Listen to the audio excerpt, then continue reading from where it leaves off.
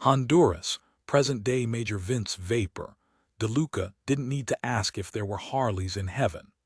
For him, hogs and planes both transported him from this world to brush the edge of paradise.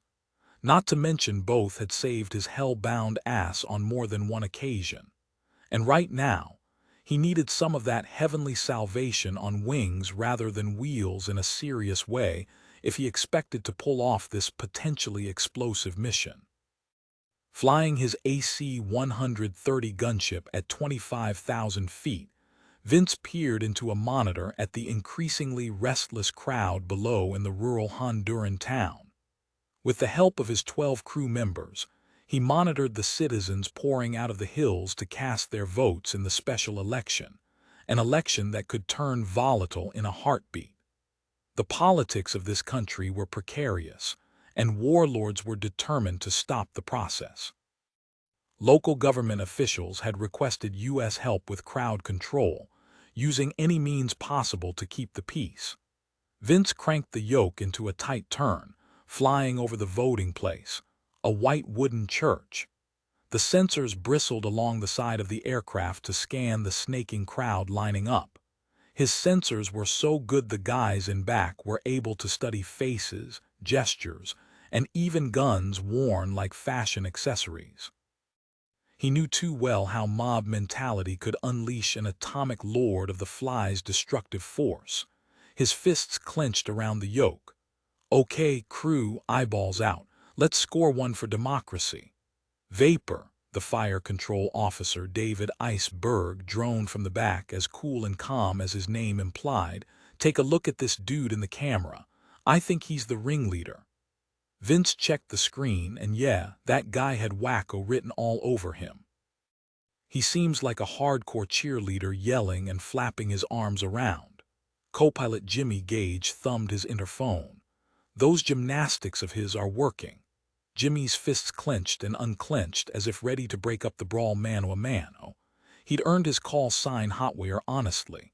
Vince's best bud, they'd often been dubbed in bars the Hotwire and the Hotshot.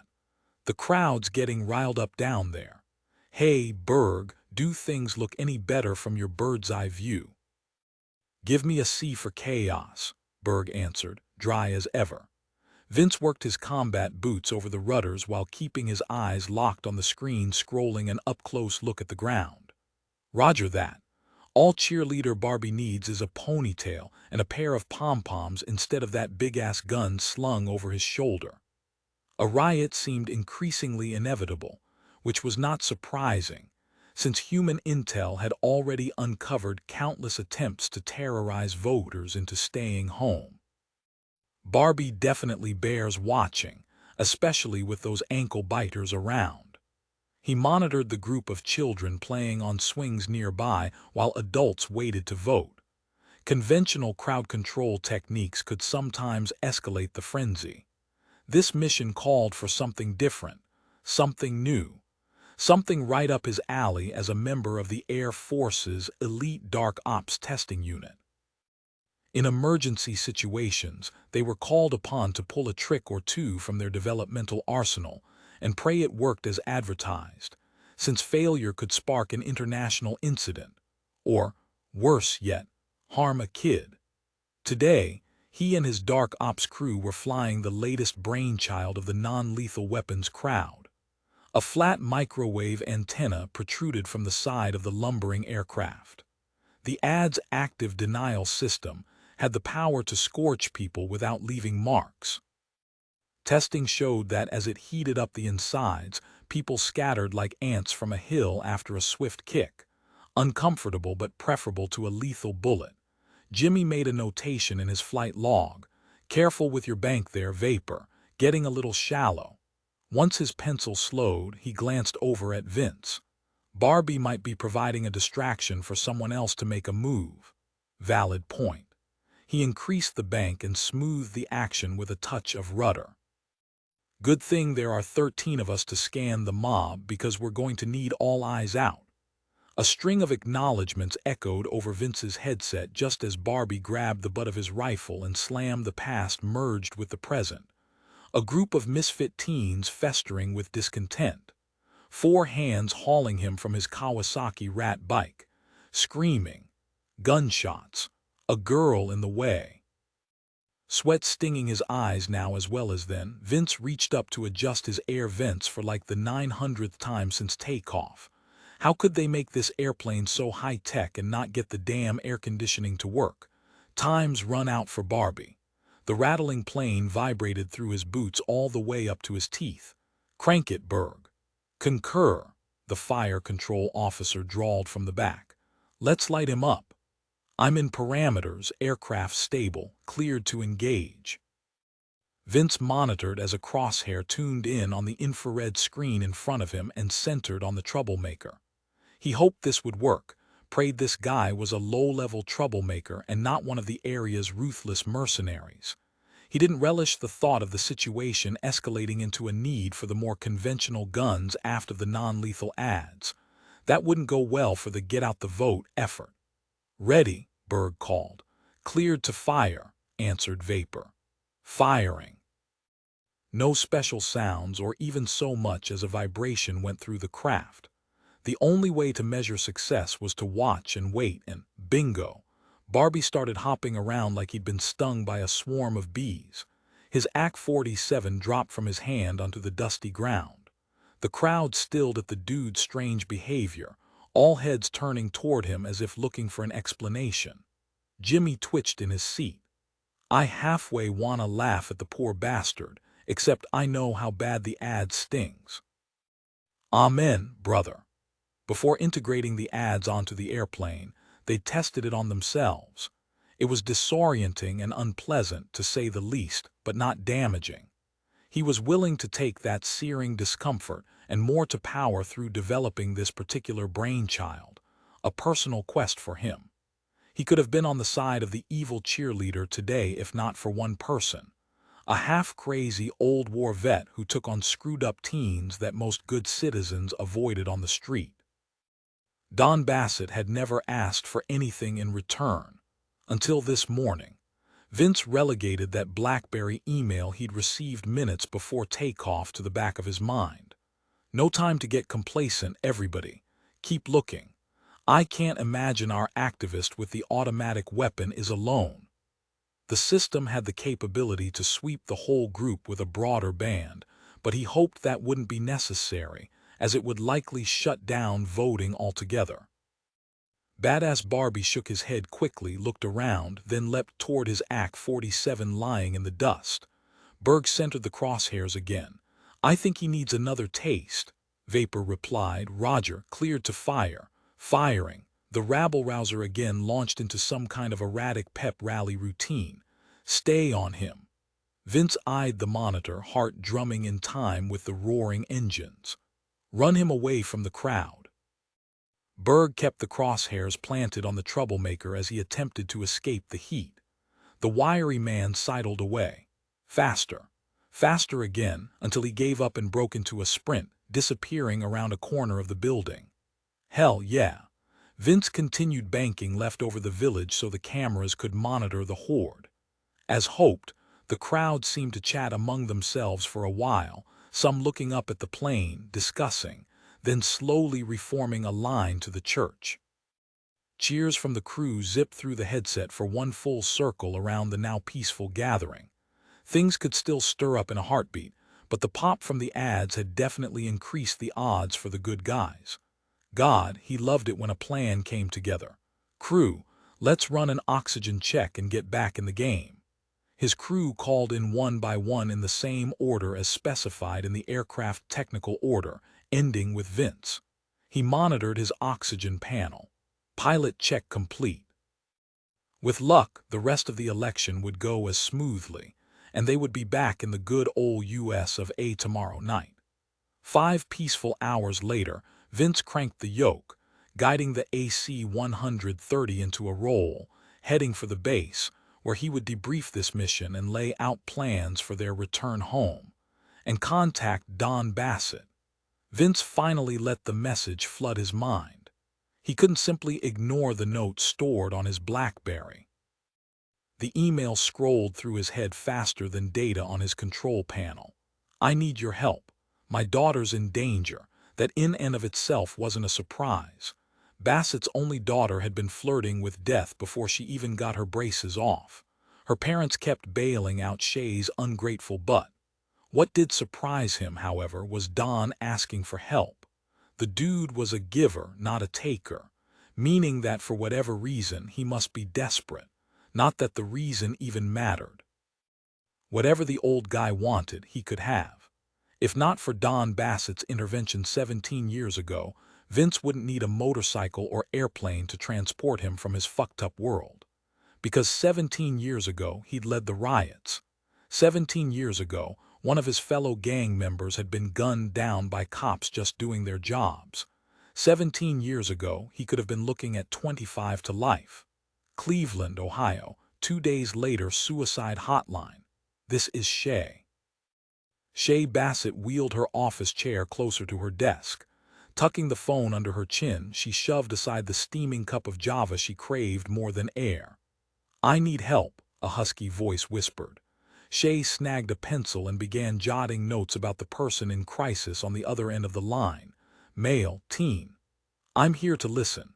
Could you give me a name to call you by? Something. Anything to thread a personal connection through the phone line." "John, I'm John, and I hurt so much. If I don't get relief soon, I'll kill myself." His words clamped a corpse-gold fist around her heart. She understood the pain of these callers, too much so, until sometimes she struggled for objectivity. Shay zoned out everything but the voice and her notes. Voice stronger, deeper. Older teen. Background noise, soft music. Bedroom or dorm. She scribbled furiously, her elbow anchoring the community center notepad so the window fan wouldn't ruffle the pages. "John, have you done anything to harm yourself?" "Not yet." "I'm really glad to hear that." Still, she didn't relax back into the creaky old chair in spite of killer exhaustion from pulling a 10-hour shift at the community center's small health clinic on top of volunteering to man the hotline this evening. "Can you tell me what's wrong?" His breathing grew heavier, faster. "The line for 1-900 Do Me Now is busy, and if I don't get some phone sex soon, I'm gonna explode." Laughter echoed in the background, no doubt a bunch of wasted frat boys listening in on speakerphone. "How about you give me some more of those husky tones, baby, so I can—" "Goodbye, John." She thumbed the off button. What an ass. Not to mention a waste of her precious time and resources. She pitched her pencil onto a stack of HIV awareness brochures. The small community center in downtown Cleveland was already understaffed and underfunded, at the mercy of fickle government grants and the sporadic largesse of benefactors. Different from bigger free clinics, they targeted their services toward teens. Doctors volunteered when they could, but the place operated primarily on the backs of her skills as a nurse, along with social worker, Angeline, and youth activities director, Eli. Bouncing a basketball on the cracked tile, Eli spun his chair to face her, his blonde dreadlocks fanning along his back. Another call for a free pizza. A request for phone sex. She pulled 3 sugar packets from her desk drawer. "You." Angeline leaned her hip against her desk, working a juggling act with her purse, files, and cane. Only in her 50s, Angeline already suffered from arthritis aggravated by the bitter winters blowing in off Lake Erie. Of course that was Cleveland for you, frigid in the winter and a furnace in the summer. Forecast for today, furnace season. The fan sucked muggy night air through the window. "I apologize for my gender." Eli kept smacking the ball, the thumping steady as a ticking clock. "Who said it was a guy?" Shay tapped a sugar packet, then ripped it open. Angeline jabbed her parrot head cane toward Shay. "You called the person John." "Busted." She poured the last of the 3 sugars into the coffee, her supper since she'd missed eating with her dad. No surprise. They canceled more plans than they kept. Angeline hitched her bag the size of the Grand Canyon onto her shoulder. "Always testing the boundaries, aren't you, kiddo?" "Not so much anymore. Calls like that just piss me off. What if someone in a serious crisis was trying to get through and had to be rerouted? That brief delay, any hint of a rejection, could be enough to push a person over the edge. "You're preaching to the choir here," Angeline's cell phone sang with the bluesy tones of "Let's get it on." "Shit, I forgot to call Carl back." Eli tied back 2 dreads to secure the rest of the blonde mass. "Apparently we're in the phone sex business after all. Don't be a smartass." Angeline stuffed another file into her bag that likely now weighed more than the wiry woman. "Nice talk. Why don't I walk you to your car?" He slid the neon yellow purse from her shoulder and hooked it on his own. "You can escort me out, but Carl'll kick your lily-white ass if you hit on me." "If I thought I stood a chance with you." Shaking her head, Angeline glanced back at Shay. "Make sure the guard walks you all the way to your car." "Of course. I even have my trusty can of mace. And a handgun." She wasn't an idiot. The crime rate in this corner of Cleveland up daily. Places like LA or New York were still considered the primary seats of gang crime.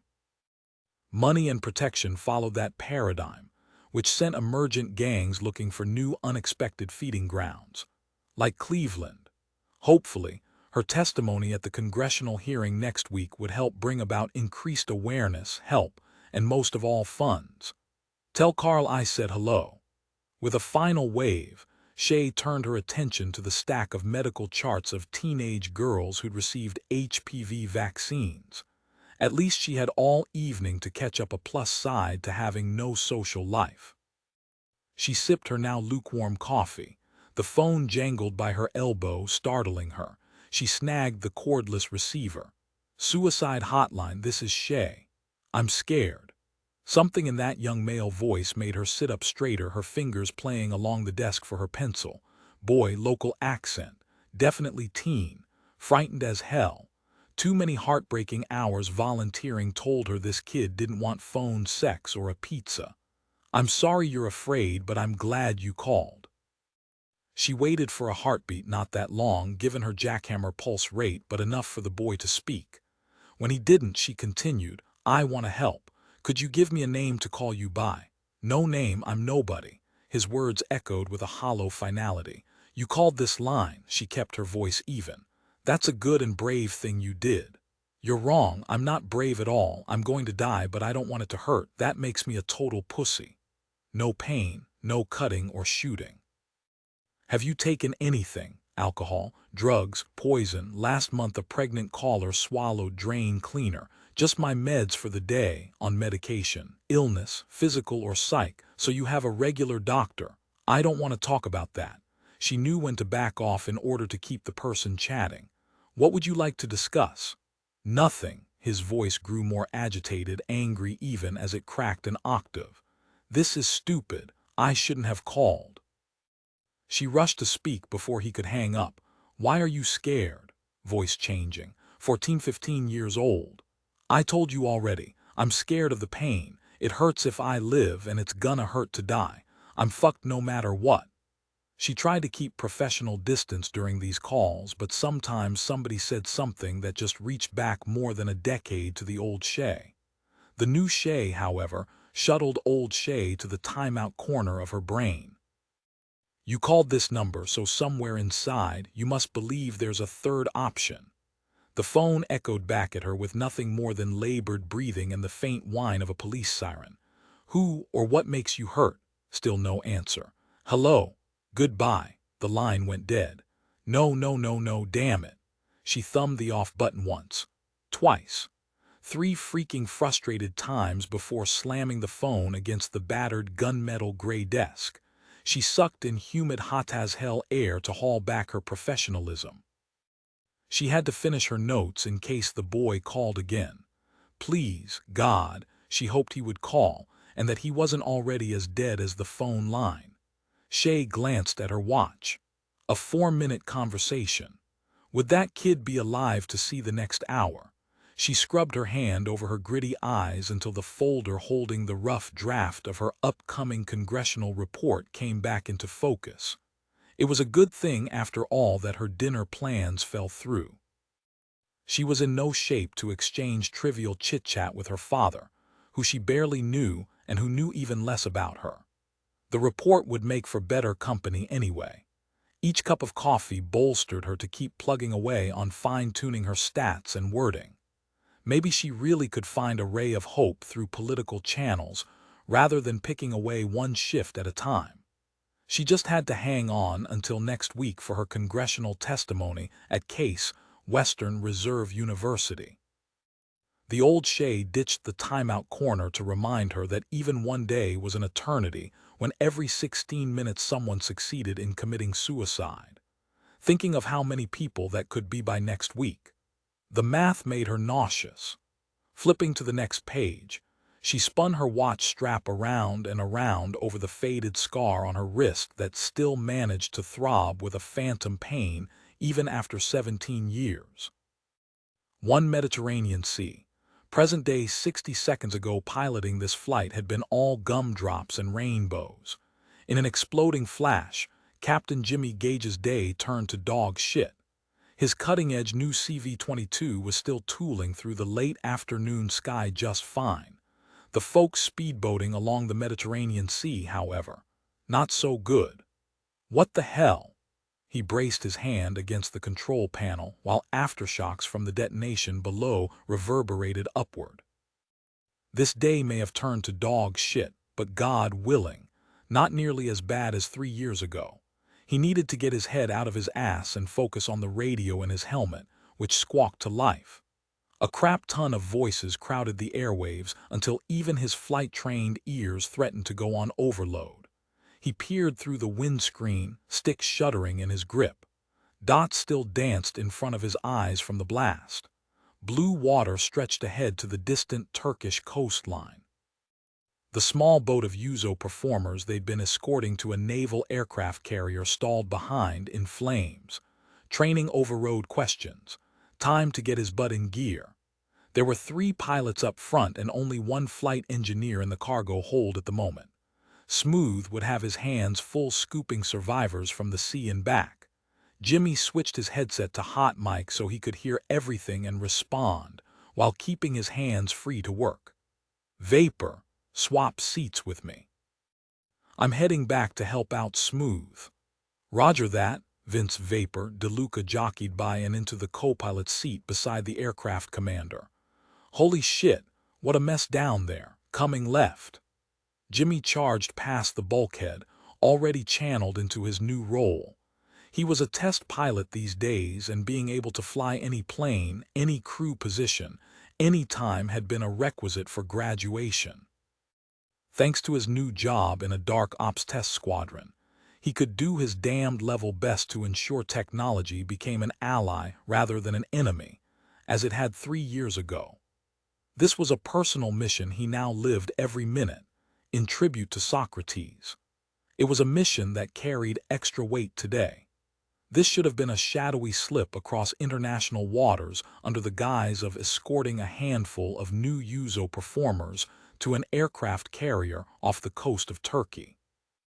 The flight had provided the perfect cover for them to slip into Incirlik Air Base and meet up with CIA and NSA agents already in place, all focused on locating and rescuing Chuck Tanaka, a member of their test squadron who had been kidnapped in the region a week ago by God only knew what kind of monster.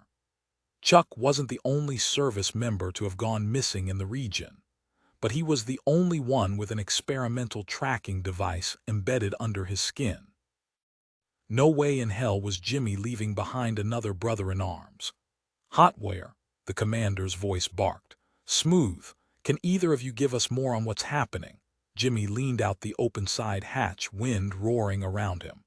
Acrid gusts from the flames stung his nose, his eyes. He blinked, his vision clear. The explosion hadn't taken out the entire speedboat, a good sign, except a hole gaped in the bow of the Navy boat, sucking in water fast. An accident or deliberate? He'd faced plenty of hairy situations during combat and test pilot school, not to mention his 4-month stint as a POW punching bag. But tossing in the wild card of panicked civilians added an element of unpredictability to any situation that had nothing to do with gauging the odds of technology. Normally he thrived on the charge of an intense assignment, Even a good old head-cracking, chair-smacking bar fight to let off steam that had never quite emptied out of him even 3 years after Socrates' murder. Jimmy tore his eyes from the mesmerizing flames licking up from the damaged boat hull and studied the survivors bobbing in the waves. The boat's listing, "Gonna submerge soon." People are jumping overboard left and right, trying to get to the life raft, Colonel. Their squadron commander, Lieutenant Colonel Scanlon, had come along due to the sensitivity of their real mission. The delay this explosion caused could very well steal precious minutes that ended up costing Chuck, or one of the other missing servicemen, his life. From his own captivity, Jimmy knew the inhumane lengths some twisted souls would go to extract sensitive information from military targets, and back then he hadn't even been part of the Dark Ops test squadron with more explosive information to protect. But he couldn't think of his friend now or the international ramifications of the top-secret data stored in his brain. "Bringing it around," their colonel drawled over the airwaves. "How many are in the water?" The CV-22 banked hard and fast, the tiltrotor tackling the tight turn with ease. Built to replace the MH-53 helicopter, the CV-22 hovered with blades on the wings overhead and could shift the rotors forward to fly like a plane at twice the speed of its predecessor. They needed every ounce of that agility today. Jimmy gripped the side of the hatch, hooking a gunner's belt around his waist for safety, although his balance was sure after 10 years of flying. Smoke from the explosion snaked inside, reminding him of another time, of a crash best scrapped from his mind right now. Already jam-packed with top-secret intelligence gear to trace their lead in Turkey, the cargo hold would be crammed to the gills fast once they pulled everyone from the water. "I count 9 swimming toward the deployed life raft, sir." Lucky for them they couldn't see the sharks. Jimmy, however, had a bird's-eye view of the too many black shadows slithering just beneath the surface. 9. Hell, if there are more, we'll be hard-pressed to take them on. Vapor, are there any ships close enough to get over here and help pick these people up? Negative contacts on the radar, Vapor answered. We'll have to pluck them out ourselves. Shit, is that a shark? Okay then, the commander drawled through the airwaves. Let's move out about 300 yards and get turned around. Hotwire, prepare to work your ass off. Roger that, sir. He made tracks around equipment strapped to the deck, his boots clanking metal on his way toward the lowering back ramp. "Copy all, boss man," Vapor responded. Sierra 4, this is Prey 2-1. We have a boat on fire and sinking 54 miles due north of your position. We estimate 9 in the water, but there could be more. Can you get a helo heading this way? Chatter from the aircraft carrier buzzed in the background while Jimmy worked with Smooth to rig the rescue hoist for deployment. The CV-22 downshifted into a hover over the burning boat. There had been talk initially of flying the performers. The local coordinator, however, had decided the speedboat had more of a Navy feel and chose to go with the small boat for a prima donna theatrical effect. Damned bad luck choice for the people in the ocean. But worse for Chuck, if these people's need for drama ended up costing him even 1 extra minute of pain. Jimmy kept his voice as steady as his hands. "Colonel, waters are beyond choppy. That life raft could capsize at any second. All right, boys, let's get some people out of the ocean." The hovering aircraft descended, closer to the rocking raft, nearer still. Jimmy stared out the cavernous back hatch as the 9 people waving wildly became clearer, the sharks tougher to monitor even with Smooth's help. Smooth swiped spray from his face. "How about you work the winch and I'll monitor them coming up to the ramp? Got your back." Jimmy deployed the winch outward, a 3-person rescue hook like the forest penetrator used in helicopters. "Colonel, ease up on the raft anytime." "Roger. Don't let me get too close before you lower the sling into the water. We don't need to be shocking these folks with the static electricity in that line." A burst of wind growled louder than the engines. The tiltrotor nudged so low, spray speckled his flight suit. Jimmy played the cable toward the water, the whump, whump, whump of the rotors overhead sweeping foamy ripples. Line is on the way down, 20 feet, 10. The hoist slapped the surface by the orange rubber life raft. Contact with the water, ready to move in. Roger Hotweir, the colonel replied, easing up. Keep a good eye on all of them and make sure the rotor wash doesn't push anyone under. We're watching, Jimmy affirmed. Keep coming forward, forward, 10 feet more. Good, hold it right there. A man slid from the raft, the boat captain from the looks of his Navy uniform. He grabbed the rescue hook and shouted back to the others. A woman in a glittery costume detached herself from the side. With the help of the Navy dude, she pulled the horse collar over her head and under one arm like a sash. The guy seemed to have things in hand below, so Jimmy held his position by the winch. Two more women joined her, facing each other on the three-seater apparatus. So far, so good. I have 3 in place, bringing them up. Jimmy set the winching mechanism into humming motion. Easy, easy. Eyes glued to the trio to be sure all arms and legs were clear of the line. The whir of the winding cable blended with the roar of wind and rotors. Survivors clear of the water. Destroyed boat parts swirled below, with jagged edges that could graze anyone trying to secure themselves in the hoist. Blood in the water would draw the sharks in a snap. Urgency pumped through him, prodding him to speed this up, but his training insisted on routine. Eyes on the line. As they neared the side door, he passed over the controls to Smooth and grabbed for the cable. Slack. Jimmy called the order to slow the cable. He clamped the first woman's hand as she clambered up the ramp. Slack, slack. He hauled the second, then third inside. Stop, slack. Survivors on the deck. He reached to steady the stumbling brunette who had to be a performer, given her gold sequined dress. Sopping wet and gasping, she shoved a hank of hair from her face, mascara streaking her cheeks. Smooth's megawatt smile shouted high-priced orthodontics. Damn, she looks famous. Save the autograph hounding for later, and let's rustle up some blankets. We've got 6 more men and women to bring on board. Jimmy handed the pop diva over to his panty-peeler crewmate. In quick succession, he scooped the remaining 6 in 2 runs, 4 people wearing costumes and 2 men in Navy uniforms. Jimmy started to breathe easier as the last collapsed into the CV-22 belly. Colonel, we've got them all loaded and secured. No injuries, no sign of casualties. A quick head count and we'll be ready to bounce. Good thing for Chuck and the other unaccounted-for soldiers, this had gone quickly. They should be back on track to reach Turkey for their NSA briefing by nightfall. A collective exhale echoed before the colonel whistled low and long. Thank God. Bob Hope would be so pissed. Smooth grinned, although his eyes didn't stray from the barely legal diva.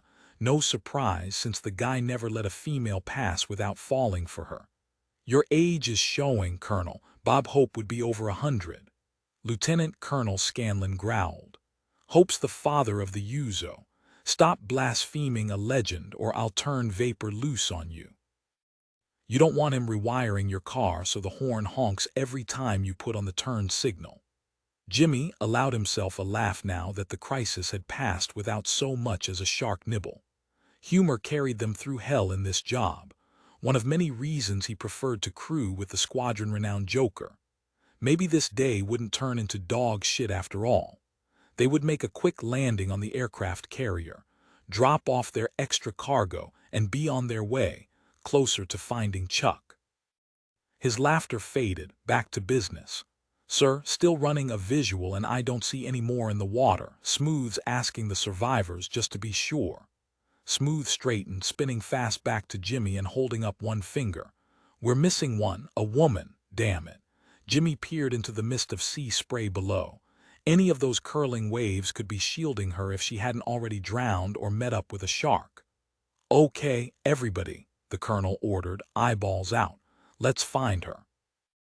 Vapor, work the infrared and see if you can spot a heat source. I'm gonna start a slow circle around what's left of the boat. Jimmy braced a hand and planted his feet as the aircraft banked. Half the speedboat stuck from the water, smoke billowing. stealing what little visibility he had left. A crack cut through the air a second before the damaged boat exploded into a watery bonfire. The CV-22 shuddered. Their new passengers shrieked. He zeroed in on the vision below. Flames flicked upward like a demonic hand shooting a fiery bird at the heavens. The orange-red glow domed out over the water and illuminated a small figure struggling to stay afloat. Bare arms smacked the water, long hair trailing behind the woman. Smoldering scraps of metal showered down around her. A deadly shadow undulated below the surface a few feet away. His focus narrowed, frustration at the possible cost of this delay taking a backseat to the life-threatening emergency at hand. Got a visual. There is someone down there alive. Her head and shoulders bobbed, then disappeared from sight, her hair swooping after her. Crap, she just went under. Colonel, come 20 degrees right and you should see her. Copy all. The craft cranked hard and fast, the colonel's drawl growing thicker. I saw her for a second before a wave hit her. Anyone else got another visual? Smooth, hot weir. I keep catching glimpses. She isn't gonna make it unless. Focus gelled into determination. Jimmy patted the flattened LPU life preserver unit draped over him. He would inflate it once he reached her. I'm going in. Smooth. Get ready to haul us up. He stared out the yawning opening at the 30-foot jump. Not much of a drop except. Hell, he hated heights even more than he hated sharks. Some might think that strange for a flyer, but he'd learned from his dead sister to meet fears head-on, fists flying even to the end. Jimmy took 3 steps back, keeping his eyes locked on the speck of humanity bobbing in the ocean below. He gasped in air tinged with the scent of hydraulic fluid and sprinted toward the load ramp. His combat boots pounded metal then air. No kicking free shoes for a nice little dip. Warriors went into the water in full gear. He hurtled through the battering wind and sea spray. Fuck. She damn well better still be alive. Chloe Nelson refused to die. The Mediterranean Sea, however, seemed determined to override her wishes. She grappled through the wall of water slamming over her. A week of swimming lessons at the IMCA as a kid hadn't prepared her for the open high seas. Her head breaking free, she gasped for air, her eyes stinging. She choked on a salty gulp and prayed hard, really hard, that those rescue folks in the hovering aircraft wouldn't abandon her while she worked her way clear of the debris. The whump, whump. Whump of the blades overhead churned waves faster around her, making it impossible to grab the harness they'd lowered for the rest of her group. Now she couldn't see the thing, much less strap herself inside. Could this be some kind of twisted justice for stepping so far outside her comfort zone as a classical musician? Never had she expected that years of nose-to-the-grindstone training would result in a gig as a backup singer wearing sequins, fringe, and doomy sailor pumps. Those rhinestone-studded shoes were currently spiraling their way to the bottom of the Mediterranean. Chloe pedaled her bare feet faster underwater, determined to get out of there before she drowned or a shark made her his happy meal. Something grazed her upper thigh. She screamed, then choked on more water. Were there really sharks in this coastal region of Turkey? Too bad she hadn't taken an occasional break from practicing to watch the Discovery Channel. She battled the current, even as her instincts told her to hold still. Who could stay calm enough in a situation like this to punch a shark in the nose? Chloe flailed a half spin and found, not a shark. Her muscles went limp. She faced a helmeted person, a man with big shoulders and a powerful side stroke that kept him well afloat despite the roiling sea. The Hallelujah chorus chimed through her head.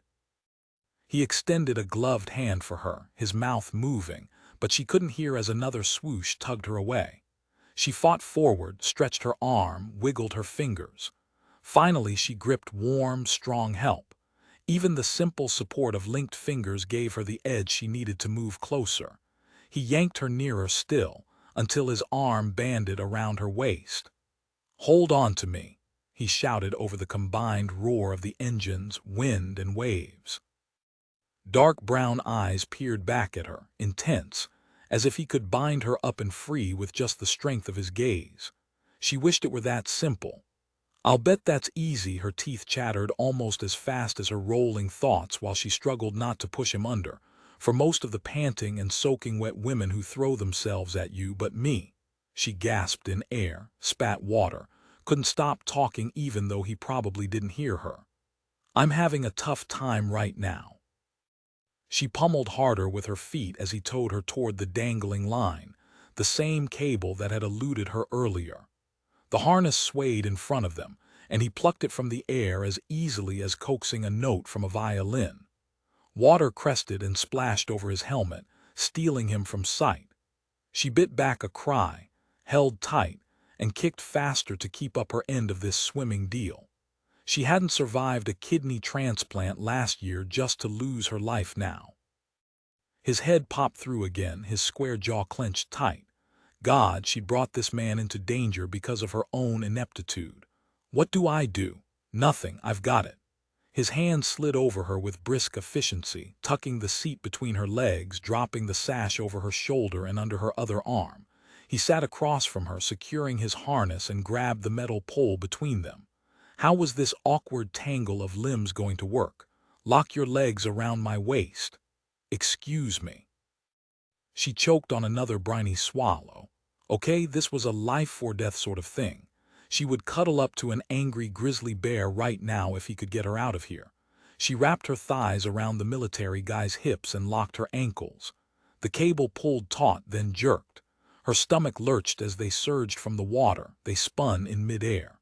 She looked down and her equilibrium went to hell in a handbasket. Then she saw the sharks, every freaking where, even where she'd been swimming seconds before. She couldn't stop herself from thrashing as she rocked backward. Her fingers twisted in his wet flight suit. The wind whipped clean through her skimpy costume. "Be still," he hollered. One arm still gripping the pole extending into the cable, he palmed the small of her back and flattened her to him. "Reach up and hold the treble hook." She stared at the helmet, the jut of his jaw just inches away. She was flipping out over seeing the sharks after the fact, yet he'd knowingly jumped into the middle of them for her. "Sorry," she bellowed back. She suppressed the instinctive need to wriggle and surrendered control.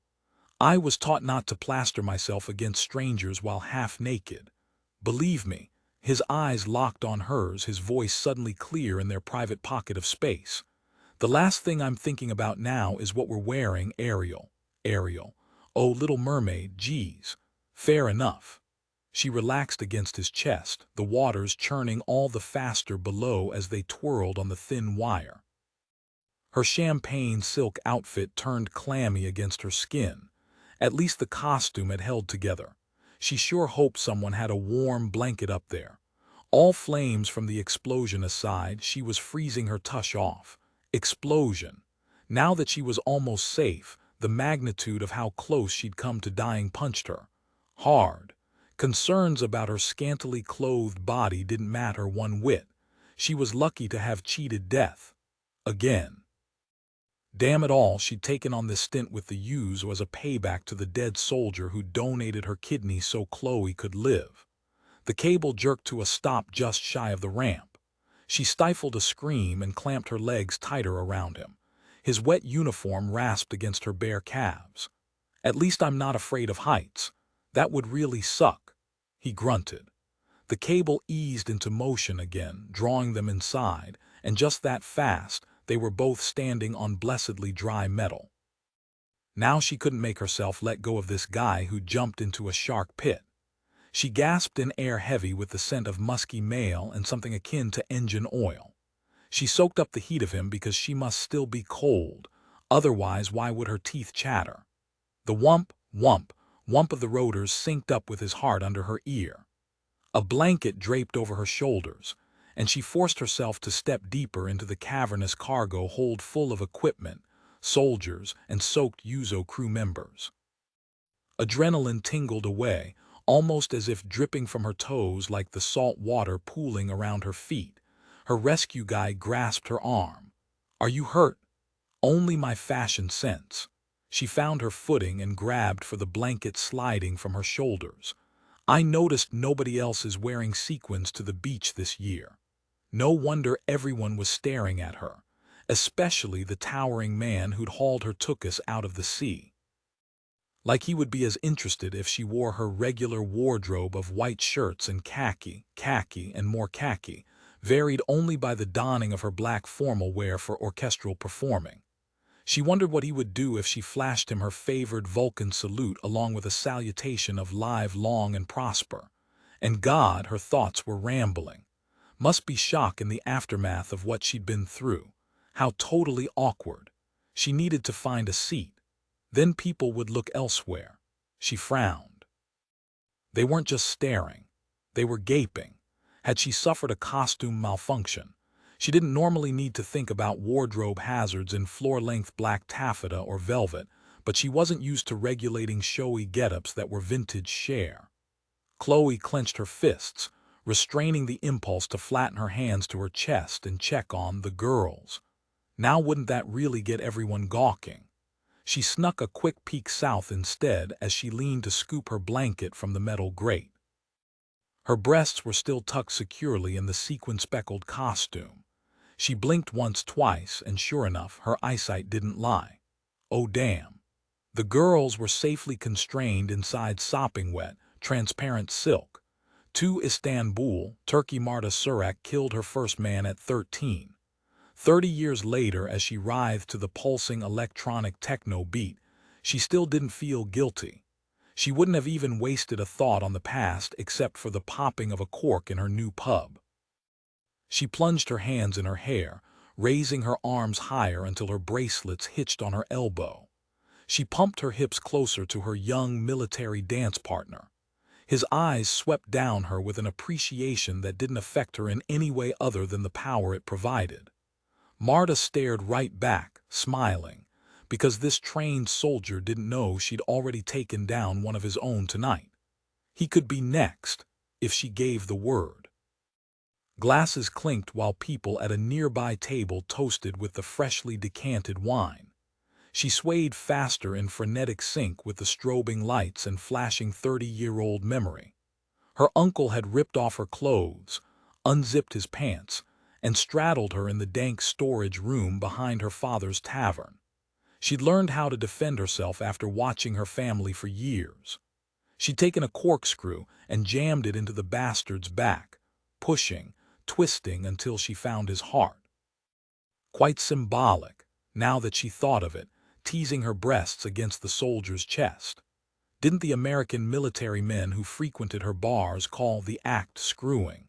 Uncle Radko had been trying to screw her, and she simply got to him first.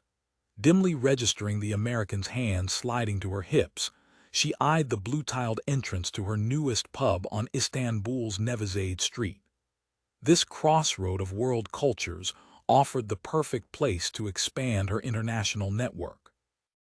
The boy keeping step until sweat sheened his face might be here for pleasure, but for her it was always about business.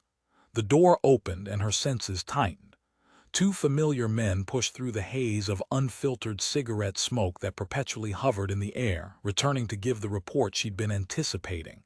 She made eye contact. Stop. Wait. Music faded, a slower Turkish folk tune spinning up. She eased free of her dance partner. Thank you for a lovely time. Your drinks will be on the house this evening, so stay, party. It is early still, Marta offered up to soothe any rejected feelings. These boys always cheered over free alcohol. I hope you enjoy your temporary leave.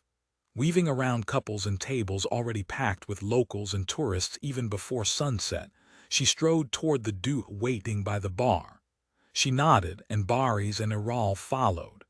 Both were strong, ambitious, and best of all, amoral. Her high-heeled Manilows clicked along the wood floor as the hallway narrowed in the renovated old building. Sconces on the walls vibrated from the music up front. She selected the key on her charm bracelet and unlocked her office. Come in and close the door behind you. After the door snicked shut, Baris passed her a video disc labeled only with a number. It's done. Of course it is. She never doubted her orders would be followed. She evoked that sort of quiet fear. but she understood the wisdom of stroking their male egos. I only hire the best. Since Uncle Radko, she had taken more lives. Of course now she rarely wielded the corkscrew, gun, drugs, garrote, or whatever weapon the occasion warranted. She paid others, not because of a lack of stomach for the task, but rather because she could afford it.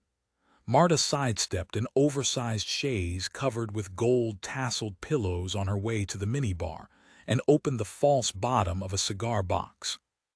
She thumbed the disc in her hand one last time before storing it away with the others.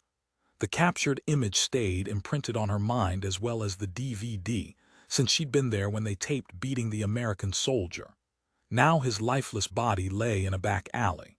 The soldier hadn't proven as helpful as others they'd taken, and certainly not as valuable as another she still held. What world-altering secrets a tangle of gray matter could carry? Boris pressed deeper into the room, his partner holding back. We placed an empty condom wrapper with his fingerprints inside his wallet as you ordered, and a woman's strand of hair on his uniform. Perfect. We held him such a short time, they probably haven't even reported him missing yet. She'd quickly determined he would be worthless. She locked away the discs, positioning the wooden box precisely beside the brass cigar clippers. That should provide a timeline for the missing hours between when he left his drinking friends and his death hours later. Authorities would conclude he picked up a woman or prostitute, then met with muggers on his way back through the bustling Nevezade Street, narrow and crowded with pubs. Tables spilled out onto the stone road. Pickpockets were rampant. Marta flattened her palm to the carved lid on the cigar container depicting a windswept sultan. No news media would see the recording. This little scene would be played for his fellow American aviator who she still held, a man she'd taken a week ago from a base in southern Turkey. Her remaining captive appeared more stubborn, but also potentially more valuable. She'd already kept him long enough that he could never be released without jeopardizing her anonymity. Still, she had hopes of prying information free. She could afford one more week to work on him. His body's reappearance would simply require more creativity to hide his injuries. That also gave her more latitude to toy with him. Iral and Bari started toward the paneled door, which reminded her of the rest of her agenda for the night. "Baris," she called. "Stay with me a while." She phrased it as a question even as she knew he wouldn't say no. The lure of laying the boss would be too appealing. Not a great hardship for him either, because she knew full well she didn't look her age. Iral's eyes snapped with jealousy, quickly hidden. He would have his turn, but he didn't need to know that yet. The employee backed out the door, leaving Baris alone with her. She waved him over to the chaise. "Sit." She poured a glass half full of Reiki mixed with water and placed it on a mosaic-covered side table. "You've worked hard today. You deserve to celebrate." "I only did my job." Marta opened the carved box, the regular lid this time. The scent of expensive tobacco swelled upward. She plucked a cigar free while scooping up the clippers and snipped the end as precisely as removing a fingertip. She passed Baris the first-rate Cuban smoke and a lighter before sitting on the edge of her desk. He hesitated. "Aren't you going to have one too?" "No, you go ahead." Leaning back on her hands, she inched her knees apart not too far, just enough to pull her short skirt taut. "My turn to celebrate will come soon." He lit the cigar and inhaled a puff. "How lucky we will celebrate together then." Ah, boys. Always so full of promises and pride, but she wanted him to stay, so she kept that thought to herself. "You proved yourself loyal and efficient. I value that." In her early days, she would have enjoyed the power over men when she still savored the thrill of the kill. She knew better now. Emotions affected business, and control was everything, which brought her back to the dark-haired male in front of her. After her mother had learned about Uncle Radko, she taught her daughter about the power gained from sex. A power best wielded without the distraction of emotions, and the mind-numbing joys any other woman might foolishly find with a strong man between her thighs. Marta arched to sit upright, straining the buttons of her satin blouse. She slipped one open, then a second, enough for a peek at the crimson lace of her bra that matched the hint of panties. "Let's see how efficient you really are." Barry's drew hard on the cigar, but his eyes never left her. Power. Here with him, and a different sort of control than she had over her high-value American target. "I have an important job for you down in Adna. I am honored at your trust." Smoke swirled around his bearded face. She had learned an important thing about her prisoner in the basement below. He might be proficient at his military job, but he was not as perfectly invincible as he thought. Already he'd let a name slip, just a whisper on a groan. Only his first name, but still she had her people looking into it while she gave him his final week. Tossing aside the cigar clippers, Marta took in Barry's dilating pupils and handsome face. Not that it mattered to her if she screwed an ugly underling. No thrill. No highs or lows. Thanks to years of careful practice, tonight she would only exercise the power to take her games to the next level. Mediterranean Sea. Us Theodore Roosevelt. As the sun dipped into the horizon, Chloe had never been more grateful for level flooring in her life.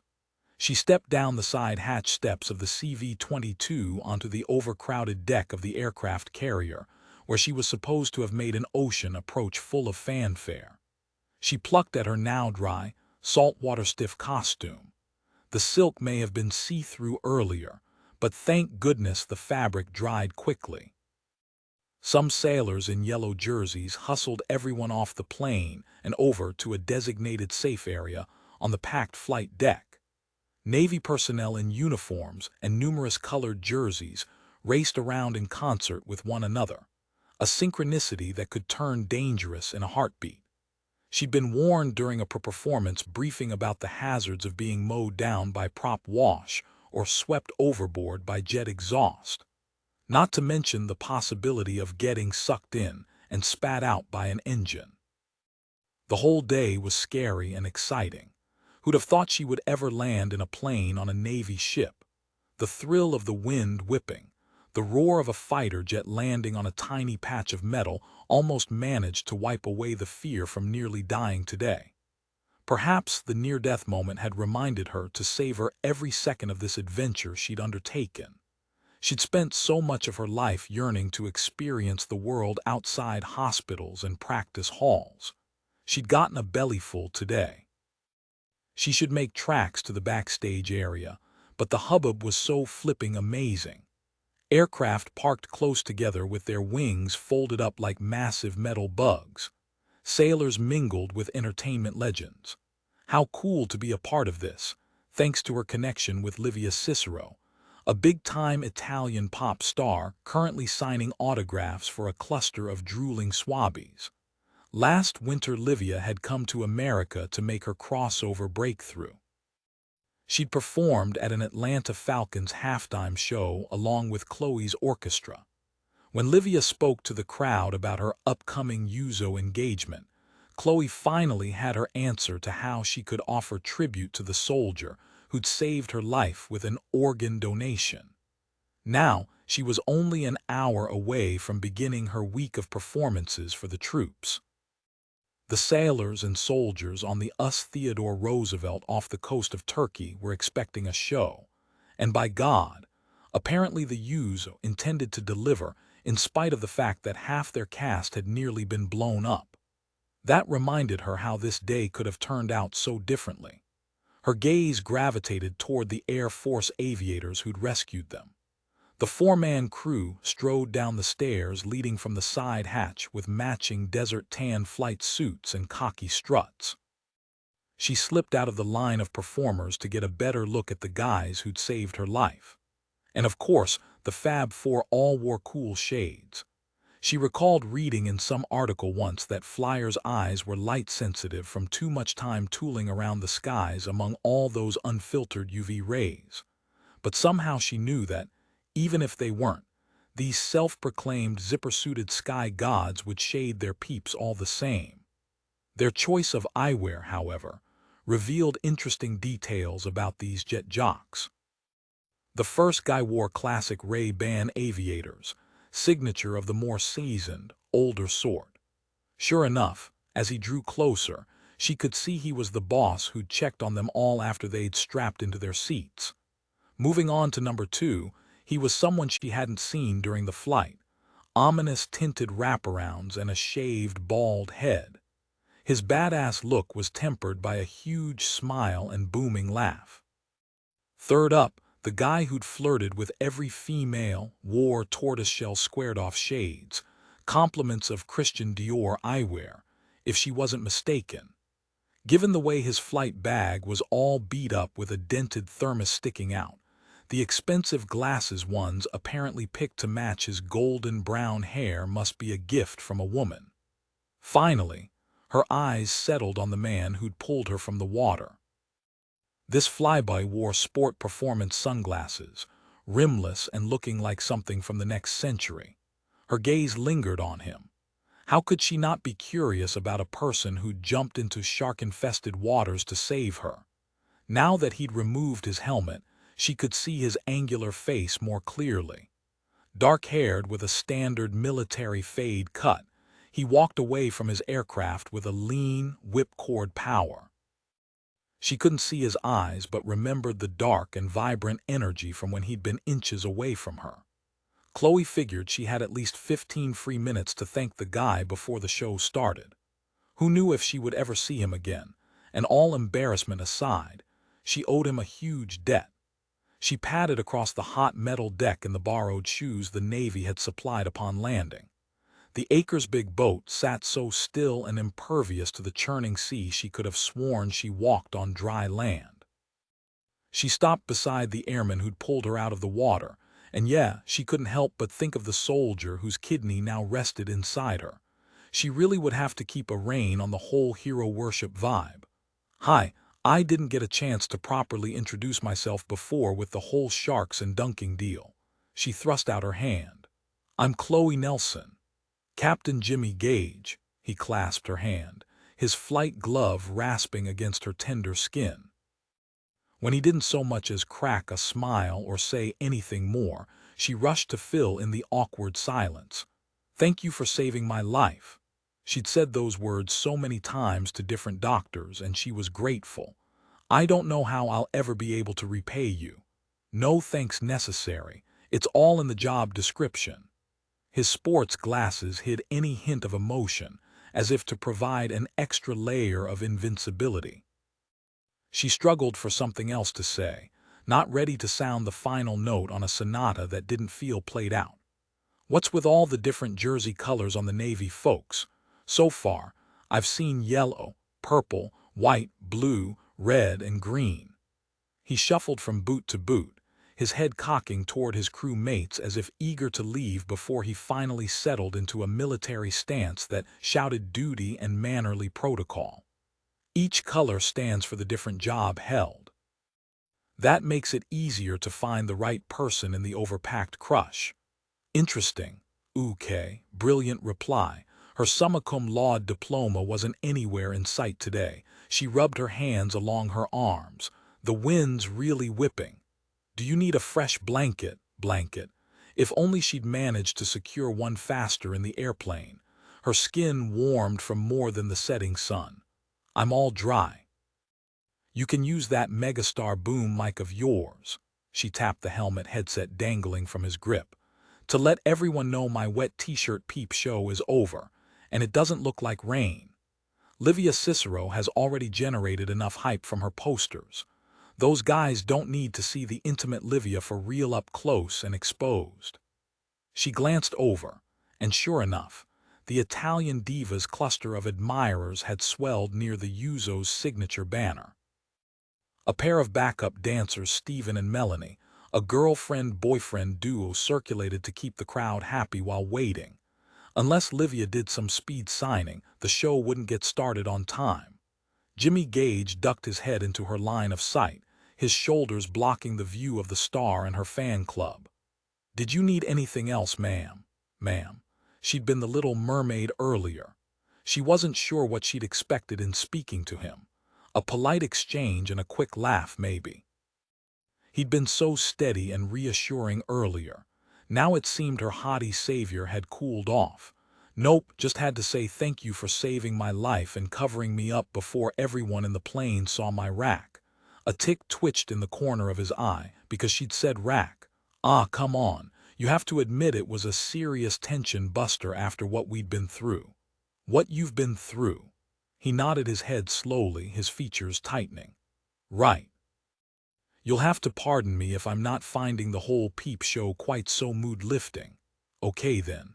Way to go throwing a wet blanket over the rest of the day. Well, fair enough. I have to hit the stage now. Gotta warm up my background singer doo-woops. She started to turn when an even heavier wet blanket, metaphorically speaking, hit her. How could she have forgotten such an all-important detail, just because some flyboy crossed her path? Chloe faced him again, wind-tangling curls she still hadn't figured out how to tame. I really, really hate to ask this, but after the show, could you help me navigate this place and find the ship's doctor? His irritability morphed to alert attention. Why didn't you tell us straight up you'd been hurt during the explosion? We'll find the ship's doc right now. The show can do without you. No, really. I'm not hurt. God, it was hard enough talking to a new doctor about something as personal, as intrinsically private as her organ transplant surgery. She definitely couldn't share it with this standoffish stranger, even if he'd saved her life. I have bad allergies, and if I don't take care of them by tonight, I won't be able to sing tomorrow. I packed plenty of medication, anti-rejection drugs, and an assortment of others in my luggage, which has all been sent to our lodgings on shore. I had enough for a couple of days stashed in my purse, but my bag is now either ashes or at the bottom of the sea. You have allergies. He peered at her over the top of his shades, irritation returning clear as day. She liked the sunglasses in place better than his unshaded eyes, after all. Never mind. If you're too busy to help me, I'll ask someone else. Not a problem. He held up a hand with a beleaguered sigh. I'll be waiting for you after the show. It felt disloyal to be torqued off at the guy who just saved her life, but Jimmy Gage was one uptight dude. She couldn't have stopped the words bubbling out if she'd tried. She didn't try. Well, who shot your cat? Shot my cat. Who pissed you off? I'm really sorry to be such a bother. A bother? A bother. He stepped closer, his scowling eyebrows sinking below the top of his sunglasses. Silently, she held her ground, refusing to be afraid. Besides, it wasn't like he could hurt her with so many witnesses around. Listen, Shirley Temple. He batted aside a blonde curl snaking on the wind toward his face. My crew and I are a little short on time right now because you and your show people just had to have a fancy escort and fanfare. You couldn't simply arrive covertly and do your performance. He was practically nose to nose with her, the scent of aftershave, salty water, and something unmistakably masculine teasing her nose. We're in the Middle East. It's dangerous. People could have died out there today because you and your group put yourselves and thereby us in unnecessary danger. She started to shoot right back at him that how they arrived wasn't her decision. And she'd given up a prime performance in Atlanta to be here on this boat, entertaining troops like him who put their lives on the line for their country. She deserved thanks, not except she wasn't here for gratitude. She traveled across the globe to repay a debt to another soldier who'd saved her life with a donor card. In honor of that dead servicewoman's sacrifice, Chloe would keep her angry words to herself. She scavenged for her dignified conductor's calm and hoped it wasn't totally negated by her go-go getup. I apologize on behalf of us all for any risks or scheduling problems we caused. Thank you again for what you did for me earlier and for escorting us safely to the US Roosevelt. She turned and walked away. Not that she had any idea where the performers were supposed to gather backstage, but she would hook up with Livia over by the stage rather than lose face by wandering around asking for directions. And she absolutely would not look back to see if Captain Jimmy Gage was watching her walk away. Forget him. In spite of his offer, she would find someone else to direct her to the ship's doctor for her medicine. Chloe turned her attention to the stage and her upcoming performance. She only had to get through the next 3 hours, and then she would never have to worry about crossing paths with Jimmy Gage again. Jimmy gripped the steel bars and clanked down the ship ladder for his flight debriefing below decks. The distant sound of music above offered a reminder of how he'd lost it with Chloe Nelson. On a normal day, he would have been able to keep his anger in check. Yeah, he'd meant what he said about resenting how they'd all been put at risk for the sake of a showy arrival. And hell yeah, he knew he'd been curt because this mess with Chuck reminded him of his own unresolved crap from Afghanistan, the way he'd failed Socrates. But most of all, his brain roiled with thoughts of what even the smallest delay could cost Chuck. If his own rescue had come a few hours later, he would have been headless. No one would die on his watch ever again. Jimmy's boots thudded against the metal floor. He simply hadn't been able to scavenge much sympathy for Chloe Nelson's allergies. Not with what Chuck must be going through, and especially not after how he'd seen his sister fight a crippling battle with leukemia with such a fearless spirit. He dedicated his Air Force career to carrying on that same spirit. He may have promised to help Chloe after her show, but he didn't have the time or inclination to dissect why he found the cranky mermaid look so damn sexy. Jimmy strode deeper into the belly of the ship. What a freaking mess with all the pipes and wires running across an already too low ceiling. Even if he asked for directions, sailors had a different name for everything, like how they called the ceiling the overhead. Then there was that funky smell, aviation fuel and military surplus store. Every space below was jam-packed and musty. Being in a cramped plane was one thing, since it only lasted a few hours, but to live that way for months on end. Definitely different strokes for different folks. He turned down a passageway and stopped short before slamming into a hulking seal. "Excuse me." "No worries, sir." The special ops warrior disappeared around a corner. Jimmy looked left, then right, about ready to flip a coin. He could have sworn the map pointed him this way. He turned around and went back through an opened hatch. Success. He charged ahead into the small metal cavern that would serve as their secured meeting space, the first to arrive. After his flight debrief, he would hook Chloe up with a doctor and label this one of life's odd encounters. His boots thunked metal as he made his way across the room. A hand clamped on his shoulder. He looked back to find Vapor with a big smile on his ugly mug. "Shit, Vapor, you've really got to stop sneaking up like that, or I'm gonna have to rename you Casper. All those names you like to come up with for me, and you still can't find a decent biker one." Vapor thumbed up toward the music. "Are you looking to tap that?" No need to badger Vince by asking who he meant. Jimmy knew his chit-chat with Chloe Nelson wouldn't have gone unnoticed. No mixing business with pleasure. Since when? Since about 5 fucking minutes ago. Someone missed his morning Java. Jimmy scanned the room for somewhere to sit, by himself. He often wondered if the furniture in these places was put in while the boat was under construction and never replaced. Everything looked the same, sturdy metal painted gray. Smooth ducked into the room and toward the simmering pot on a corner table. Maybe he's holding out for the star, the Cicero lady. Cicero. He thought of her signing autographs, aloof in a sultry way, her hair somehow looking deliberately tousled even though she'd been dunked in the ocean. Not his type, too, just too. Something about Chloe struck him as more real, irritating but real. He eyed the coffee pot. Sludge sounded good right about now. Vapor pulled up alongside him, mumbling, "Where are the donuts?" Don't they know aviators need donuts? It's a ritual, for God's sake. This break with tradition could doom our next flight. Go look for them out there. Your nose must be failing you. Jimmy pointed past the flat screen monitor suspended from the ceiling toward the door. Once he found food, Vapor would be too occupied to harp on the backup singer. The guy never seemed to get full. The squadron commander filled the hatch, not scowling exactly, but certainly not smiling.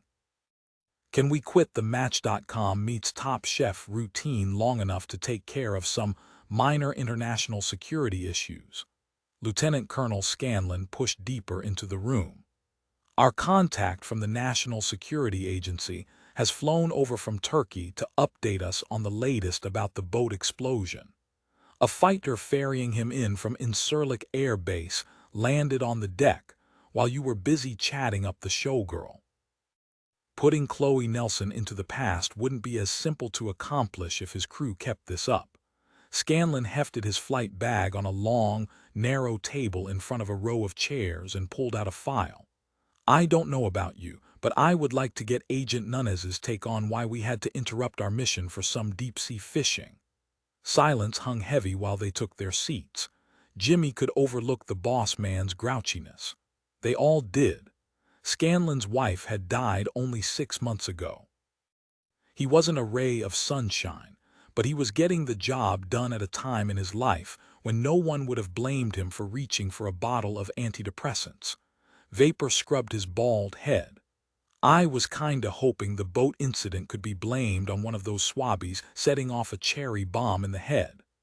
The boss sat scrolling through messages on his BlackBerry while talking. A mechanical failure would be the best-case scenario, gentlemen. Vapor pinched off a piece of the styrofoam on his cup and pitched it into his empty drink.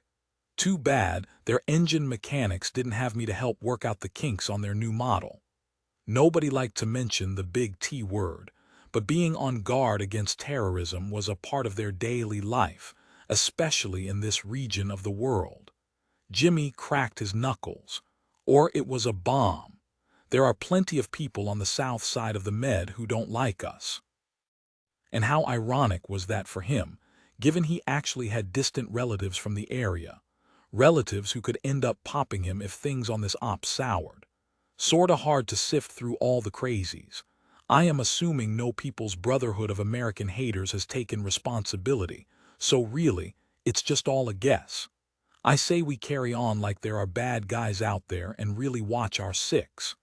Smooth tapped his boot in time with the throbbing pulse of the music from above.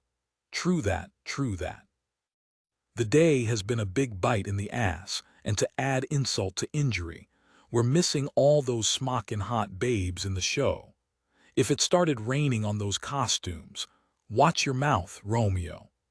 The words fell out of Jimmy's mouth before he could stop and think how they would only fuel more talk about him and the backup singer. Footsteps rattling out in the corridor saved him from further razzing. The clanking grew louder, closer, until the open hatch filled with a female ensign standing beside the other newcomer, who was not in uniform. A gray-haired man who looked to be local and about 60 years old waited in the opening. His dark clothing appeared to be some kind of groundskeeper's garb, complete with dirt staining the cuffs of his loose-fitting pants. The ensign swept a hand into the room. Here we are, Agent Nunez. Agent. Jimmy straightened in his chair, his eyes following the old Turkish man while the ensign continued talking. We've set up the video equipment you requested. I'll be right outside in the hall if you need anything else. Thank you, ensign. A distinctly American accent came from the guy's mouth. He walked into the room confidently, briskly, carrying a laptop computer under his arm. The ensign stepped out and closed the hatch behind her, sealing them in with the gardener, who was apparently Agent Nunez. Pardon my appearance, gentlemen, I came in straight out of the field. He cocked a silver brow. Literally and figuratively. I've been collecting data in and around Incirlik, where 3 of the soldiers disappeared. The more the man spoke, the more the years peeled away from his appearance. Wrinkles relaxed from his face, and his movements were quick and efficient as he connected his laptop to the projector. Nunez had either gone prematurely gray or dyed his hair, because the man before them now couldn't be older than 40. This guy was good. Nunez fired up the screen with a blazing white light, the slide changer gripped in his dirt-stained fist. As you know, service members in the Middle East and Eastern Europe have been going missing, 11 to date. Slides clicked with official military photos, somber faces from different services, all in uniform with an American flag in the background. 7 bodies were recovered and 4 were listed as still MIA or AWOL. No way in hell was Chuck AWOL. Even the suggestion made Jimmy fighting mad. He forced his hands to stay loose while he listened to the agent. Those numbers have changed. Oh shit. A new slide came onto the screen of a Turkish side street. We found a dead army sergeant an hour ago in an alley made to appear like a bar hookup with a prostitute gone wrong. Not Chuck, thank God, but still someone's friend or son. The other 3 are still missing. We don't believe these are random terrorist kidnappings, but rather an organized network attempting to gain top-secret operational and technological information. There is also a chance that they are attempting to turn some of those captured into spies for their side. Nunes clicked a button, and Chuck Tanaka's photo filled the screen. Lucky for us, Captain Tanaka is assigned to your Dark Ops test squadron. Jimmy forced his eyes to stay front, even as his fists went numb from clenching. Thanks to the nano-sensor your unit implanted under his skin for testing, we've been able to narrow the search to this region and begin gathering preliminary data. The sensor monitoring his biometrics shows he's still alive. The agent paused long enough for a collective exhalation of relief.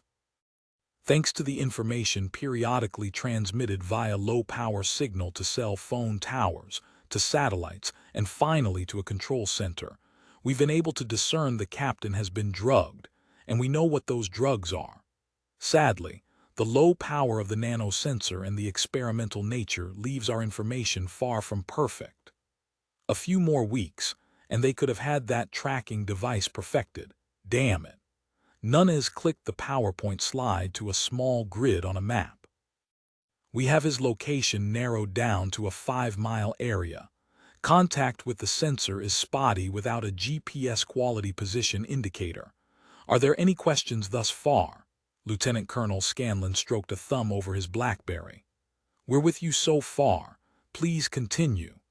Thank you, Colonel, Nunes answered, appropriately dropping the lieutenant part of the commander's rank in conversation, a protocol quirk of military lingo. Nunes pushed a button on the podium, and the slide changed to an expanded map of Turkey. With CIA paramilitary operatives already in place, and your newly acquired CV-22 tiltrotor, we plan to combine your latest aerial surveillance technology and the ground intelligence. We're confident we can trace the enemy's chain of command and launch a rescue mission. Scanlon slid aside his BlackBerry with the barest hint of impatience. With all due respect, you're not telling us anything we don't already know. I sense you've got another shoe to drop in your presentation, Agent Nunes. Right you are, Colonel. The image on the screen shifted to an image of the Uzo boarding a C-17 back in the States. The explosion today threw a monkey wrench in our plans. The troop was supposed to make a one-show stop at Incirlik Air Base before heading on to Iraq and Afghanistan. Now, however, due to raised security concerns, they will be staying at Incirlik until authorities can trace the source of the explosion. He clicked to the next slide, a promotional photo featuring a lineup of females performing. Chloe Nelson's blonde mess of curls shone like a beacon from the back row. Waiting for the Uzo group to leave Turkey risks too much time for Captain Tanaka, and as of now, no one is willing to cancel the tour altogether. Jimmy could see what was coming like an unavoidable crash before Nunes even continued. I propose your crew continues to act as their official escort to Turkey, to provide protection for them on that newly extended leg of their trip. The crash landing just kept powering closer and closer. This also offers an even more plausible cover story for your stay in Turkey. Impact. The music swelled overhead as if to taunt him. So much for adios to the Little Mermaid. 4 hours later, Agent Mike Nunes sat strapped in the back of the CV-22 with the Uzo troop, the plane bound for Turkey. His groundskeeper persona was now dead to him. No grieving necessary, though. He died more times than he could count. That was his job. He changed names and identities for undercover ops so often, his body had become a hull to be retooled for each assignment. A hull with one hell of a brain packed with intelligence and the skills to keep himself alive for the next rebirth. Right now, he only needed the brain. The body could hang out in the camel they'd loaned him after he took a quick shower to get rid of the gray coloring sprayed on his hair. He wasn't overly enthused about his exposure to the Yuzo troop as he sat with them in the aircraft's cargo hold. But ultimately, he had confidence in his ability to change his appearance enough that anyone in this cavernous hold could walk past his next persona, Miguel Carvalho, and not recognize him as the dude sitting here now. But he wasn't depending only on his own skills. The 4 aviators he'd met today could make or break his mission. An Air Force team from a small dark ops test squadron only a select few even knew existed. The shit these avionics pioneers created and flew was so damn spooky.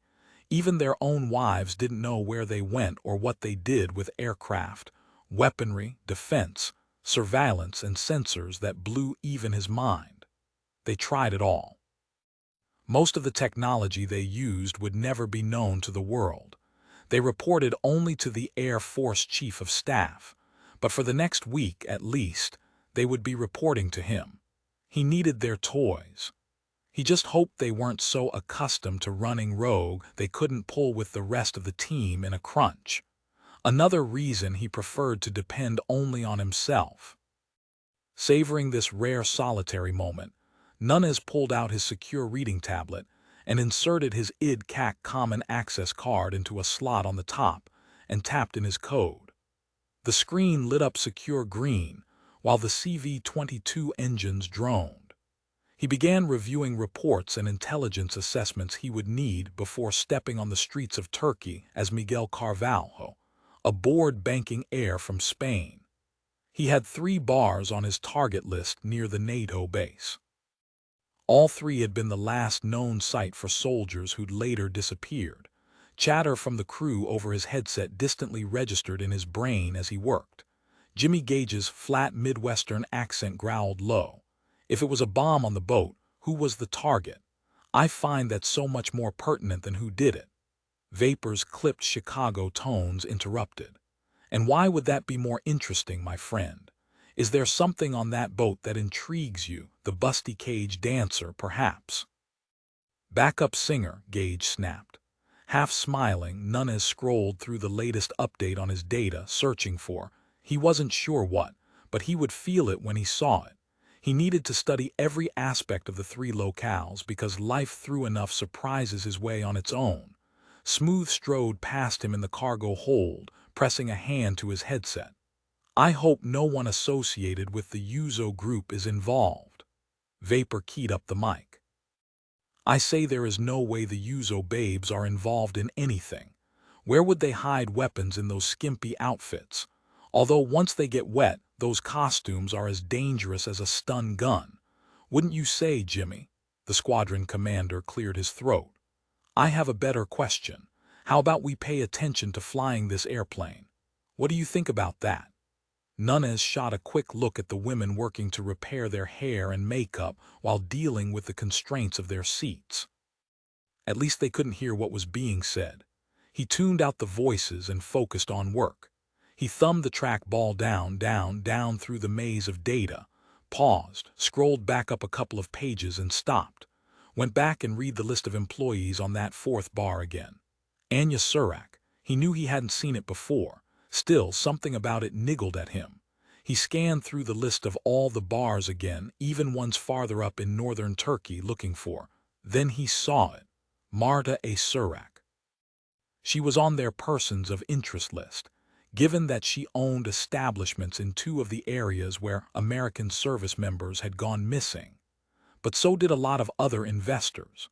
The bar where this Anya worked was a couple of kilometers farther away from the NATO air base than some others on his list, but still within his radius of interest. He stared at the display so long his labyrinth screen saver popped up. An image of a tile meditation path on a cathedral floor bounced around the monitor in time with his ping-ponging thoughts. The common last name could be coincidental. One woman owned a bar, Another with the same surname worked as a waitress in another bar, both in Turkey. It was possible in a country that large, but it was still worth investigating more on this Anya Surak. Could be a relative, could be no connection at all, or it could be the same person. Regardless, as Miguel Carvalho, he would be meeting this Marta Anya Surak, whoever she really was, very soon. The speakers in the back of the plane hummed to life with instructions to prepare for landing. Nunez powered down his computer and stowed it away. Eyes closing, he rested his back, thunking against metal vibrating from the engine drone.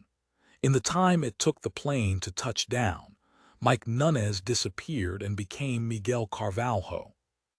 4 in Incirlik Air Base, Turkey. Chloe mentally prepped for her next show backstage, while the moon outside the open hangar door competed with the dome of runway lights. She held her arms up while a costume mistress repaired a loose string of sequins. They'd spent most of the day sleeping in their new quarters at the NATO base in southern Turkey, east of Adana, in the middle of farmland, and more farmland that they'd flown over in Jimmy Gage's airplane. She still couldn't believe the luck. Or bad luck, rather. After the performance on the aircraft carrier, she'd found someone else to locate the ship's doctor and felt quite proud of herself for avoiding more conflict with Jimmy. Then she'd been escorted back to Jimmy Gage's plane, which made total sense now that she thought about it, since their boat had blown up. Still, she'd managed to avoid seeing him for the whole flight. Or had he been avoiding her? And why was she still ruminating over one bristly exchange? Starting now, she was done thinking about Jimmy Gage, and instead focusing on the scheduling changes. The Yuzo cast and crew wouldn't be staying in the historic accommodations in nearby Adana after all. They would be lodging on base where their security could be better monitored. After all, they'd been reassured. The Turkish armed forces were the second largest in NATO. After the U.S., in all likelihood, the boat had simply suffered a regrettable malfunction. However, extra precautions needed to be made, including delaying their departure to Iraq. Huge military planes roared overhead, almost drowning out the comedian on stage. Her info packet told her that C.S. transported cargo in and out of Iraq. One of the crews, originally from South Carolina, would be taking the Yuzo troop the rest of the way, once they received the security thumbs up. A 7-day tour now stretched to at least 10 days. One television comic had already begged off the remainder of the tour, citing scheduling conflicts. A double fence surrounded the base with American guards on the inside and Turkish guards on the outside. Even this far from an obvious threat, they prepared for anything. Normal. Or had the boat incident propelled the military to beef up the security force?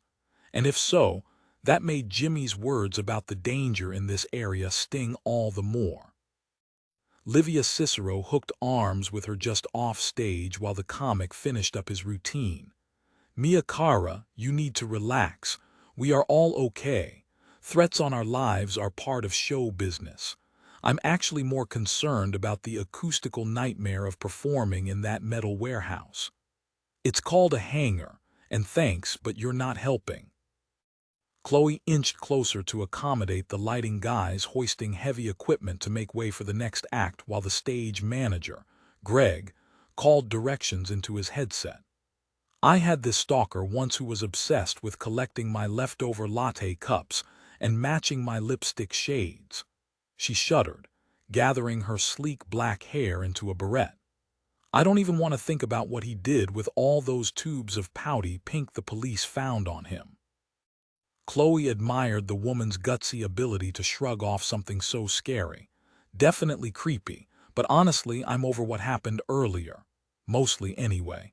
It was probably just mechanical failure, but she still wouldn't be opening any unmarked packages. It's the performing part. It wasn't as easy as I expected on the aircraft carrier. I have a performance background from childhood, so it should have been a cakewalk." "It is. How do you say it?" She gestured with long fingers tipped by a French manicure that had somehow survived their impromptu swim yesterday. Apples and pears. Apples and oranges. Right, different fruits, whatever. She tapped her Roman nose. My point is that this is a different arena and you are a bit more out there physically than when it is just your music. Loosen up. You will find the audience feeds you. I understand that in theory, but I have always lost myself in my music. It became more of a trance-like experience. She didn't want to mention that, yes, she thought there was a world of difference between conducting a symphony and strutting her badonkadonk. Ah, you had your back to the audience or your face buried in sheet music while you immersed yourself in the sounds, whereas this type of performing requires eye contact. Livia fluttered her lashes at a passing security guard wearing camo and carrying a big butt gun slung over his shoulder. I hadn't thought of it that way. Apparently her badonkadonk had been on display after all. You could have a point.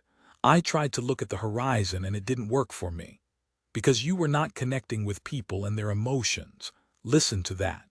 She tipped her face, her lashes fluttering closed as the crowd applauded for the comedian bowing his way off stage. Her eyes slowly opened. For now, choose one person. That will feel less overwhelming until you are more comfortable scanning the crowd. Winking as she passed, Livia sprinted on stage to her applause and whistles. This show versus her musical world.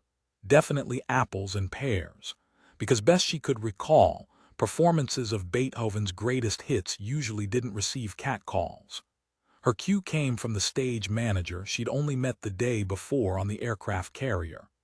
Chloe strode out with the other two backup singers and a line of dancers, waving and smiling until she felt creases forming in the caked makeup. Every swish of her costume around her upper thighs reminded her of how much she had on display. She jogged to her microphone, scanning the crowd, searching the faces for one to lock onto that would help her zone out the rest. A nice, pimply-faced 18-year-old seaman would remind her of the patriotic service she offered here. After all, she had a debt to repay. Her gaze gravitated toward the front and a small patch of uniforms that differed from the rest. The cluster of solid tan took shape into aviators in desert flight suits. His crew. They hadn't left. The music swelled around her with a comforting familiarity. Stage lights bathed her in soothing heat. Brown eyes hit her with something hotter. Now that the sun had set, Jimmy Gage kept his sunglasses hooked in the neck of his flight suit. She could have sworn he seemed to be watching her intently from 3 rows back with his applauding buddies. Or maybe she'd indulged in some subconscious wishful thinking, because she was still pissed off at him and liked the idea that she hadn't been so easily dismissed after all. Of course, now that she thought about it, pissed off could be channeled into fired up, which would infuse energy into her performance. Yep, she'd found her face. Definitely not pimply or 18, but at least she didn't have to worry about him getting the wrong idea and asking for her phone number. The first song segued into the second, and wow, Livia was right, the rest of the world did fade away. Chloe leaned in closer to the microphone. And no, damn it, the sensation had nothing to do with who she stared at. For that matter, looking at him made it all the easier to pour herself into the forget-his-ass tune spinning up. The jaunty beat of the music drew her in. The grinding emotions of the melody and lyrics pumped through her veins as clearly as across her vocal cords. Her college degrees may have been in piano performance and orchestral conducting, but she'd taken and enjoyed her fair share of voice classes. Somewhere along the line, she'd forgotten the joy of this part of her career.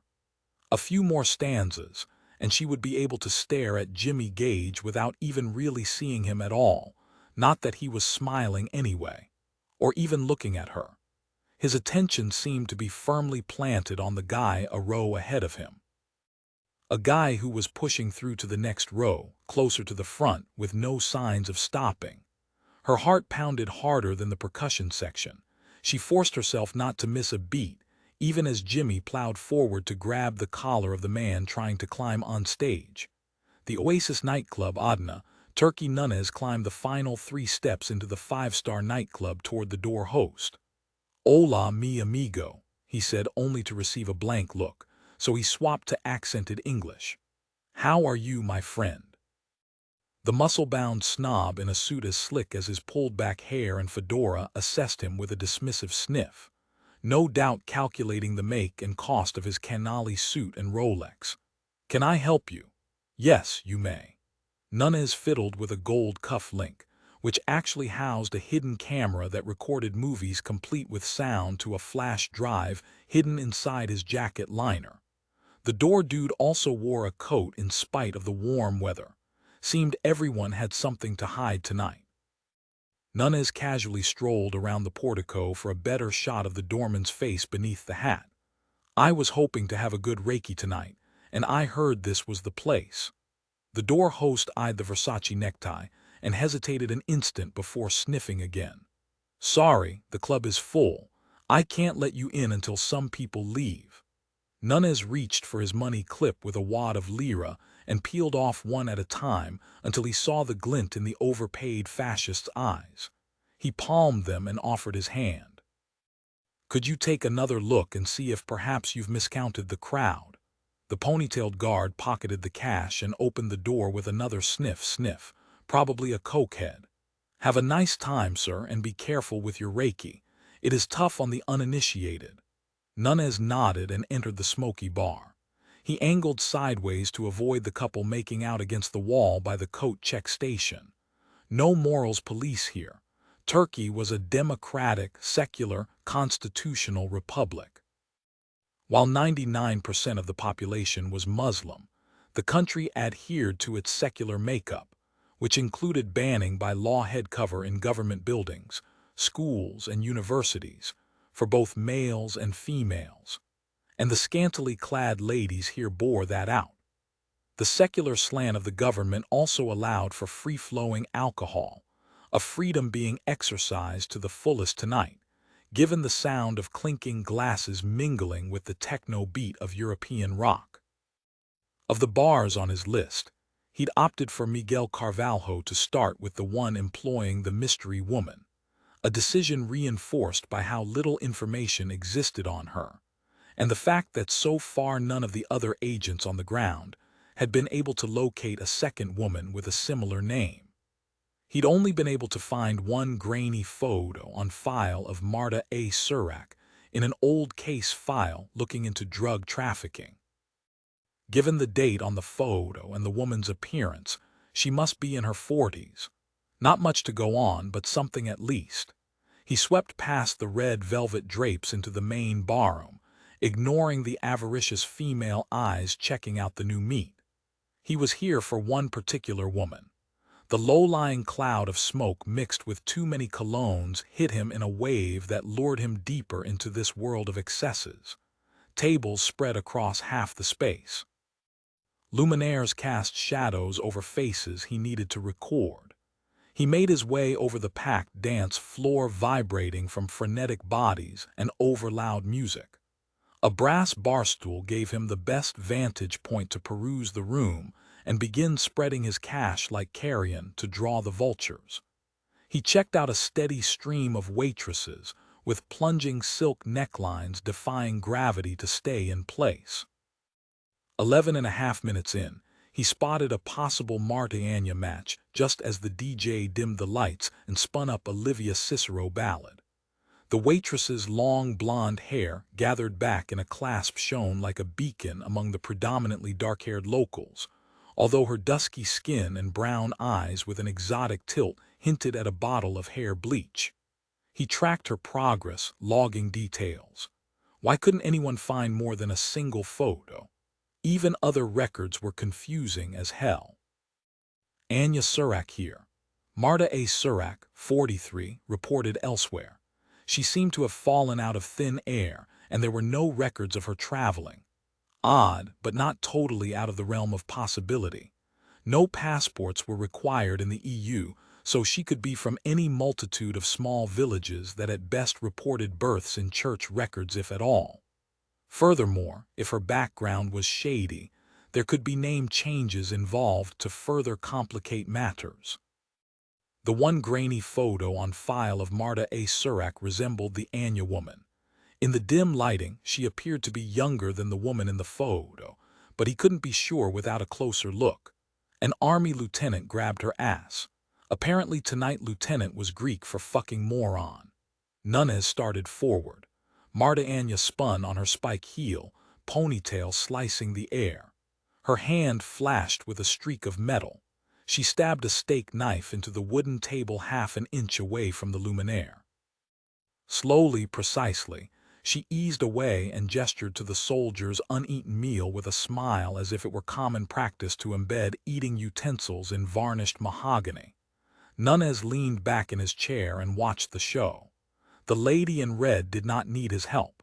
3 other men in uniform at the table whistled and applauded. She nodded regally and strode away. No swish to her steps or the silk dress. Nothing but efficiency and speed. With those looks, her speed, and her ass sass she no doubt raked in generous tips. He studied her as she drew closer and her face became clearer. Definitely not in her 40s, more like mid-20s. He scrutinized her features for any signs of plastic surgery and found none. Adding years for a disguise was easy. Shaving years off for a disguise, however, he'd always been able to see through. Damn. So he was dealing with 2 different women. The older Surak woman who was his suspect and this younger woman who might or might not be tied in. Without question, they bore a striking resemblance to each other, even with the age difference. The similarity of names certainly upped the chances that they were related. She walked right past him and leaned on the bar to ask for another round of drinks in Turkish. He did a double take. She was short. He wouldn't have guessed it from the way she'd reigned in that table with such massive chutzpah. Maybe 5'2". She arched up on her toes to place the order. "Nice job," he said in Spanish, since that was his cover country. She frowned at him and shook her head uncomprehendingly. "Nice job," he swapped to carefully accented English. Handling those soldiers, he glanced at her brass name tag pinned to her dress, Anya. He could speak passable Turkish and understood it fluently, but he wanted to keep that bit of information to himself. "Oh, that was nothing," she answered in heavily accented English while counting bills before shoving them in her apron pocket. That was nothing. Looked impressive to him. Impressive enough to keep even him on guard around her. There weren't many who could accomplish that after so long spent watching his back. "Would you like another drink? Where did you learn to defend yourself so effectively?" She peered back over her shoulder through narrowed eyes. "Are you looking for a demonstration?" "I have another knife within reach, although I grow weary from how long I carry trays. I might miss and cut off a finger. But I didn't touch you. There are many ways to touch a person that are equally as," her brow furrowed as she apparently searched for the right word, "disrespectful." Her grasp of English seemed quite extensive for a Turkish barmaid, except she didn't look Turkish, more Russian. But again, appearances could be deceiving. No disrespect meant. "In fact, that move of yours earned my complete respect," she sniffed. "I must return to work or I am fired. Do you want a drink or not?" He passed her his empty glass along with 2 folded bills, triple what the drink should cost. Reiki. Reiki was the national drink of Turkey, also called Aslan Sudu or lion's milk because of how it turned cloudy white when mixed with water. She took the money without comment or thanks. "Not much of a talker, are you?" "I am much of a worker." "You seemed fine with speaking to those guys over there as long as they kept their hands to themselves. Maybe I should wear a uniform next time, like Chuck Tanaka. I was only taking their order as I have done yours. Now I need to return to work." She flipped the money between her fingers before sliding it into her apron pouch. She reached across the bar, snagged his drink and centered it on a napkin. "Have a nice evening." He extended an arm, blocking her exit. "How much would it cost to cover your wages for an hour so we could talk?" "I do not talk to patrons." Her eyes flicked to a small paring knife lying behind the bar in a pile of sliced limes. Didn't need to tell him twice. Fair enough then. I will just have to monopolize your time placing drink orders until I am roaring drunk. Orders are always welcome. She pushed aside his arm as easily as she brushed off his advance. He studied her brisk stride away and felt an unwelcome arousal inside him. That sort of distraction on the job meant death. While she wasn't the Marta A. Surak on their suspect list, he couldn't ignore the possible connection. She was all the more suspicious for her easy capacity for violence she showed with the knife, and then there was her unflappable self-assurance. Yeah, he would definitely be hanging out here for a while longer, throwing around dough to cement his cover. Except a quiet voice whispered in his head that he had just joined the ranks of the fucking morons. 5 in Sirlik Air Base. Fuck, that hurt. Jimmy ducked to avoid another swing, his jaw still throbbing. One soldier trying to make his way up on the stage had swelled into an all-out brawl involving most of the first 3 rows. How had the dumb ass expected to make it past the shoulder-to-shoulder wall of security, easily identifiable in their camos and blue berets? Officers and senior NCOS pulled at the barely old enough to shave contingent, pummeling out their pent-up energy. Jimmy had his eyes set on scooping up Chloe and getting her away from this chaos with her glittery heels and negligible costume intact. This woman sure had an uncanny knack for landing in the middle of trouble. Jimmy dodged a blow and delivered a gut punch that reverberated up his arm. He didn't even want to think about how much damage the frenzy of a stomping mob could inflict on someone as fragile as Chloe. She looked so damn pale and delicate up there. It stroked all his protective instincts. He could subdue these clowns, inflicting minimal damage, but that would take time. Reaching Chloe pronto limited how long he could waste on defensive moves. Jimmy hurtled over 2 tussling bodies crashing into chairs. In some distant part of his brain, he registered that his crew mates had joined in to break up the brawl. Or maybe they were battling through to drag him out before he wrecked himself for flight duties. Except he had never been downed in a bar fight, and he didn't intend to start today. He vaulted on stage and made his way toward the cluster of screaming performers, male and female, jamming up the exit into the wings. He latched his gaze on Chloe's mass of blonde curls piled on top of her head and pushed toward her. Ducking a shoulder into her stomach, he hefted her up. Not much of a heft, actually. She was lighter, frailer feeling when she wasn't waterlogged. A security cop headed toward them with his M4 carbine drawn. Halt! Put her down. Great. They thought he was one of the hormonal wackos. Chloe waved, angling her head to the side. It's okay, he's helping me. The cop nodded and rushed past them toward the fray. Jimmy pressed ahead out of the hangar and onto the moonlit tarmac. She jostled along on his shoulder. You can thank me for not selling you out to that cop for fun. Seemed she'd used up all her gratitude earlier. And you can thank me for saving your ass again. He smacked a flattened palm on her, but only to steady her, of course. And to stop the tantalizing brush of her breasts across his back. Ouch, you Cro-Magnon. She smacked his butt right back. Put me down. You were wriggling. I was only keeping you from falling off. Of course, if she touched him like that again, he might just drop her. He sidestepped a rolling cart and plopped her back on her own damn feet. Are you all right? Her piled curls slid precariously to one side, but the woman herself looked plenty steady as she gazed up at him with assessing eyes.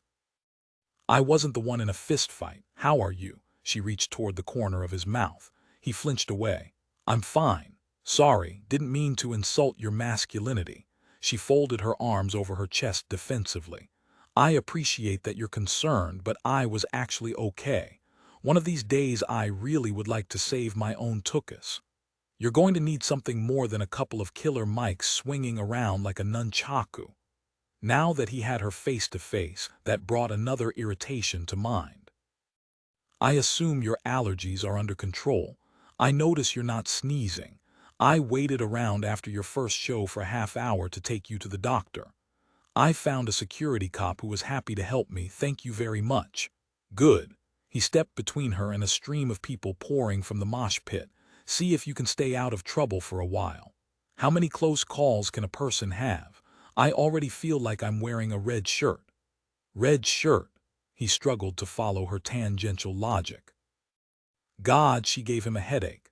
Like the aircraft carrier crews. No, like in a Star Trek episode. I take it you're not a Trekkie. Not so much. I rarely watch television. Figures, she mumbled. In Star Trek, the characters wearing a red shirt variation of the uniform always ended up dead. Well, except for Scotty, of course, and never mind. You're obviously not a card-carrying member of the Geek Club. The tilt of her snooty nose made it clear she hadn't paid him a compliment. Before he could answer, she looked toward the stage and frowned. I hope everyone's okay. Surely this trip will be smooth sailing from now on. Was she insulting their security? If so, she'd gone too far. He started to remind her who'd rescued her perky ass twice now, but the handcuffed men in uniform being escorted away didn't exactly speak well for his side. Where the hell was Nunez? Jimmy eyed Chloe a long way down since she barely reached his chin. Too bad she couldn't transfer some of that moxie into muscle. I'll stay here with you until we're sure everything's safe. She opened her mouth to argue. He held up his index finger, stopping shy of touching her mouth. If you leave now, you'll only be in the way. Let security do their job in calming the crowd. Fine. You're right. She puffed a sigh, hot and steamy, along his skin. He curled his finger closed and lowered his arm to his side. How long would he have to stand here with her? She looked away, her hand fluttering up to sweep back her askew hair bun. Where did you learn all those moves out there? Was it some kind of judo wrestling? He welcomed the distraction of a safe, neutral topic. You've got the country right, different Japanese technique though. Aikido, which focuses on self-defense without harming the attacker. And I throw in an occasional good old American bar fight punch when absolutely necessary. Is martial arts standard Air Force survival training now? I pulled some time in Japan. I took a few classes. Actually, he'd mastered a number of martial art forms because, hey, if you plan to throw your sorry mug into every brawl, it made sense to have that mug well defended. A few classes, yeah, right. A tiny smile tugged at a corner of her mouth. And I really didn't watch the Star Trek Trouble with Tribbles episode 27 times. Tribbles. What can I say? I'm Mars, god of war. He thumped his chest. A Roman mythology reference. That's not what I would have expected from you. If I'm not mistaken, you just called me a dumb jet-jock.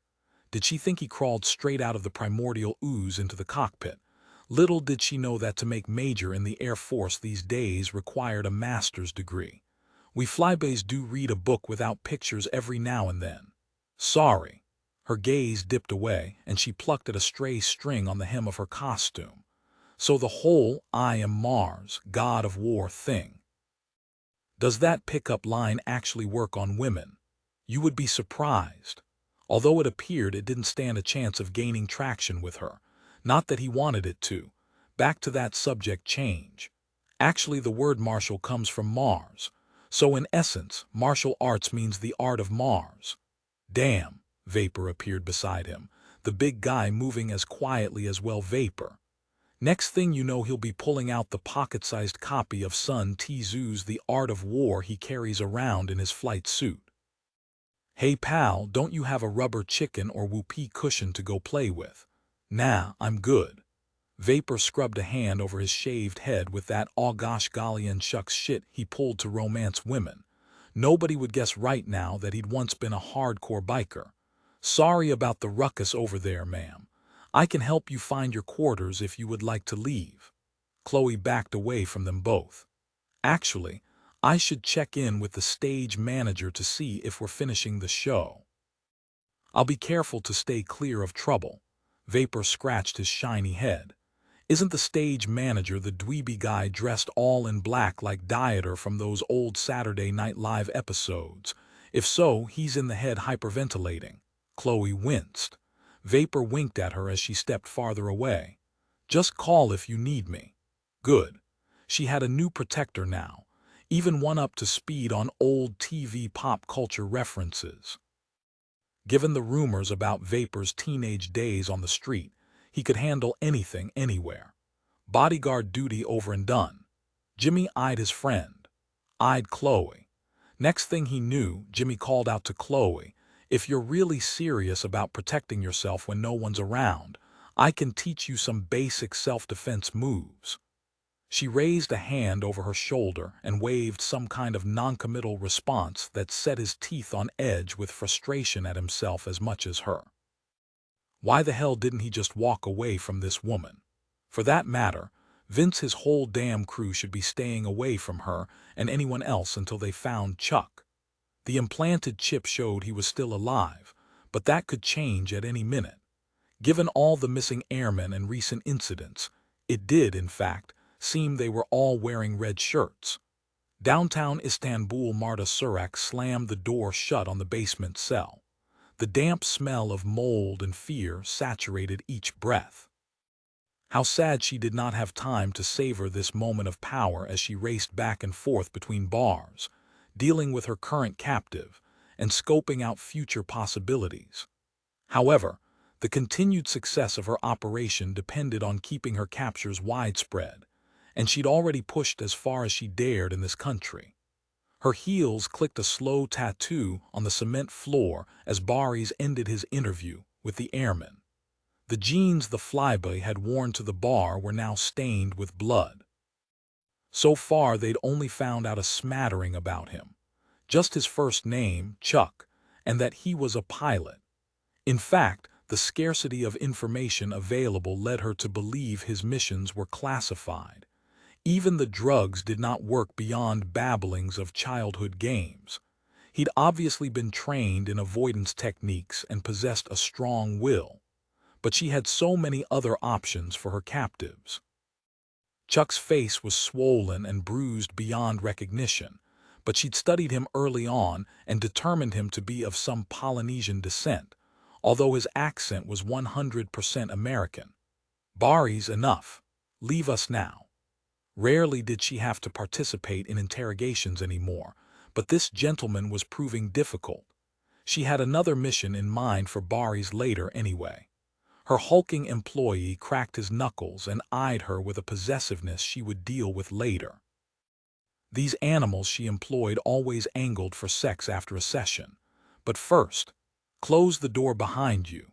Their guest didn't pose any threat to her, thanks to the shackles that secured his wrists and ankles to the chair, which was bolted to the floor. She pulled her hands from behind her back and placed a water bottle on the table beside Airman Chuck. In her other hand, she held a key, a ruby ring glinting as red as the blood trickling from the corner of his lips. Marta unlocked his left hand, the broken one. "Have a drink." He eyed the bottle suspiciously. She twisted the cap, the seal hissing. "It has not even been opened, so it's safe to drink." He grasped the plastic bottle and brought it to his mouth. His shaking grip sloshed water until he finally managed to steady the opening between his teeth. He drained a third in a single swig before swiping his wrist across his face, leaving a smear of blood. She circled his chair, lingering longest in front. "You are wise to question whether the drink has been tampered with. They will use any means possible to achieve their goal." "Not just they," he rasped. "You too," she nodded. "Of course. You show your intelligence again. Your brain and strength make for quite a combination in holding out against our methods of persuasion. Your military has trained you well in resistance techniques." Both a challenge and a frustration for her. She had a buyer in mind for the type of information she believed Chuck held, a buyer pressuring her for more U.S. military secrets. She'd upped her number of kidnappings recently in hopes of obtaining the nugget that would bring the payoff dangled in front of her. That kind of money would allow her to transplant her network into Southeast Asia. He took another swallow of water, eyeing her silently, then placing the bottle back on the small wooden table. "A smart, strong man such as yourself must realize this can only end two ways.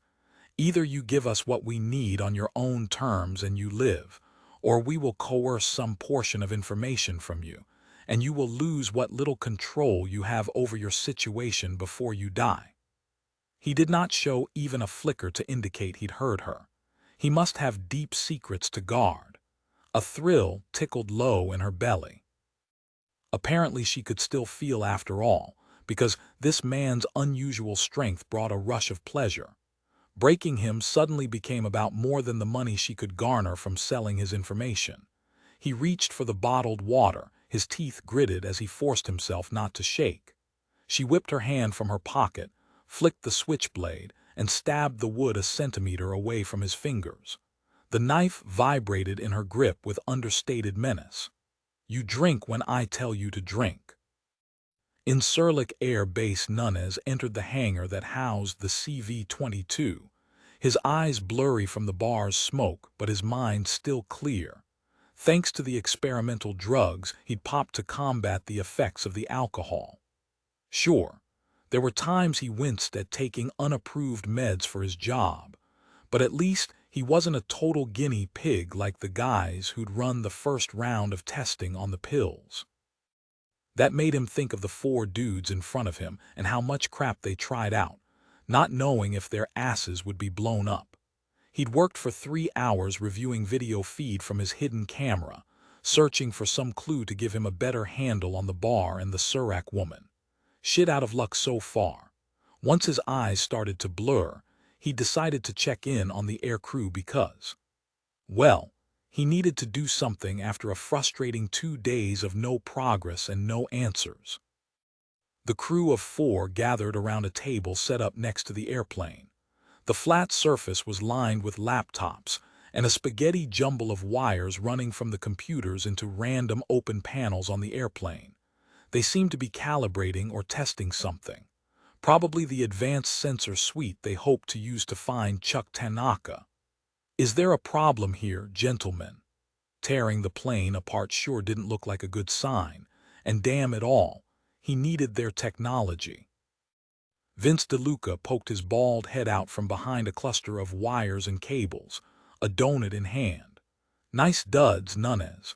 Are you pimpin' on the side? I'll be taking a personal day when the bill for this wardrobe hits the boss's desk." He stepped deeper into the hangar and tried to make sense of how these test aviators thrust their hands into the tangle of wires and cables. "This mess you've got here looks worse than when my mom's Christmas lights come out of storage. Is something wrong?" Jimmy Gage stepped from around the line of laptops. Word had it, he pounded his body relentlessly in the weight room and on the basketball court since his 4-month captivity. Captain Invincible could do it all. That kind of arrogance could make or break the op. "We're just tweaking the sensors and conducting continuity checks. Looks like everything is up and running. No ill effects from our rough ride in." "Felt smooth to me," Nunes said, and meant it. "I never would have guessed this wasn't your primary plane. How many test drives do you get in something like this before they clear you to take it out for a spin solo?" Lieutenant Colonel Scanlon glanced up, looking over the rims of his Buddy Holly glasses. "You don't want to know. So you test dudes really can fly anything?" The commander nodded. "That's the point of the training. We're writing the tech manual on new aircraft and equipment no one's flown yet. Makes sense we need to be able to step inside anything and figure out how to make it do that flying thing." Gage jerked a thumb toward Vince DeLuca. "Vapor here is famous back at test pilot school. An instructor came in and dropped a -1 that's the flight manual for an A-7 attack plane they flew back in the dark ages. Then he told him to be ready bright and early for a live weapons release, flown in formation with 2 other planes. Next morning, Vapor clocks in, bags under his eyes. But he fired up that engine, rolled the baby out to the runway, and flew his mission flawlessly. When he landed, the ground guys noticed something off in the way he was sitting. Vapor shrugged massive shoulders. Yeah, who the hell thinks to read about how to slide the seat backward and forward? I had to eat my knees for the whole flight." Nunes leaned a hip against the table. "You could have asked for help." The line of crew dogs eyed him as if he'd blasphemed. Smooth backed away, hands up. "That would have been as bad as stopping for directions. Can't be cutting off the cajones that way, or someone may get a leg up on you with the ladies. Point made. Nunez kept his perch by the table while the crew went back to their stations. He'd understood in theory that these men were scientists and engineers as well as aviators, but seeing was a whole other matter. Sure, he played with high-tech gadgets in the field, but so much of his job involved the human factor of going undercover. How much of his field work could be outsourced to their technology? They shrugged off the risk with jokes and posturing. But how many of them would die to make that technology available? Gage reaffixed a metal panel onto the plane with exaggerated concentration.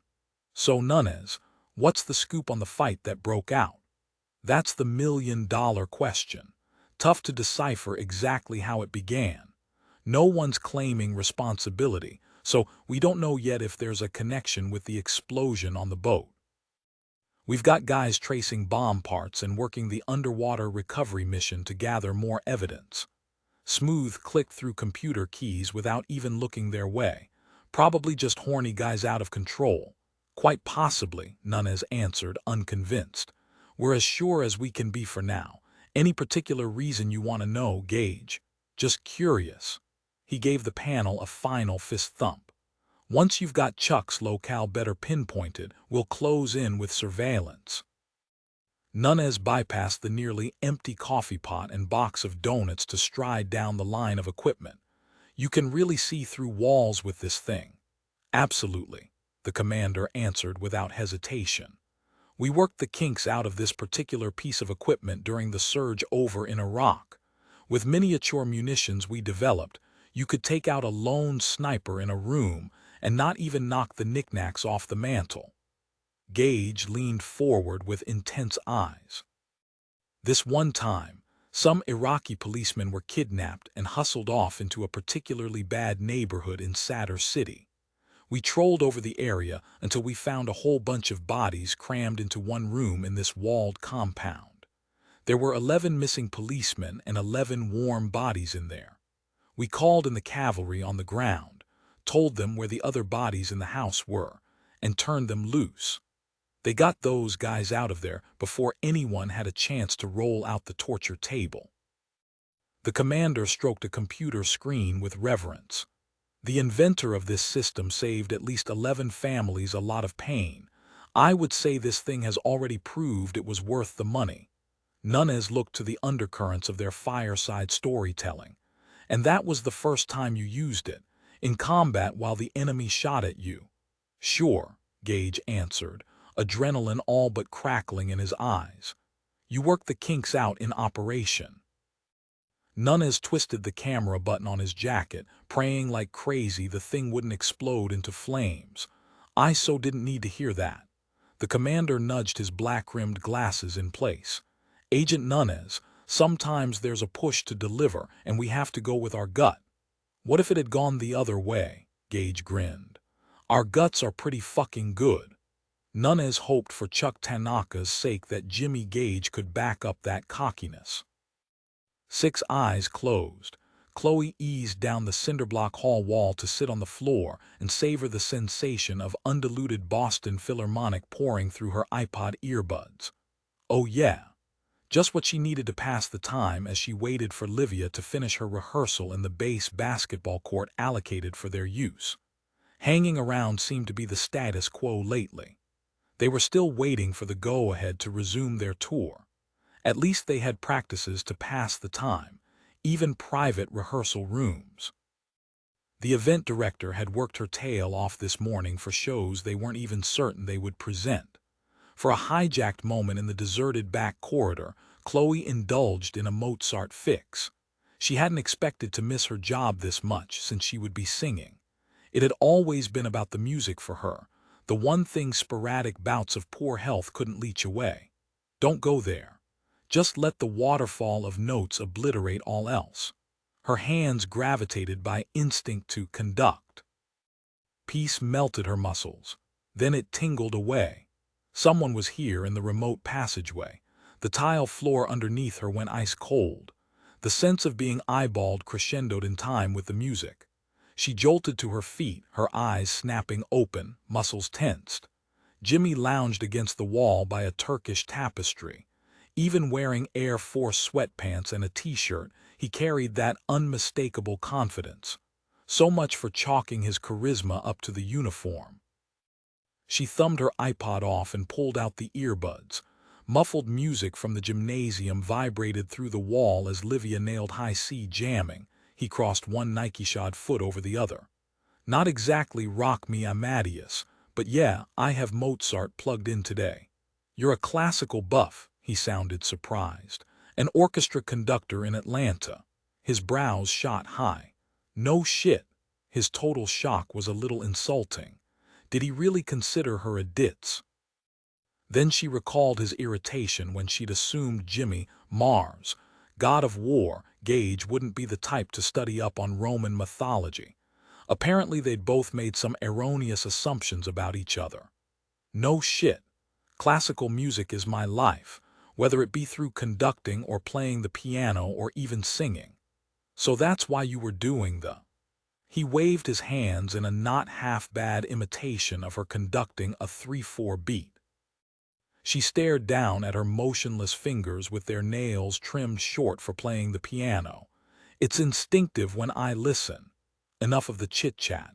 Her years of intense health concerns had left her with a deep-seated need not to waste precious time on picayune crap like pissing contests. What brings you here? My job. Duh, I meant here to see me. Self-defense class for our local mayhem-prone Mozart groupie. She'd heard his invitation as she'd walked away after the concert fight, but she hadn't thought he meant it. You were serious about that. Serious as the next riot you'll probably land in the middle of. She resisted the urge to roll her eyes and reached for her earbuds. Thanks all the same, but I think I'll just invest in a can of mace. In a flash so fast she barely registered the blur of his sweatsuit in motion, Jimmy looped his arms around her torso and neck, hauling her back flat against his front. What the hell? Her iPod dropped from her restrained hand. She wriggled to get free, unsuccessfully. His arms locked her tighter against the hard-muscled length of him.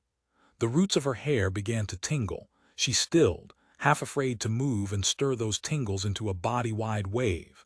His head lowered, his mouth beside her ear. How effective do you think that mace is going to be right now?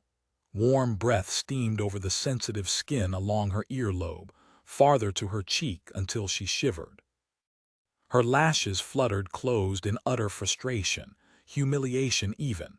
How disturbing to be so acutely attracted to someone she wasn't even sure she liked. Let go, please, she whispered, hating the slight bobble in her voice.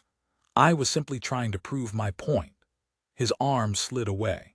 He wasn't cheesy about it, no copping a feel, but the simple brush of movement still jangled her already off-kilter nerves. People who insist on being right all the time are really annoying. That will give you the perfect motivation to be a good student so you can kick my ass, unless there's some reason you're afraid of the challenge. Did this guy take mind game classes in between saving the world? Regardless, his blasted psychology was effective. She was a fighter. Where do we start? He swept a hand ahead of him, his ever-stoic face betraying no emotion. This way, maestro. Maestra for females. She deserved to indulge in just a little condescension, damn it. Right, definitely maestra then. Get ready to rock out, Sun Tzu style. He charged down the hall with confident strides she had to double time to match. Adna, turkey nunez baked in the afternoon sun even without a suit jacket and tie. Nothing new. A large portion of his job included sitting around and waiting as inconspicuously as possible. At least the food rocked at the tiny cafe across from the nightclub. Sitting at an outdoor table, he tore off another bite of his lamb, Adna a cross between a gyro and his mother's meatloaf, while skimming through a local newspaper. All of which provided the perfect vantage point to catch sight of Miss Surak when she reported for work. Over the past couple of days, he'd been rotating through the local bars on his list, but still hadn't connected with the Oasis's cagey waitress again, or found out anything more about the older Surak woman. He turned a page on the paper and paused mid-flip. Oh yeah, Good things came to those who waited. Anya approached the club, winding around pedestrians picking their way through vendor stalls. She strode down the cobblestone street, blonde hair catching on the air with each gliding step. Her steps faltered. She frowned, looking around and hitching her purse more securely on her shoulder. Her face tipped to the wind as if she could scent danger.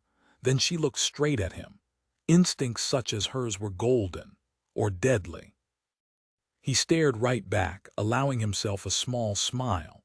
Her exotic dark eyes widened. He didn't even bother deluding himself. The static between them crackled with raw lust. He reached for his money clip and tossed double the cost of the meal on the table. He wove through traffic at a slow jog, his eyes on the target. The dwarf fascist descended the steps and blocked his path, leaving Anya free to bustle past and up the marble steps. She cast a quick glance at him over her shoulder. Nunez didn't even bother smiling this time, just stared back. He could have sworn he detected vulnerability in her eyes, but he'd grown too jaded. All he could see was her marked resemblance to the older woman in the photo of his suspect. That she would be here, at a bar under suspicion, couldn't be coincidence. The door dude crowded his space and diffused the static. Did this guy ever sleep? Yet another sign the man was a cokehead or doing some other brand of speed, which made him unpredictable. There was no pushing past him without creating a scene. She opened the door herself, small price to pay for a clean getaway. "We're closed." Mr. Slick's sunglasses shielded his condescending look today. The guy clearly clocked double duty as a doorman and bouncer, the Terminator with a fedora and a Valentino suit. "I'll wait." Nunez didn't budge. Neither did the doorman. Be careful of pickpockets. They prey on those who loiter. A stare down later, the doorman sniffed and turned away, back to his post, offering a quick flash of his braided ponytail and 9 tucked in the small of his back. He parked his uptight ass on a wrought iron bench, snagging a newspaper from beside him. Nunez studied the door closing behind Anya Surak, half registering the cacophony of car horns on the pedestrian-packed street. Wafting scents of roasting kebabs in a nearby stall presented a far greater distraction, since this mission left more time for drinking and little for eating. He eyed the vendors lining the street. "Crash and burn, my friend." A male voice rode the smell of cigar smoke. "Crash and burn. Your lady does not seem interested." Nunez pivoted fast and found the man standing in a nearby doorway. Now that guy's accent was easy enough to place. The dude hailed from somewhere around Greece.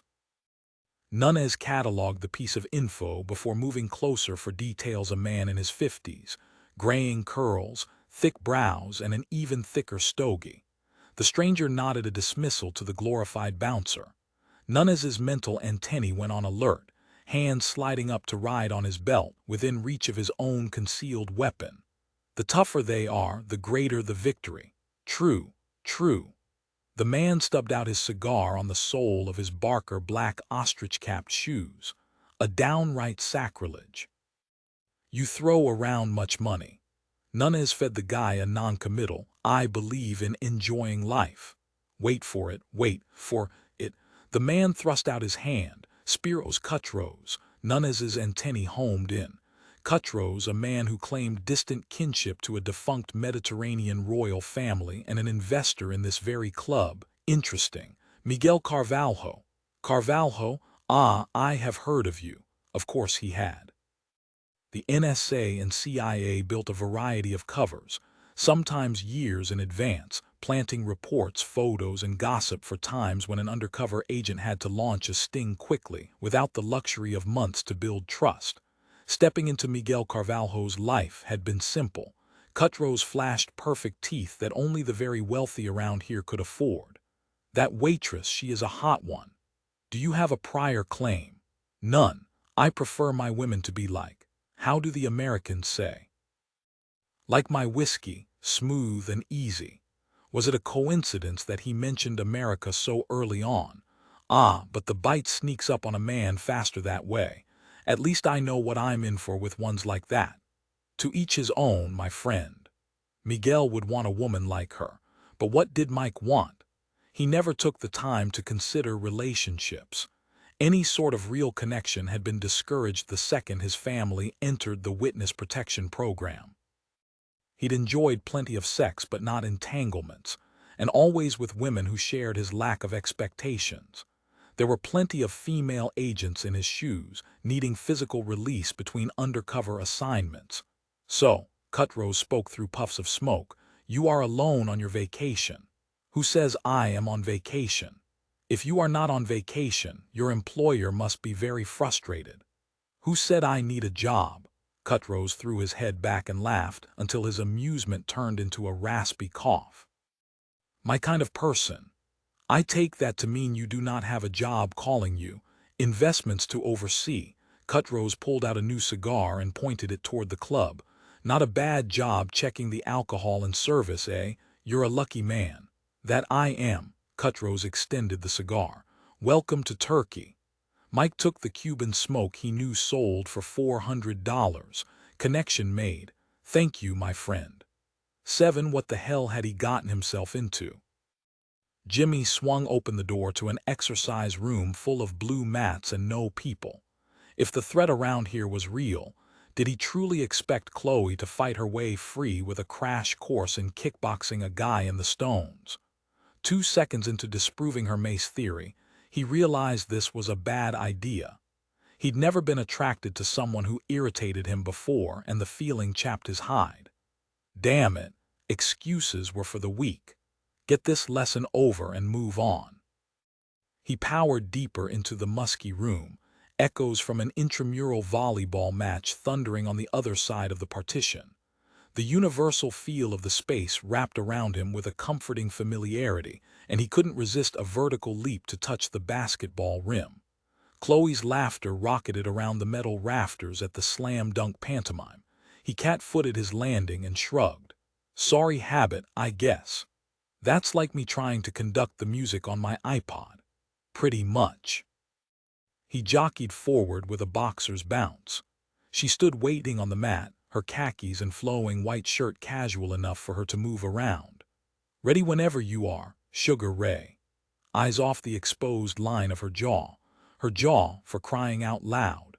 A curve with creamy soft skin he could still feel imprinted on his wrist. He shook off the distraction. If you're serious about learning self-defense, and I think all women should be when you get back to Atlanta, consider taking a course in Krav Maga for women.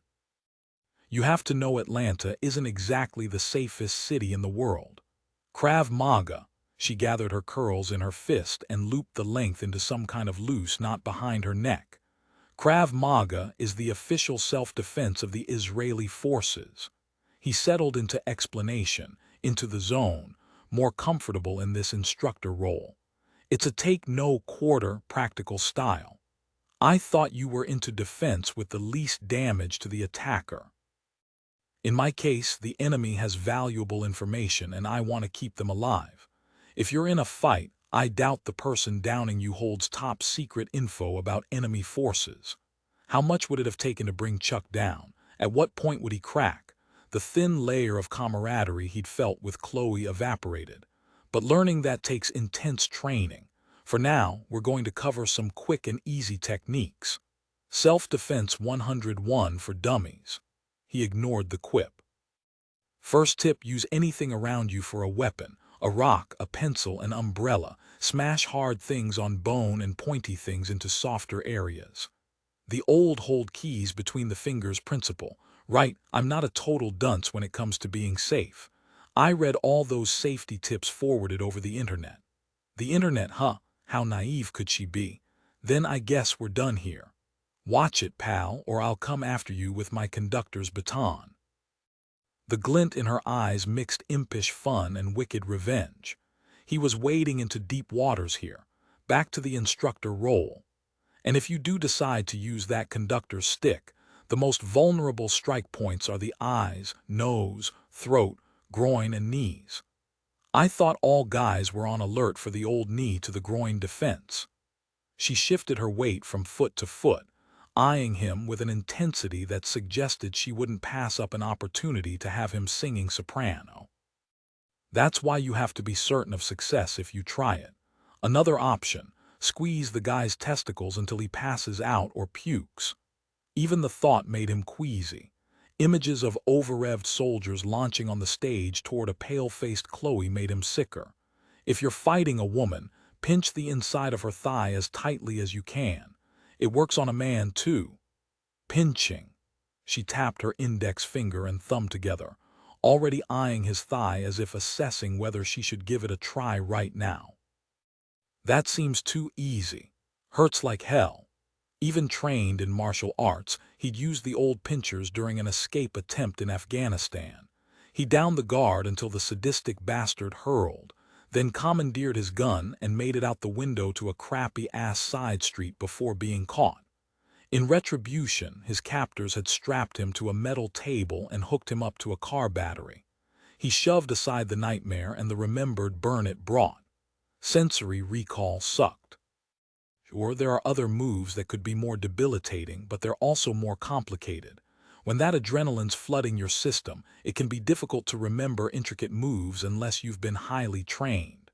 Since I don't have time to earn a black belt, I take it there won't be any high-flying kicks. Exactly. Well, damn. She hitched her hands on her hips, full breasts straining against her shirt. I always wanted to be Kung Fu Barbie. Why couldn't she grasp how serious the stakes were here? He was trying to help keep her safe. Couldn't she understand how vulnerable she was? Even with the crash course, her odds sucked against a seriously trained opponent. I prefer street-smart Barbie. Jimmy snapped his fingers repeatedly. Now let's move along. Your attacker may have captured you from behind, immobilizing your hands. That leaves just your legs and feet free. Jimmy settled behind her and slid his arms around her waist. Raise your foot as far as possible and boot your attacker in the knee. Once you've done that, let your foot slide downward to ram his instep. Her breasts grazed his hands. Her bottom nestled against him. Her scent, something flowery and intensely feminine, teased his nose. Ah, hell. He continued his instructions through gritted teeth and willed his body not to respond. He would just think about emergency procedures. As a flight tester, he had numerous planes to pick from. Today he would go with emergency procedures for the T-37, a trainer and appropriate choice, since he was in uncharted territory with this woman.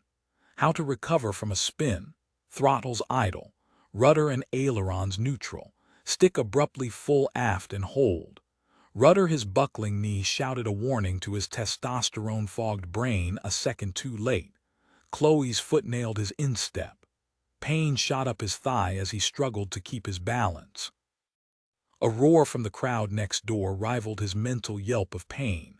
He swallowed back a grunt and held tight, managing to keep them both on their feet. You're a fast learner. The upside to being a prodigy. She glanced back over her shoulder at him. Her smile lit up the room like a blinding flash to night vision goggles, and he resented the feeling. Big time. He tightened his hold and resolve. He swept his foot behind her knees and downed Chloe before that smile of hers could blast him out of the sky. Jimmy followed her to the mat in a textbook-perfect pin, dancing right into danger with this woman against his better judgment. It doesn't pay to get too cocky, baby Einstein. He couldn't tell if he'd stunned her quiet or just knocked the wind out of her, but she just stared up at him with wide green eyes, her blonde curls a riotous fan spread over the mat. Jimmy cupped the back of her neck, his hand moving instinctively, much like how he jumped for the rim without thinking. Or how she conducted her iPod music. Chloe didn't pull away. She inhaled gusty little breaths that puffed peppermint into the sparse space between them. Why did you do that? The tables can turn fast and the stakes are too high around here. He would be wise to remember his own advice. Like now, he should get off of her, and he would, just not yet. Confusion flickered through her eyes, pretty much the same thing batting around inside him. His eyes settled on her lips, plump and moist and just begging to be the double doors clicked open. Jimmy jumped off Chloe just as she sat up, an inch away from headbutting his chin. Whoops! A male voice from the entrance broke the moment. Sorry, sir. Jimmy pulled away in time to see a pair of young airmen backing out. Chloe flattened her palms to the mat for balance, her pupils wide. Living in the moment was one thing. Outright recklessness was another altogether. His instincts told him he needed to get away from Chloe before his control snapped. He rolled to his feet again. I have to hit the bunk for a power nap. I'm flying later. Flying. Chloe steadied herself with one hand while her mind raced to catch up with what had just happened between them, or rather, what hadn't happened. Are you leaving in Surlik? His face blanked. No. Why would you fly here and at night? Is something wrong? She stood up, her brain filled with all the dangers in the Middle East that he'd harped on so often. She wanted to believe his concerns were skewed because of his military experiences. They were in Turkey, after all, not Afghanistan or Iraq, but still. She swayed on her feet.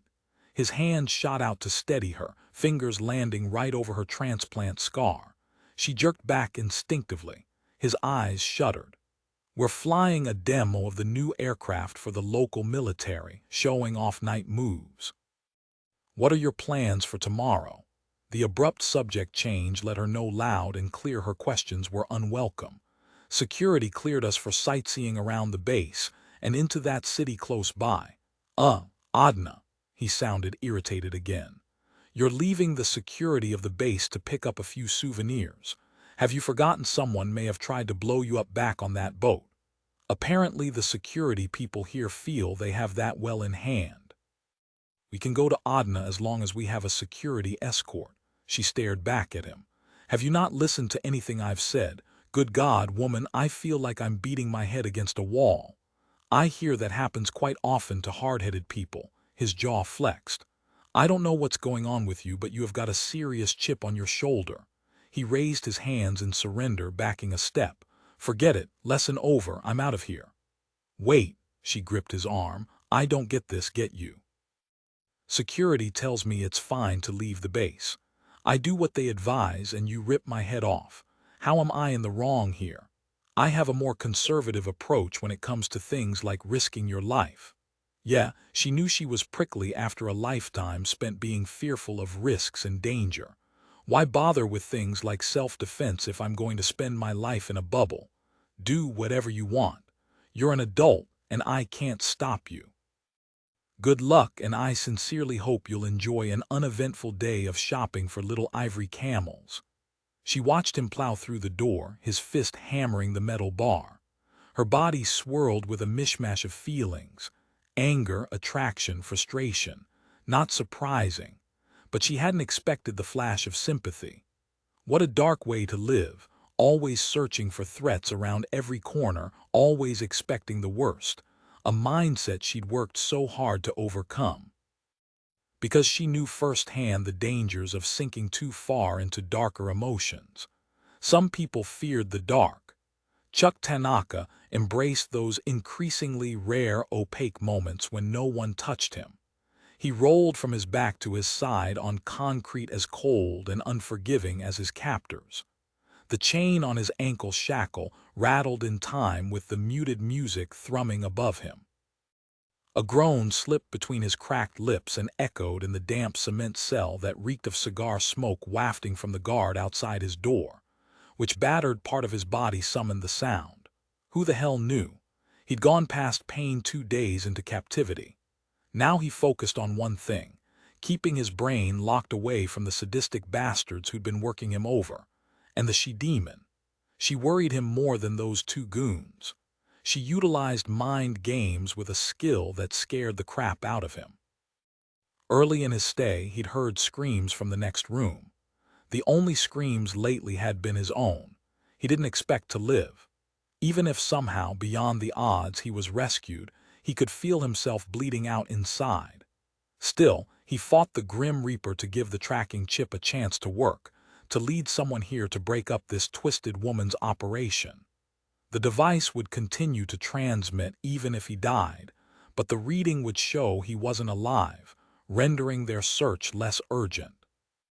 Someone else could be taken, if by chance he could hang on long enough to tell them what he'd seen. His focus faded. He grazed his fingers over the back of his shoulder where the flight surgeon had embedded the tracking device. How much abuse could the microchip withstand? What a way to field test the thing. The bitch's clowns had put it through every pace with their fists. He couldn't keep on with his non-answer policy. He needed something else to help him hang on, try to think. Work up plausible misinformation in advance. Pray the chip keeps working. He heard the tap, tap, tap of high heels advancing in the hall. Bile burned his raw throat. Light flooded his cell. Chuck pushed against the cement floor and forced his body into an upright position, keeping his eyes off the battery they'd placed in the corner yesterday as taunting evidence of how far they were willing to go. He sagged back against the wall, but by God, he was sitting. The door creaked wider to reveal the nameless woman. His devil sure as shit did wear Prada. She wore a blood-red dress with leopard shoes like this was some fucking fashion show. She flicked her blonde hair over her shoulders and advanced into the room, stopping short of his bare feet that ached with at least 3 broken toes. She raised her hand, her ruby ring glinting along with a small ring of keys dangling from her fist. Time to go for a ride. Ah hell, game over. He'd been ready, even hoping for death more than once. But now that the time had come to cowboy up and die like a man, he prayed he had it in him. What? No TLC. Damn, so you're finally ready to dump my dead body. A slight smile curved her painted lips. You're not lucky enough to die yet. A flicker of hope warmed his chilled insides. Aren't you full of cheer today? You are either very stupid or very smart. She leaned to reach inside her purse, exposing the valley between her breasts. I suspect the latter, but my friends and I can overcome that. The chuckle rumbling over his cracked ribs surprised him as much as it seemed to shock her. I'm 7 poundings past hurt. Her brown eyes flicked toward the car battery in the corner. I thought your military trained you well enough to know there are many more ways left for me to work with you. Yeah, he knew, all right. He'd just been hoping she didn't. I guess that means you're not taking me out for pizza and a brewski. Correct. She pulled out a small box, flicked it open, and pulled out a syringe. She slid the needle into his arm. Coolness flooded the vein, and he didn't even know what to fight against. Some kind of truth serum, or a lethal cocktail. He battled the darkness for once, confused for the first time by her behavior. Why had she been so gentle with the shot? The nocturnal city skyline splayed out beyond Jimmy's windscreen. He manned the stick as the primary pilot tonight with Vince riding shotgun, the control panel spread in front of them. Chuck waited somewhere down there. If only the tracking chip could give them a more precise locale than the 5-mile radius somewhere in downtown Istanbul. But the developmental device wasn't large enough to work as an actual GPS. At least the reads on Chuck's vitals reassured them he lived. Although his heart rate spiked so high sometimes, they knew bad shit was going down on a regular basis. Chuck wasn't vacationing on the Riviera. The weight of what their brother-in-arms must be suffering thickened the air with his presence. If only tonight could bring Chuck's rescue, but they didn't have enough data and couldn't risk tipping their hand. So they flew this flight in preparation as an orientation sortie. Jimmy maintained a higher altitude to aid the cloak of darkness, which made the low-power chip tougher to pinpoint. However, if anyone could milk more info out of the transmitter, the colonel would succeed. Lieutenant Colonel Scanlon worked in the cargo bay, undoubtedly hunched over the makeshift console monitoring the tracking controls. Once they completely fielded the gear months into the future, it would be installed in aircraft flight decks. For now, the prototype was strapped in back with its mishmash of orange wires distinguishing it from permanent parts of the plane. Jimmy had lost count of how many orange-wired aircraft he'd flown on a wing, and a prayer that everything would work as advertised. No night vision goggles this time, given how close they were to the wash of city lights. Instead, they would rely on the FLIR, the forward-looking infrared camera. Vapor thumbed the interphone mic.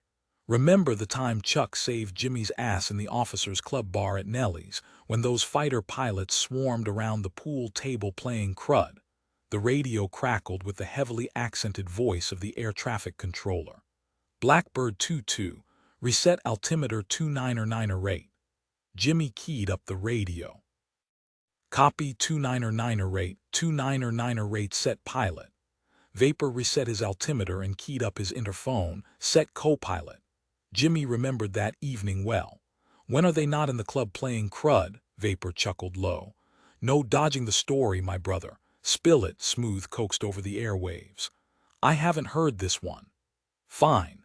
I was minding my own business, drinking an Alabama slammer, hitting on a smoking hot babe who flew F-15s, Vapor interjected. Yeah, whatever. This arrogant fighter dude from her squadron was shooting off his mouth faster than those pool balls whipping across the table. I managed to press the mental mute button on most of his bullshit. But the kicker... Hey, Vapor, do you want to tell the story? Jimmy waited until his pal sagged back. He said that sometimes, late at night, he had to get his wife to remind him he's just a normal man. Smooth whistled low. Vapor shook his head. I swear on my favorite dog's grave, Jimmy levitated off the floor. Thank God Chuck tackled him fast enough for the rest of us to restrain him, or he would have beat the inflated ego right out of that jackass. Jimmy adjusted the heading to correct for a wind shift. Chuck always had the coolest head. Has, Lieutenant Colonel Scanlon barked through the headset. Not had. No past tense. Silence crackled over the airwaves. Vapor's jaw worked as if he was trying to come up with something lighthearted to say. Then his yap closed. Even the squadron's funny man couldn't inject a mood booster. A warning warble came over the interphone. Jimmy looked fast at the threat page of his display. The optics detector seems to think someone is checking us over. Eyeballs out, crew. Roger, Hotwire, echoed in his ears in triplicate. Probably a low threat, but someone had taken an interest in them. Hopefully just a stargazer with a set of binoculars, but still, he made an executive decision. Let's get the hell out of here. We don't need some terrorist using an erector set to launch any manpads. Every pilot respected and feared the lethal power of a low-tech man portable air defense system. Enough so he knew the time had come to cut short their mission, a bite in the butt since it meant less time to gather info on Chuck. Vapor nodded. Roger that. Let's cloak up and move out. Jimmy paged through a display and entered the initial command for another of their test projects, a no-shit cloaking device. Outside lights are off. Missile defense systems are active.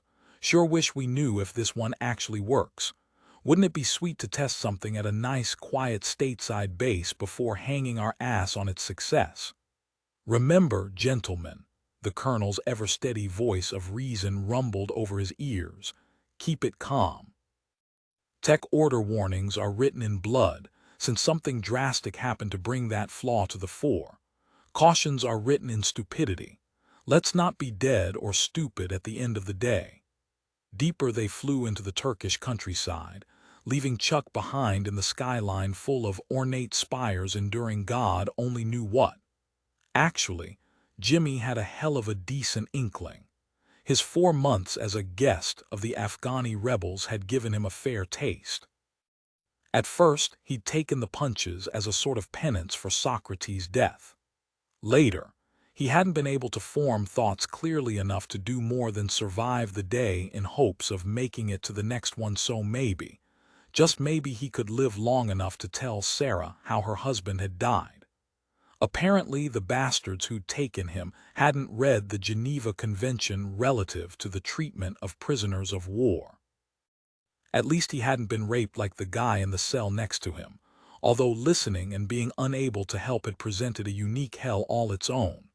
When tasking came down from headquarters for his squadron to work this mission to rescue Chuck, Jimmy had known he would be on the crew. Chuck would need someone to talk to afterward. Sure, there would be military shrinks aplenty. Jimmy had done his requisite time on the couch, and yes, it had helped. He wouldn't have been functional otherwise. But the brotherhood was strong, and sharing experiences with someone who'd been there was an integral part of processing, especially given that so much of what they did was classified. like the whole cloak of invisibility deal right now. And damn, in the past he would have considered that a Harry Potter kind of thing, but now the phrase sounded more like something from one of Chloe's Star Trek shows. And damn it again, that woman was invading his thoughts even from miles away. "Fuck," the commander hissed over the airwaves, not a good sign. Lieutenant Colonel Scanlon never lost his calm. Jimmy homed his focus back in on the job where it belonged on this flight. "Sir, problem with the equipment. The tracking chip is working fine, perfectly in fact." His fist clenched around the stick. If Chuck's life support signal had faded, shit, now he couldn't even feel the stick in his hand anymore. And Chuck's alive. Jimmy exhaled long and hard, then waited. The accelerometers from the chip show it's moving. He's being moved. Not stellar news for the good guys. All that work to pinpoint his locale would be for crap. They would be back to a general vicinity guess again once the signal steadied. The past and present meshed. Chuck had saved him from a major ass beating that evening a year ago, and Jimmy hadn't been one bit thankful. He'd wanted to pound heads, needed to let off steam on the second anniversary of his capture by the Afghanis. He'd lost more than his friend back in those desert mountains. The bastards had fried him numb. He wondered sometimes if maybe they'd scrambled his brain, like with some kind of electroshock therapy gone way bad. Sure, he'd survived with all his body parts in working order, but they'd cooked away more than his sperm count. They'd numbed him from the inside out. The past was nipping his heels tonight with razor-sharp teeth that could slice through any numbness. He didn't even want to think about what twisted versions of Chuck's current hell and his past one that dreams might hold. All they could do was wait to get a fresh lock-in on a new locale, then work the intel angle. More damned waiting. Shut-eye was definitely out of the question. He couldn't do anything more about Chuck at that moment, a reality he had to accept. Meanwhile, he needed to channel all that pent-up energy somewhere, or he would explode. An image of Chloe popped to mind, full force if not fully welcome. He glanced at his watch. If debrief stayed on schedule, he should just be able to make it in time to join her damned shopping trip. Maybe he could funnel some of his frustrated need to rescue Chuck into watching Chloe's ass. If nothing else, he'd learned Chloe Nelson had a way of firing him up from 0 to 80 in 60 seconds flat. Right now, aggravating or not, he needed the distraction she could offer. Nunes clinked glasses with Cutros and banged back his 7th shot of Reiki. He hoped the pills those test guys swore by worked for the long haul, because he was pushing them to the limits tonight. The local brew packed a potent punch. He pretended to be drunk like the semi-royal beside him and raked in the info. The other 2 bars had proved fruitless thus far. Nunes's CIA paramilitary operatives in the area had even used some of that Air Force-tested technology for seeing through walls. Nothing suspicious had come up at the other clubs. They would sweep the Oasis tonight to check out the back office and search for underground holdings. Intelligence already indicated Cutros had a finger in everything from drugs to smuggling arms into the Middle East. It wasn't a far leap to believe he would pound secrets from service members. "You are a good sort, Carvalho. Good sort. Hold your liquor good, too." Cutros jabbed his cigar stub in the air, the tip glowing in the dimly lit club. The older man wavered toward the bottle, the glass clinking against the rim as he poured another round. Cutros reached once, twice, again before finally getting hold of his drink. He knocked back the Reiki with a wince, closed his eyes, and fell flat on his face on the table. Nunes pried the glass from the unconscious man's grip and thunked it on the table with extra force in hopes of waking the drunk, but no luck. Cutros was out cold. No more info coming out of him tonight. And if ever Nunes had needed to push a case forward, his instincts told him the Surak woman held answers, and he'd come here tonight to find them, not because of he wanted another look at her. He'd dealt with attraction on the job before. What made her draw so tenacious? Could that be part of a well-honed act to lure in unsuspecting servicemen for the Marta woman, who might or might not be a relative. His gaze zeroed in on Anya, not that he'd let her out of his sight for the whole night, even though she'd managed to somehow avoid ever being his server. Her avoidance spoke louder than any sly look. She slid out of sight, ducking behind the bar, then rising. She carried her purse and a lightweight sweater over her arm. He bolted from his table, slapping down a stack of bills.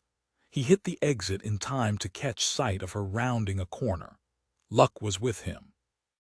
Even the door dude was busy hassling some poor sap who'd shown up in an off-the-rack suit. Nunez made tracks around the corner onto a narrow side street. There. He spotted her. She walked quickly under a line of iron balconies, her silky dress and hair glinting from the street lamps, making her an easy target for anyone. Doors and windows stayed open in deference to the heat. Sounds of an argument drifted from one house, a crying baby in another, many televisions.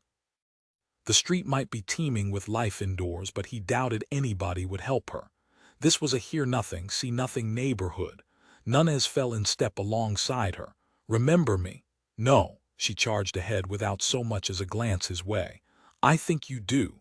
Was he not worth her time because he didn't wear a uniform? "I think you are an arrogant man, and I know I am a woman with a gun in her purse pointed at you." Impressive. "You have a good grasp of English, so understand. I do not plan to give you any reason to use that gun. In fact, I want to see you safely home." She stayed silent, her heels still clicking away on the cobblestone path, but she didn't ditch him or shoot him. "Where did you learn to speak English so well?" "I must to work." He angled closer. "Although your accent is a little thick." "Then ask for someone else to serve you when you come to the club." "Thick but sexy. I can't seem to place it." "Where did you say you're from?" "I did not say." Stopping under a small archway, she reached into her simple but top-quality leather bag. He tensed, ready to take her down at the least sign she intended to plug a hole in his heart. With a flicker of a smile, she pulled free. Her keys. "Good night." She twisted a key in the lock and disappeared inside the narrow building sandwiched between an unending string of others like it. Time-worn paint on stucco, battered brick, places that held shadows and secrets. Anya bolted all 4 of the locks behind her before breathing in the relative safety of her home. She clicked on the lights as she strode deeper into her apartment. Not that it took her long to reach the kitchen, but the space was all hers. The press of so many bodies while she worked threatened her oxygen supply. Being a Surak seemed to come with a hefty dose of claustrophobia. Apparently masochism, too, since she chose to make her living in a bar like prior generations. Men admired her legs, enough so to leave larger tips. She pulled out her roll of bills and tossed them aside before placing her leather purse on the table, her knife clanking against wood. Once upon a youth long lost, she had dreamed of leaving weapons behind and growing flowers. How fanciful was that? She'd imagined surrounding herself with floral perfume to erase the stench of her amoral family. And the solitude.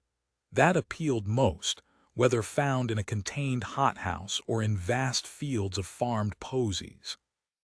Instead, she made do with a window box of leggy buttercups. She had no trade experience except bartending, and after so much time passed, she was left with no choice but to follow in the family tradition. She liked to think she'd maintained the spirit of an isolationist, no relationships, connections, or feelings. Life was simpler that way. No joy, no pain, pleasure.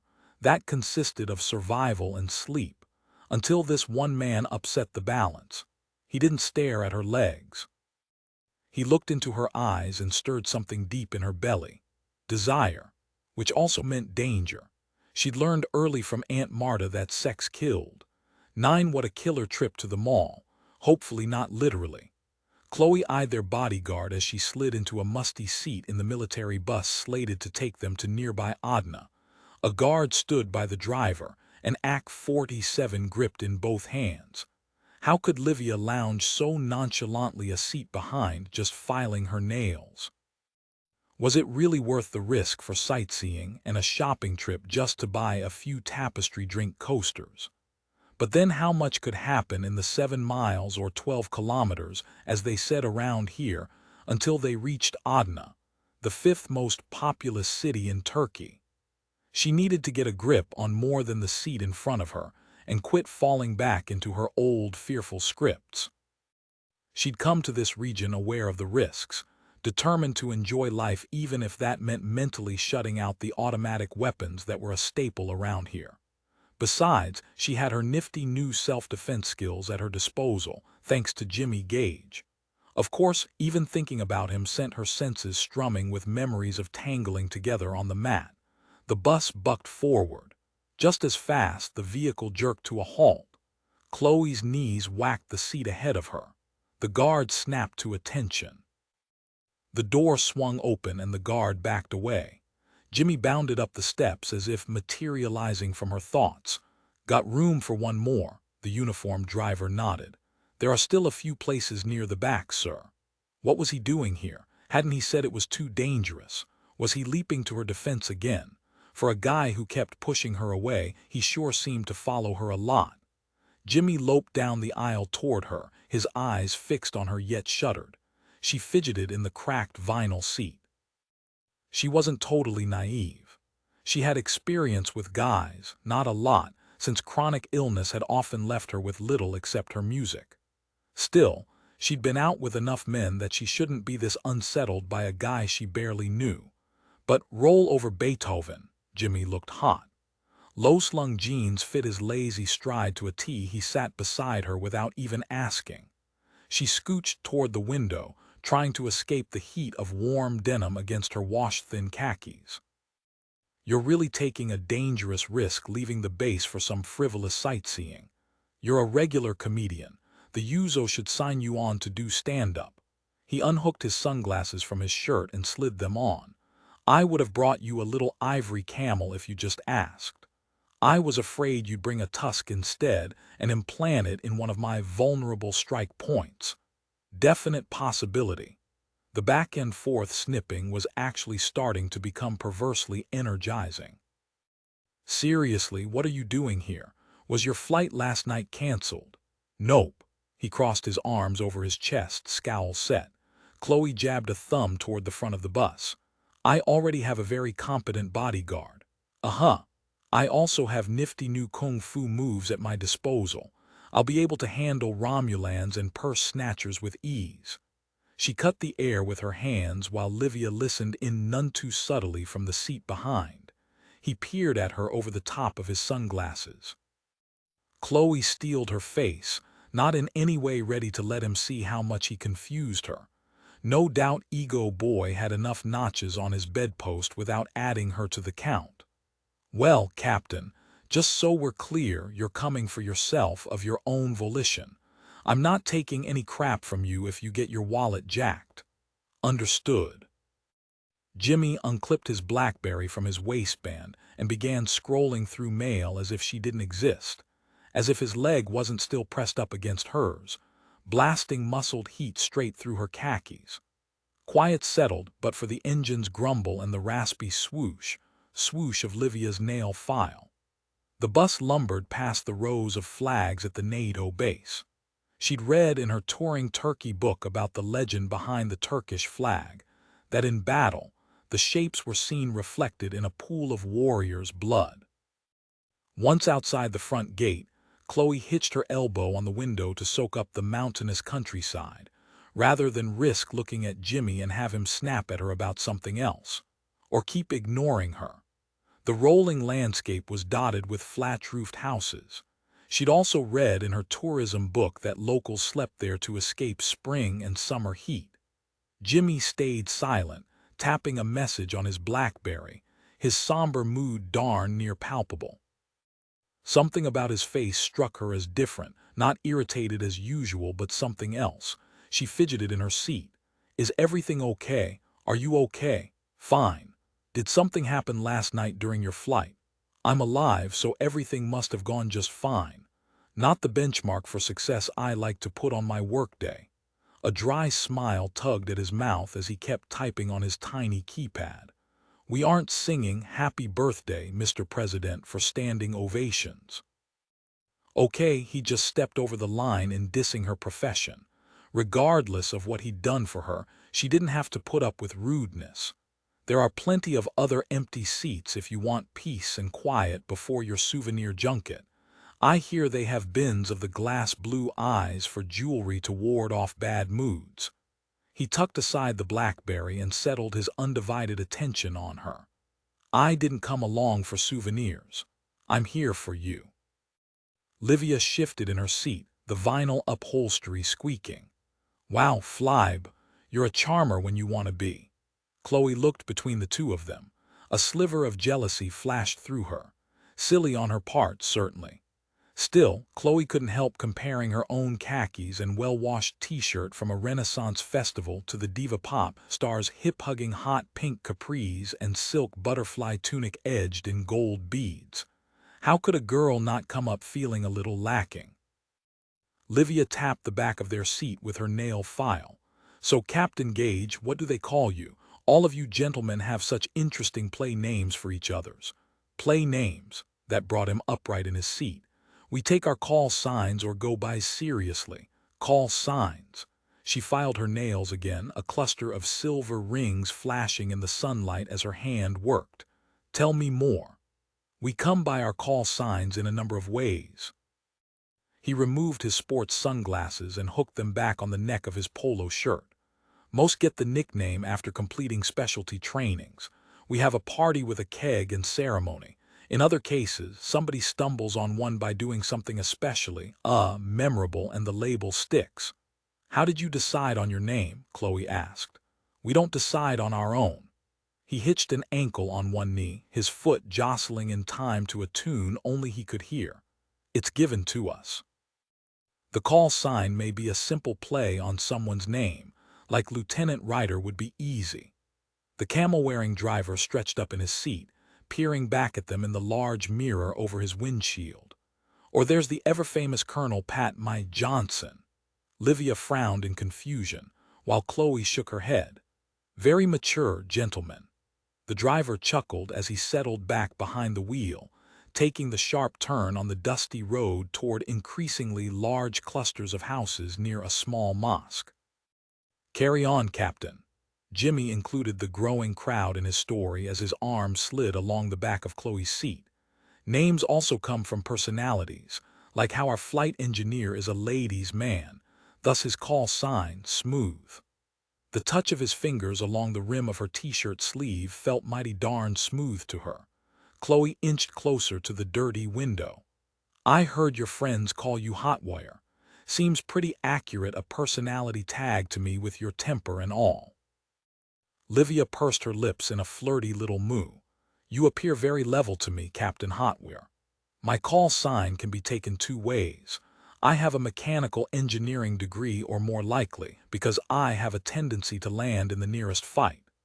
Well, that explained a lot, maybe even explained the sparks she thought she felt between them on the exercise mat. He was merely a volatile guy, and she happened to be the person in the room. She should be relieved. She was relieved, damn it. Jimmy stepped off the bus onto a steaming cobblestone street in historic Adna. Spices filled market baskets, scenting the air with memories of his grandmother's kitchen. But he was here today for something other than reminiscing about past family vacations to Turkey. He'd come to watch out for Chloe and take his mind off of Chuck's recent locale change that he couldn't seem to do a damn thing about.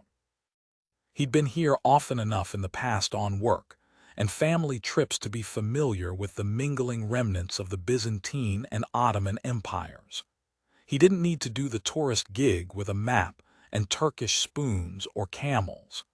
Little did many of the sightseers know that some of these street vendors mixed local wares with goods from the airbase. Even though he wanted to avoid downtown for a number of safety reasons, he had to admit that seeing the area through Chloe's wide eyes brought back some of the newness he'd felt during his first visit at 8. They'd all come to meet his grandmother's relatives, before the family finances were overstretched by his sister Jenny's cancer treatments, back during a time when he could look at women without worrying about how fragile they could be. He pushed back that thought before it sent his mood farther down the crapper. Focus on the moment, watching, protecting. So many cultural eras and politics and religions came together in one place. Bebekli Kalai's the Catholic Church of Babies sprawled at the city's center while spires of mosques spiked toward the sky. All those beautiful sights provided too many places to hide. Chloe shot ahead to a food stall packed with candies and cakey sweets before he could stop her. Damn it, speed racer, slow down. She didn't seem to have heard. He gripped Livia's arm and sprinted to catch up with Chloe before she got mugged or worse. Chloe fished in her purse and pulled out the local tender. She pointed to a pyramid of baklava and held up 3 fingers, then added a bag of individually wrapped Turkish delights. His mouth watered, reminding him of practical concerns. He hadn't eaten anything except that shitty boxed meal during his flight. Many thought of baklava as a Greek dessert, but it belonged to Turkey as well.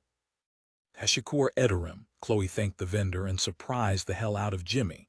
Not many bothered to wade through their Turkish phrase book. The language wasn't more difficult to pick up than Spanish or French. Chloe passed a baklava to Jimmy with a prim smile. Thank you for the escort. Before he could respond, she turned to Livia. And for you, do you know how many stomach crunches and miles on the exercise bike that will cost me? I declare this calories be damned day. Chloe bit into her baklava. Her groan shot straight to his groin. Livia nibbled a corner as if to make Chloe happy, then wrapped the napkin around the rest and tucked it into her large pink leather bag. I am going to hang with the hunky guard for the day and pretend he is my boy toy. You kids feel free to run off on your own. Kids. He had at least 5 years on her. Livia sashayed past a wobbly bicyclist and 3 honking cars. Once she reached the guard, Jimmy returned his attention to Chloe. Beside her, children played in a circle, bouncing an overlarge ball with their feet and heads. Chloe had focused her attention on a street band.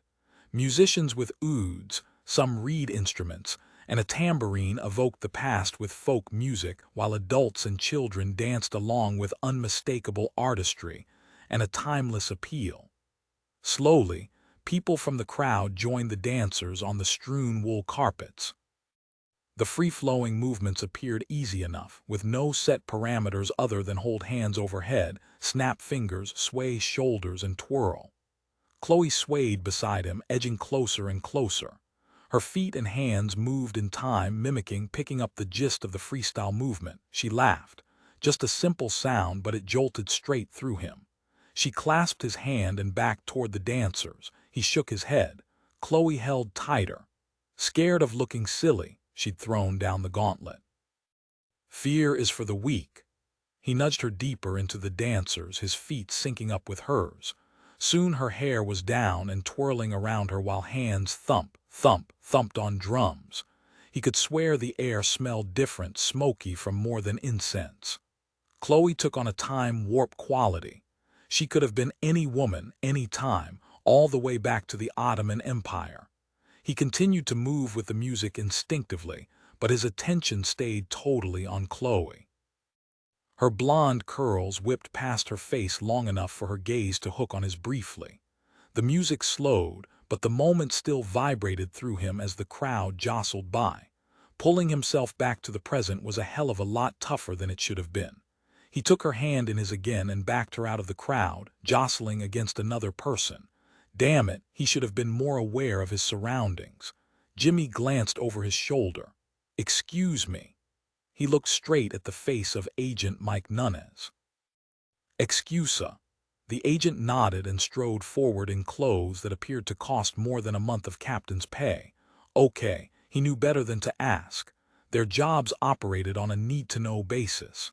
He shot a quick glance at Chloe as she waved her thanks to the musicians. She didn't seem to have noticed Agent Nunes while the dancers melded back into the pedestrians. Jimmy gripped her arm. "Come on, Gypsy Rose. We're going to find some real food." "Why, thank you for that polite luncheon invitation, sir. I would be delighted to join you." Ignoring her dig, he drew her to his side, because she felt damn good, sure. but also because the crush of activity made him nervous. All bustled around with seemingly benign activity, but threats came in deceptive packages these days. He took in the haggling at a fish stand, the sizzle of meat as a vendor sliced away at a haunch. Kids laughed at a puppet show at his 9 o'clock, while a group of mothers looked on, some in veils, others in traditional Western garb. He gauged the pace and direction of Nunez and chose the opposite. He jabbed a finger toward a street-side cafe with an open grill so he could be sure his food was made fresh. She smiled up at him. "Thanks again for asking.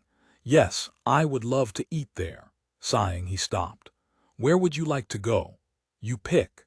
Here he was, trying to find an outside cafe with the best vantage point for keeping an eye out for possible trouble, and she was busting his chops.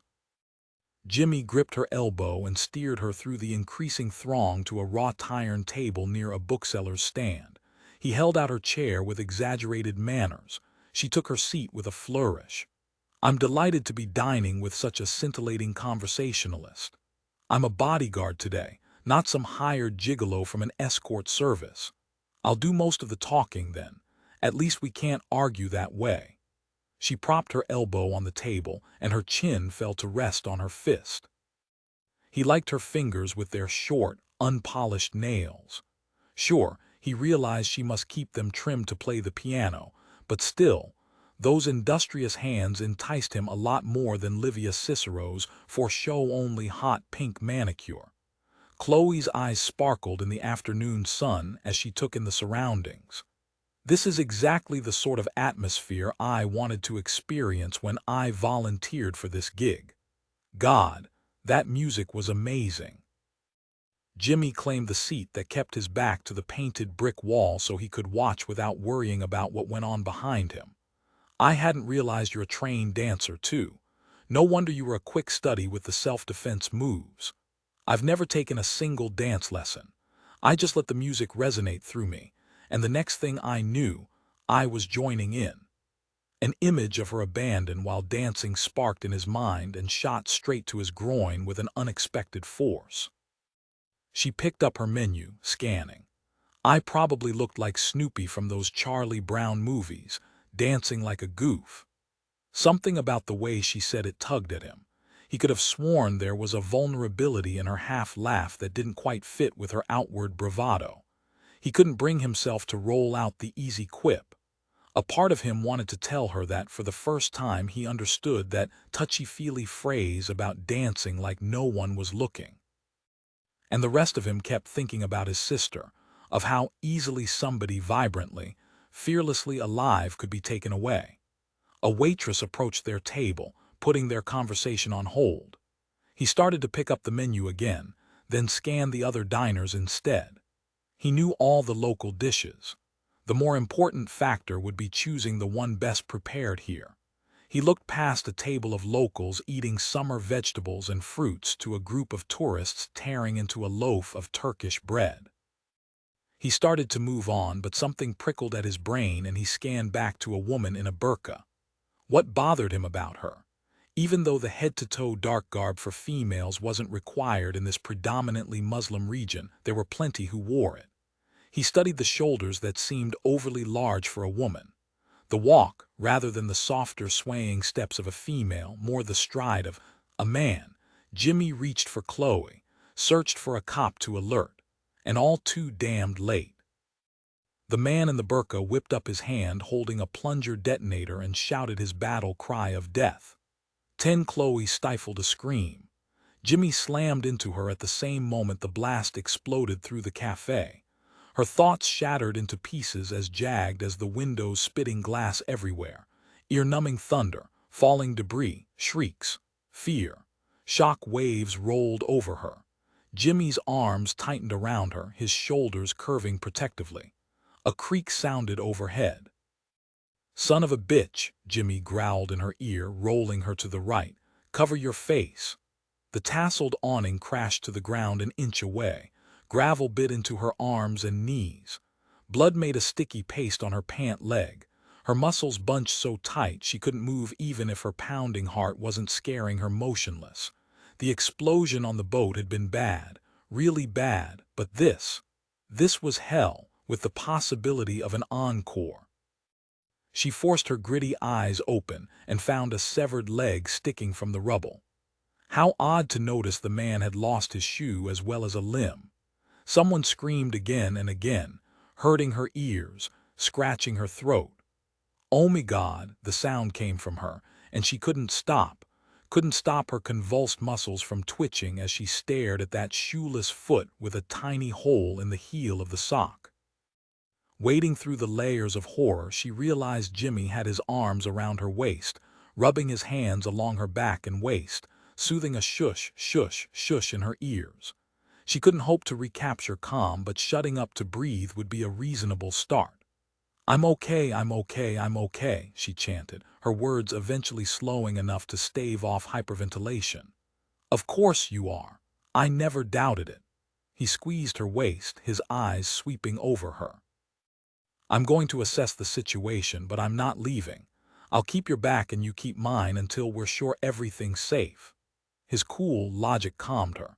A muggy breeze full of soot swept over her midriff where her shirt had bunched and twisted. She eased up, tugging her shirt down over her waist again. She started to kneel and whoa. She so didn't need to look at that 2-inch piece of glass sticking out of her calf. Seeing the embedded shard made it hurt even worse. Are you sure you're all right? Jimmy didn't look back at her, his attention still locked in surveillance mode except to her. It seemed impossible to discern anything in the chaotic mass of screaming people. There could be more attackers in the crush of humanity, and no one would know. They had to leave. Jimmy didn't need to know about her leg. I'm fine, she managed in a halfway normal voice, no small feat. Chloe snatched a cloth napkin from the rubble beside the toppled table. One hand gripping a gun, Jimmy reached behind him with the other to touch her. A gun? She didn't have time to wonder why he'd packed heat for sightseeing. Chloe set her teeth in will and yanked the piece of glass out, fast. A whimper must have slid past her lips. Chloe. Nothing, just a wimpy moment. She tied the napkin tightly around the pulsing wound. Focus on keeping us alive while I unearth my courage from my stomach. He chuckled low, a welcome sound. She searched the mayhem for a way out, a pocket of safety in a world where she no longer trusted the seeming status quo. Cars screeched to a halt, carrying a new threat. People rushed to phones, to call for help or signal another wave of attacks. Law enforcement hoofed toward the scene, but she feared everyone except the man beside her. What now? We leave. The guard has Livia and the others. As far as I'm concerned, I would rather not wait around for a possible repeat. Amen to that. Chloe fit her hand in his and he pulled her to her feet. He glanced at her makeshift bandage. A frown flickered over his face. She nudged him. It's a scrape. Let's go. He tucked her close to his side and shouldered through the frantic hordes, keeping his head low. They broke free onto a narrow street beside the bistro. Stragglers ran toward and away from the explosion while vendors tossed their wares into wagons. A police car slingshotted past, siren blaring. Homeowners closed doors and trundled shutters up tight. 3 turns later, he slowed to a stop in a quiet housing division. She sagged against the stone wall, panting. The mayhem from the attack echoed softly in the distance, along with sirens. Jimmy planted a hand beside her head, shielding her with his body while checking around them. Are you sure I didn't hurt you when I slammed you to the ground? What about your leg? You saved my life. Again. Do you think I'm going to complain about scraped palms and a scratch on my leg? Now wasn't the time to tell him she'd hit the ground pretty damn hard on her surgery incision. She was probably okay, but just to be safe, she would check in with the doctor when they got back to the base. You're sure? He tore his gaze off the street. I'm going to be fine. And she would. She knew how to take care of herself. Thank God. He hauled her against his chest. Chloe, you could have died back there. He squeezed her a bit too hard, but she stifled the wince. The solid strength of his arms, the musky scent of him, the vibrant beat of his heart felt damn good right now. She tipped her face up to breathe, bringing her lips right up to his as he looked down at her. Jimmy sealed his mouth to hers hard, fast, and God, he tasted even better than he looked. She stayed still for a second, then fisted his polo shirt. He tangled his fingers in her hair, deeper, deeper still, much like she wanted to burrow as close as she could to him. Chloe moaned a yes against his mouth. She needed this kiss, the bold rasp of his tongue against hers as she yanked him nearer. Her fingers twisted tighter in his shirt. Oh my God, becoming sticky with blood, his. She jerked back to check him over, the mood broken, even if her nerves still hummed. Jimmy. The wind ruffled through his already tousled hair. Nicks and small cuts dotted one cheek, and his forearm appeared abraded from the cement. It could have been so much worse, and it would have been her fault. He'd been right, she shouldn't have left the base. I'm so sorry for not listening to you. Jimmy pinched the bridge of his nose. I'm the one who should apologize. This isn't exactly the time or place for a kiss or chit-chat. His hand fell away and his face shut down. We need to find a taxi and get back to the base. Of course. Each painful step pulsed more blood from the slice in her leg until her sock became grossly squishy. Should we go to the police station and make a statement? We might have something useful to offer. We'll give our statements to the base security, trust me. His voice went darker than his scowl. You don't want to see the inside of a Turkish interrogation room. Chloe knew a haunted soul when she saw one, and she reached out to him. The forbidding look on his face stopped her cold. He hailed a taxi, a rusty little piece of shit, but at least the Poe's engine hummed and jerked the door open. He guided her inside with brusque hands and dove in after her, sealing them inside with an ancient driver and the smell of garlicky olive oil. Sliding his gun unobtrusively on his knee, covered by his broad palm, Jimmy gave instructions to the driver she couldn't understand, even with her limited phrase book knowledge. How did he know the language so well? Yet another confusing mystery about this man who snapped at her one moment, saved her life another, and kissed her senseless the next.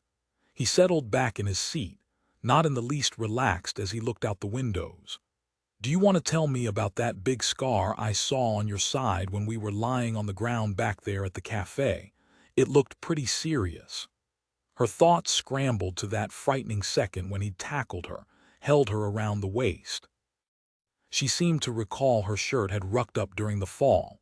She was always careful about keeping her scar concealed, but she must have been too distracted given the circumstances.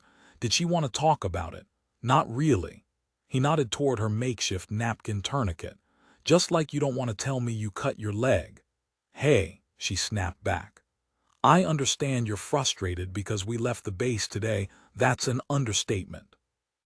His mouth went tight in a sign she was beginning to recognize as Jimmy trying to hold back his anger.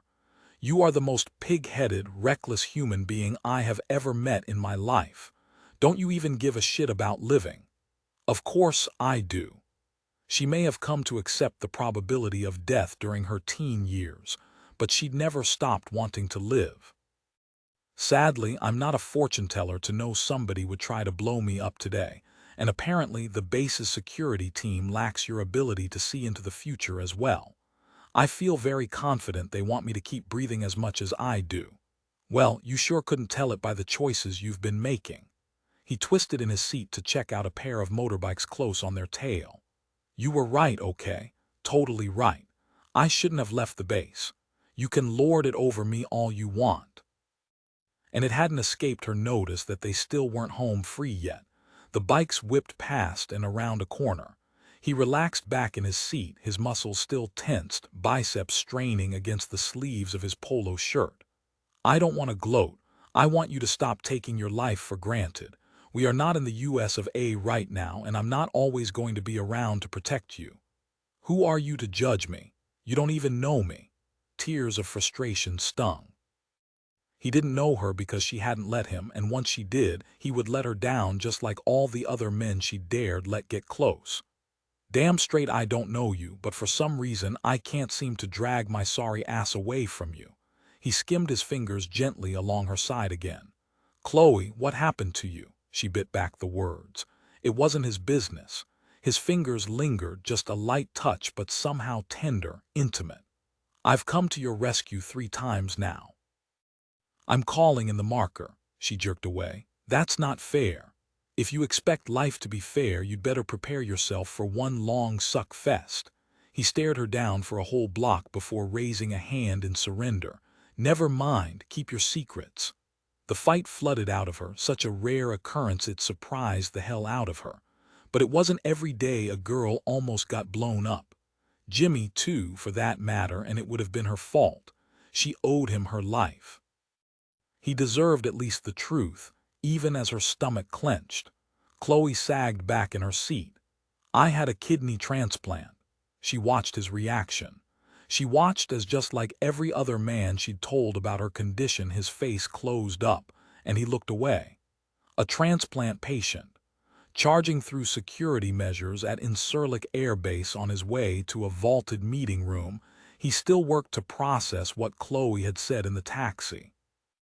Tough to do with the taste of her still on his mouth, her flowery scent still in his senses, the feel of her soft body under his still imprinted. Her revelation had knocked him on his ass at a time he was still reeling from the explosion, and how close she'd come to getting blown up. After the way he'd lost his sister to cancer, he couldn't help but be rocked by the similarities in their chronic health battles. It was the last thing he'd expected to hear from sexy, full-on Chloe Nelson, but it explained that vulnerable vibe he kept getting from her, the one that kept luring him to drag her off somewhere safe. Jimmy flashed his ID to the guard and passed over his cell phone and BlackBerry. No electronics were allowed where he was going. The guard nodded him through the metal detector. Not that they'd talked about her transplant in any detail, since she'd clammed up for the rest of the taxi ride. She made it clear that while he may have gotten his answer, he wasn't prying anything more from her. And what did he want? An outlet. Jimmy was deep down pissed off at whoever'd set the explosion, at the bastards who'd taken Chuck at life for dealing his sister and Chloe a raw hand, and at himself for not knowing how to handle what she'd told him. His boots echoed down the long, chilly corridor, thundering as loud as his anger directed at a crap ton of things.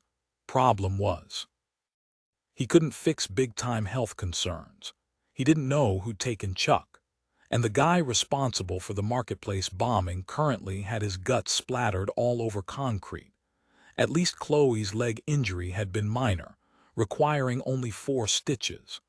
Currently she was safely ensconced in an office with base security police, giving her version of the afternoon's attack. Now he needed to meet up with Nunez for some sort of high-security meeting in the vault. A half hour after they'd bumped into each other at the market, the agent had sent a text message requesting this confab about the explosion, or rather explosions. 3 other bombs had gone off throughout the day. 2 at tourist sites and 1 right outside the front gate of the base, bursting the water pipes. Too much was happening too fast for it to be unrelated. He swiped his card through the 3rd cipher lock and entered the windowless secure room. There was nowhere to hide anything in this bare room, not even some coffee to jolt his system. Part of him hoped the agent had news on Chuck, and another part feared he did have news on Chuck. The bad kind.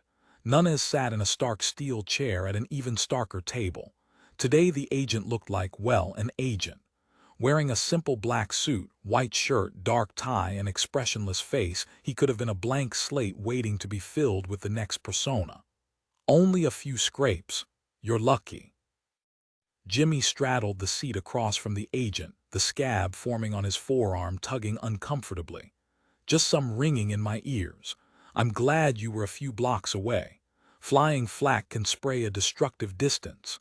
He shoved the image of Chloe's bleeding leg, the vision of her puckered scar, to the back of his mind.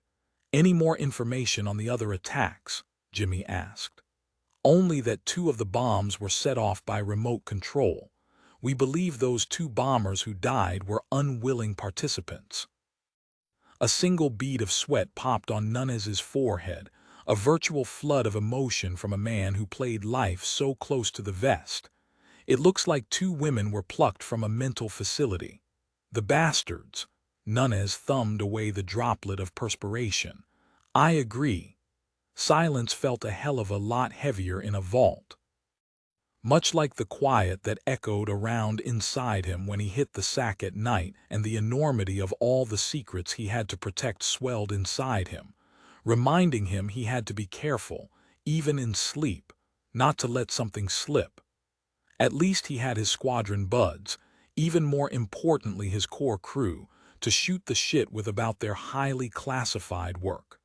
Unlike Nunez, the agent was out there alone in the middle of evil sons of bitches who tortured people and took advantage of society's most vulnerable. Jimmy reviewed the afternoon that had now carved out a permanent cubby in his memory. I know that the chances are slim anyone would have recognized you from the rescue day since you kept to yourself and wore a helmet the whole time. But best I could tell, no one made you. I watched for signs. Not that I think they would have recognized you anyway, given the whole GQ look. Nunez's blasé expression broke for an instant. What gave me away to you? I'd changed my clothes from earlier, not to mention my whole super spy demeanor. Jimmy searched for a specific detail, something about the man's gestalt, and came up blank. He'd just known. I honestly don't have an answer for you. The agent's eyes blazed with an almost eerie intensity as he leaned forward. I believe it's because you have an instinct for this side of the work that even most working the job don't possess. I appreciate the compliment. Nunez quirked a brow. I'm only stating a fact and not necessarily a good one. That gift can be a curse.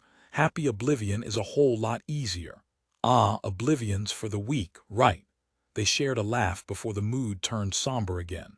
I can use an extra pair of eyes, and bringing in someone else would take time. Adrenaline tingled like a brush with an electrical outlet, simultaneously dangerous and stimulating. Bring someone in for what? I've pegged a bar that appears to be a serious contender. Are you up for a drink and a possible kidnapping? The adrenaline now hummed through his veins like a nuclear power plant. Is the Pope Catholic? Good. Nunez's eyes lit with an answering excitement of the chase. I'll get back to you with the details shortly. First, the vault door hissed open again and Lieutenant Colonel Scanlon strode through. Jimmy stood at attention. Clearly this wasn't your everyday, average shoot-the-shit session with the colonel in attendance. Scanlon saluted and took his seat with the two men at the table. At ease, Captain. Glad to see you're all right after today's attack. Me too, sir. No one needed to state the obvious. Riots in the area boded poorly for getting Chuck out of there without detection or a major incident if, in fact, this hunch even played out. Nunez didn't require fancy video technology to command attention. I've called you both here for a reason. Obviously, we're always concerned for the well-being of any civilians on foreign soil. But gentlemen, if something happens to one of those Uzo performers, his scowl went soulless. I don't have to spell out the catastrophic fallout to international relations in an already shaky region. Jimmy's arm itched at even the mention of the afternoon bombing and how close Chloe had come to dying. If someone was gunning for performers on the Uzo tour this aggressively, he wanted her on the first plane out. Nunez continued, no fidgeting, just pure, intense focus. The man didn't even toy with the pen beside his hand. I understand you've got your hands full with rescuing Chuck Tanaka. However, the agency still believes that your best cover for being here can be gained by protecting our Uzo personnel. Jimmy thought of Livia Cicero's shout of outrage over being confined after the bombing. At least Chloe finally seemed to grasp the serious nature of nearly being blown to bits. The performers and crews are already in lockdown. No more jaunts out. Scanlon cleaned his black-framed glasses. Sending them home would be simplest. Certainly, if the Uzo would agree and if the enemy wouldn't dance in the streets over the victory. Scanlon slid his glasses back in place. So give us our marching orders, Nunez. A twofold plan. Captain Gage is going to help me with a little field work. That must be related to the drink and possible kidnapping Nunez had mentioned. What did that have to do with the colonel? I need you to pull some protective detail here. We have security beefed up, but Colonel, we would like for you to stick close to the Cicero woman. Jimmy muffled a cough. He was going into the field and the colonel was babysitting. Life was flipped on its ass today.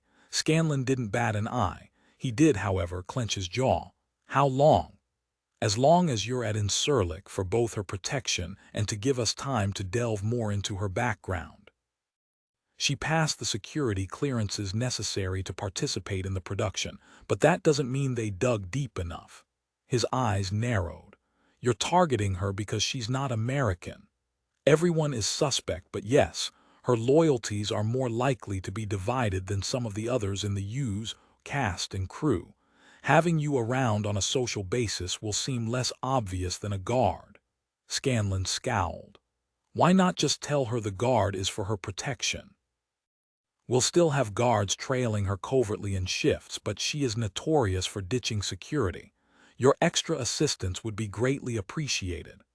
The colonel whipped off his birth control glasses, pinched his nose, and muttered something that sounded much like a sarcastic grate. Of course, we understand there will be instances when you're busy with other duties, at which times our security will double. Jimmy rocked his chair on two legs, enjoying the moment for some perverse reason. Could be this struck his funny bone on a day that had otherwise been pretty much dog shit. Smooth would be glad to act like her boy toy. We don't want romantic entanglements mucking up the water. Jimmy lowered his chair. Sorry, Colonel, I tried. Nunes seemed to weigh his next words carefully before stating, in my opinion, Colonel Scanlon is the least likely to be distracted by her because of his recently widowed status, which is the very reason I chose him. Awkward moment for sure. An image flashed to mind of the colonel at a squadron party with his wife days before she died. They'd appeared so into each other while dancing, and there wasn't a thing any of them could do for him. If he'd been a contemporary, Jimmy would have poured a few beers down his throat until the guy got maudlin and unloaded some of the grief clogging his insides. But due to the colonel's rank, contemporaries in the work field were sparse.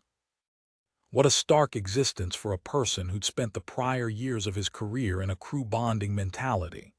Lieutenant Colonel Scanlon's expression stayed blank, even if his fists clenched. Astute observation, Agent Nunes. Consider the job done. 11 Chloe thumbed through the selections on her iPod, nothing else to do while she hung around in a recreation center room designated for the performers who chose to stick it out after the marketplace attack. Every rational instinct told her, time to hitch a ride home. They didn't even have water for showers because of the bombing at the front gate. Tenacity, the debt to that soldier, and a memory of a flyboy's kiss, however, kept her in Turkey. Meanwhile, she'd traveled to an exotic country only to be entertained with foosball, a stack of board games, and her choice of 3 channels on the Armed Forces Network, currently spouting non-stop episodes of Jeopardy! For $800, name sexual frustration in Turkey. Alex would that be, who is kiss and leave Jimmy Gage. She'd barely seen him since they'd been shuttled to military doctors to be checked over once everyone had regrouped at Incirlik Air Base. She would have assumed he was flying, except it seemed the colonel had plenty of free time on his hands to hang out with them, even if he brought along paperwork. She suspected the obvious. Now that Jimmy knew about her transplant, he'd lost interest. She should have been used to this by now. In fact, she worked to keep men at bay rather than run the risk. But somehow Jimmy had gotten under her skin. She blinked back tears, angry tears not hurt, and focused on studying the boss. Maybe he could give them some insights on the current security status. Although why was he even here? Wouldn't he have preferred somewhere quieter than a room littered with USO personnel? Apparently not. He'd commandeered a table for himself, his laptop, and a stack of files. A group of backstage techies stayed glued to the double Jeopardy question while the band played cards. Their stage manager, Greg, wore noise-reducing headphones while tuning into a video of the last performance on his computer.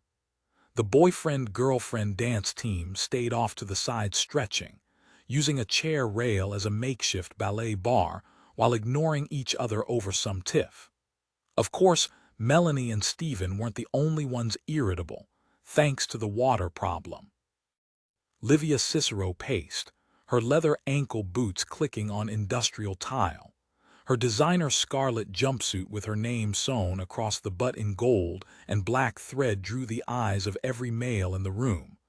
I cannot believe I am being held captive. She gripped the jeweled cell phone she'd been forbidden to turn on.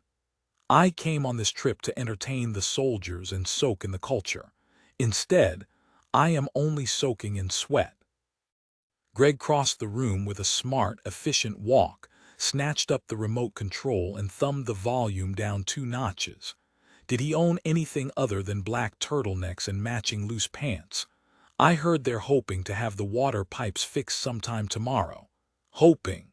Livia snagged a bottled water and twisted the cap. We're going to need more perfume. Greg closed up his computer. I'll hunt down another box of the baby wipes they've been giving out. Livia drained half her water bottle, visibly unimpressed. Chloe unwound her iPod earbuds, not that she'd got to listen for more than 60 seconds at a stretch before Livia interrupted or the dance team sniped at each other. As a conductor, she was used to handling relationship dramas and diva theatrics. The performers deserved to be respected for their talent, but otherwise needed to be treated as one of the crowd. We've all been given the option of flying home anytime, she said to Livia. I fulfill my commitments. She turned on a spiky heel and faced the colonel. Have you ever considered corrective eye surgery? No, he answered without even pausing in his typing. Or new glasses. Livia bent at the knees to get a better view of his specs, which seemed to involve a quick inventory of the man himself. These work fine. He tapped the bulky frames. They do have a certain retro appeal. He pulled them off and turned them to the side for display. They're Air Force issue and therefore free. Scanlon slid them back on his face. Are you always so unsociable? He peered over the tops of the rims. Are you always this rude? She flounced down into the chair next to him, her velour jumpsuit swishing in the silence. Livia flicked her nails repeatedly. I am bored. Chloe wasn't. Watching these two spark off each other was better than any iPod offerings or the 3-station television. She stuffed her music away and hugged her knees in the uncomfy faux leather chair. Over in the corner, even the boyfriend-girlfriend dance pair slowed their pliés and pouting to listen in. Lieutenant Colonel Scanlon flipped to the next page in the file. Did someone forget to pull the green M&Ms out of your candy dish? Livia sniffed. I don't eat chocolate. A smile flickered along his mouth for the first time. Not my point, diva. Chloe sensed the entertainment was about to turn ugly. Livia Cicero was known in the tabloids for her dramatic meltdowns. Chloe wasn't sure why she liked this drama queen. Maybe because the woman embodied all the bold colors of life Chloe had longed for in her youth. Regardless, Livia had unselfishly done her a favor by lining up the backup singer gig when no one would have blamed her for blowing off the request. Chloe unfolded from her chair, scavenging for a way to stop the exchange before it went south. Livia, come over here. Chloe gestured to the battered piano in the corner. Even the captain of the Starship Enterprise got stuck playing peacemaker on occasion. I'll run through some songs and scales so we can exercise our vocal cords. I can even record you with the new feature on my iPod.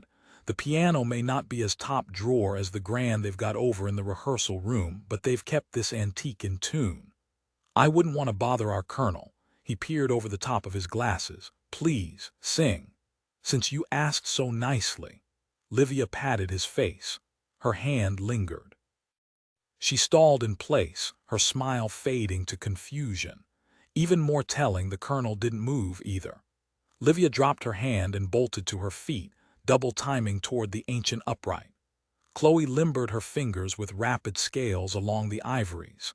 The familiar feel of cool keys, the action of give and take under her touch, the routine rolled over her, more relaxing than meditation and a massage combined. Returning her hands to the middle, she paused and nodded to Livia. The singer's voice hit pure and true from note one of the vocal warm-up. Note by note, everyone in the room began to abandon whatever else they'd been doing to listen in. Professional respect swelled. Livia Cicero wasn't just a pretty pop star package. The woman's classical training couldn't be missed. Livia may have been gifted with an angel voice, but she'd unmistakably put in the time to hone her instrument. Scales transitioned into songs, a mix of arias and popular tunes, finally a love ballad that had gained Livia recognition early in her career. Melanie and Stephen even shrugged off their argument and swayed together. The colonel shot to his feet, interrupting them. "Play something else." Livia hitched a hand on her hip and thrust out her bottom lip. "Do I sound so horrible, or are you just anti-romance, Colonel?" Chloe stared from one to the other in their standoff, the whole room silent. The colonel wasn't irritated. He looked completely shell-shocked. The song had struck an emotional chord for him, and not in a good way. Chloe had seen the same heartbroken look on her father's face after her mother died in a car wreck. This man had lost, and lost big. Livia's blasé mask slipped to reveal genuine compassion. "I'm sorry." Apparently the diva wasn't as self-absorbed as she liked everyone to think. He blinked once, the hint of emotion gone and replaced by cool composure. "It's all right." Lieutenant Colonel Scanlon dropped back into his chair, losing himself in the work spread out over the table. Chloe returned to simple scales again, safer all the way around for everyone. Jimmy Gage was on board with the plan. Nunez half listened to Cuttrose while watching the airmen work the bar with ease while Anya served drinks. Gage hadn't even hesitated when asked to sign on for some undercover help. The guy was a downright natural. Thanks to listening devices the size of a grain of rice resting in the ear canal, he and Gage could hear each other and communicate freely in an emergency. Gage had spent the past 4 hours bragging to any woman who would listen about his high-profile military career, a fine line to walk, since the man really did possess secrets that could topple security in more than one country. But he'd seen the guy train in the gym. Gage could take care of himself, part of what made him the perfect choice in a pinch. The pieces fit for using him rather than wasting time calling in an agency backup. If anyone in this place made their bread and butter off kidnapping American servicemen, Jimmy, Hotwire, Gage would be looking at the inside of a dark hood by the week's end. Which reminded him he needed to nudge harder with Cuttrose.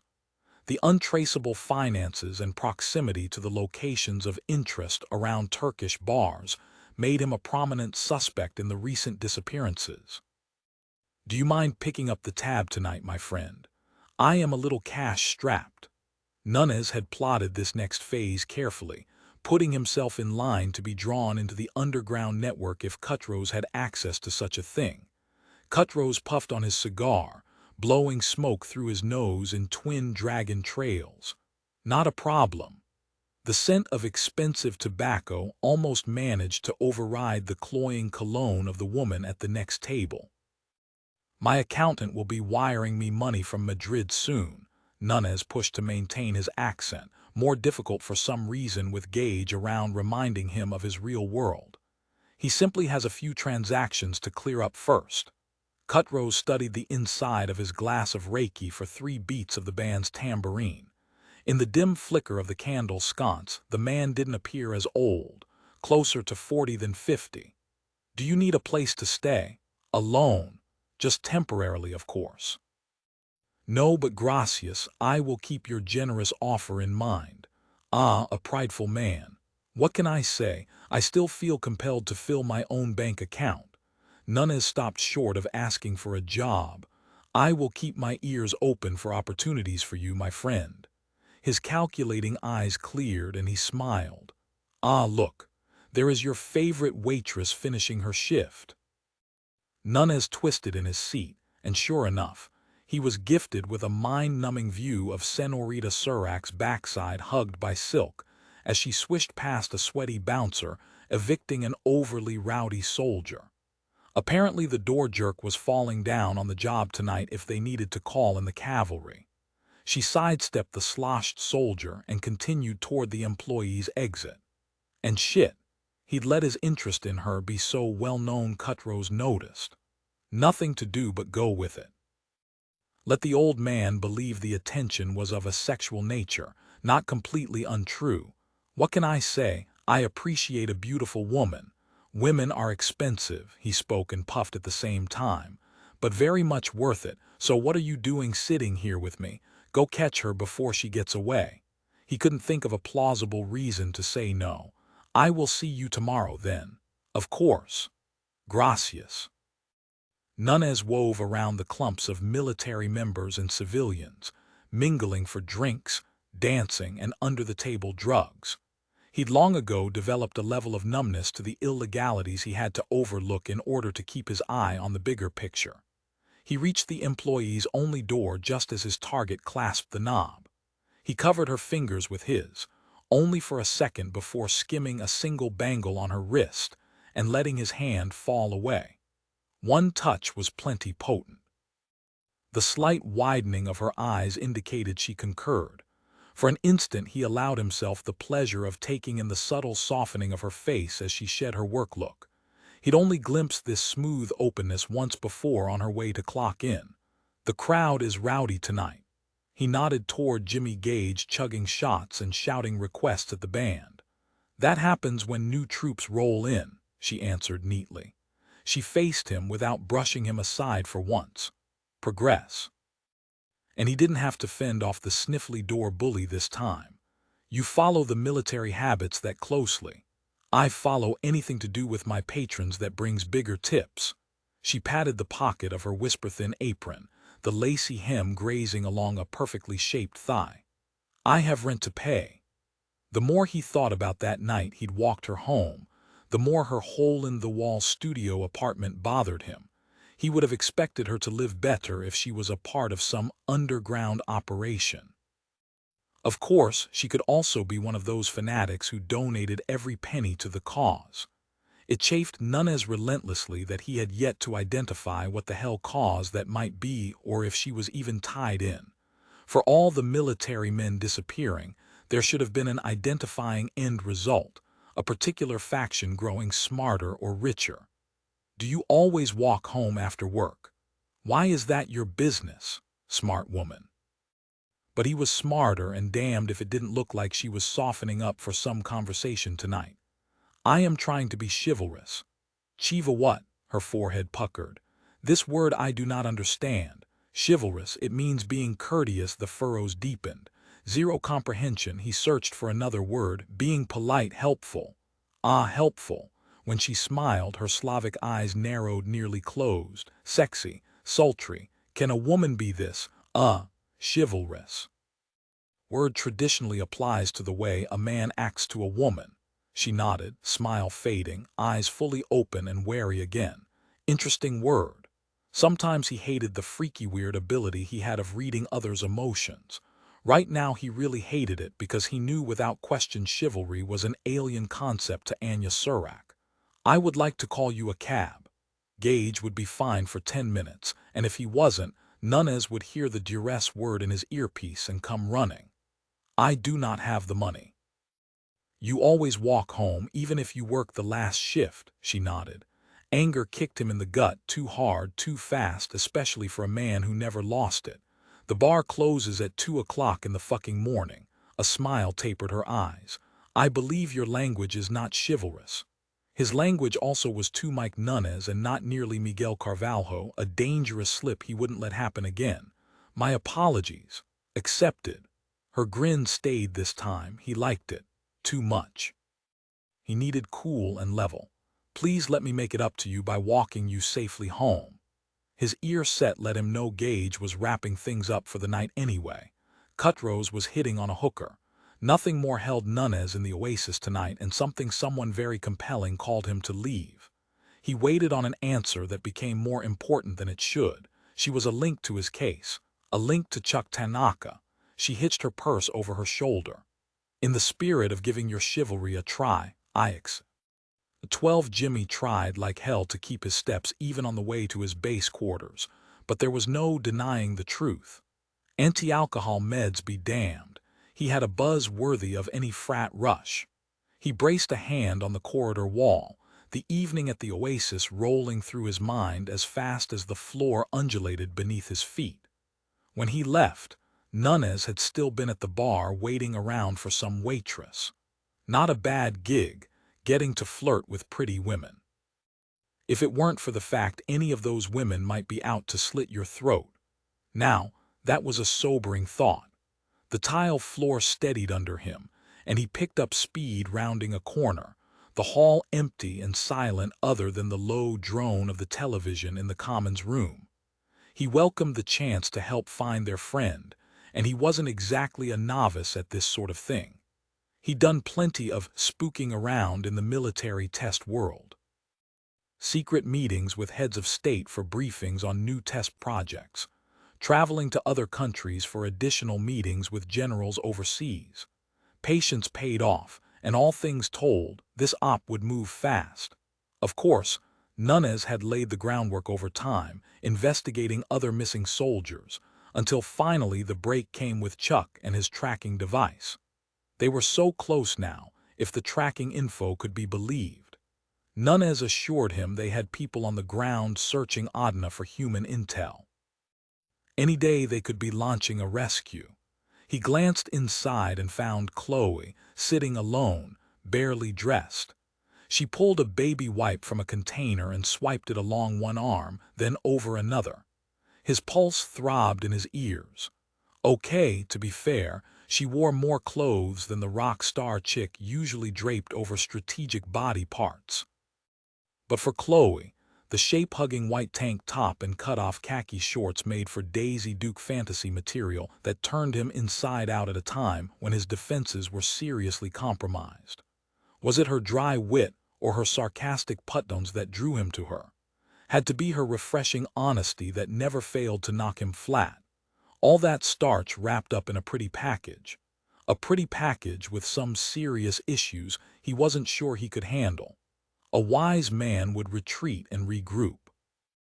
Mars, god of war, however, insisted retreat was for sissies.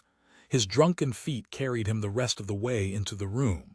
Anything good showing on the Armed Forces network. Chloe twisted at the waist to face him. She held up her hands. Stay back. I'm in dire need of a date with a shower and my lavender soap. I smell like a compost heap doused in baby powder. I seriously doubt that. Her eyes glinted, and not in a good way. She was still pissed over the way he'd pulled back in the cab after she told him about her kidney transplant. He'd been a jackass. He just wasn't sure he could do any better now. He did know that against all better judgment, he wanted to be here with her now. He didn't want to think about Chuck and what could be happening to him. He didn't want to think about his own time as a pal. Jimmy dropped onto the leather recliner by the sofa. Distance was good. Undoubtedly, he smelled like a smoky bar and a vat of beer. He'd made use of the bathroom sink to wipe down as best he could. Not as clean as he would like when stepping into the room with Chloe, but a definite improvement over his sweaty self earlier. He couldn't go too far in self-sanitizing and send up a red flag here that he had access to the outside world. Chloe rubbed a wipe along the back of her neck, nodding toward the coffee table. You can commandeer the remote if your masculinity so dictates. She stood. I'm going to bed. Stay, he said without looking at her, who knew what his eyes might give away about the alcohol or his past. I'm not a dog. Please have a seat. He forced the words up his raw throat and risked a glance in her direction. Confusion flickered across her face before she slowly eased back onto the sofa. Thanks. He snagged the control and rubbed his thumb over the buttons without changing channels. Damn straight there was something calming about a remote in his hand. Having trouble sleeping? Pretty much, she eyed him warily. I feel rank. My sheets are musty. Inside is cooler but stuffy due to no cleaning. Outside I just sweat more, which makes inside worse. I'm sorry your trip here has been less than stellar. Security should lighten up soon. I've been doing my own sightseeing on TV and with all these posters. She reached for the touring turkey book on the coffee table. My guide doesn't have much personality, but the details are accurate. He looked around the room, empty except for scattered furniture, a foosball table, and a magazine rack full of outdated periodicals and a few local newspapers. Where are all your friends?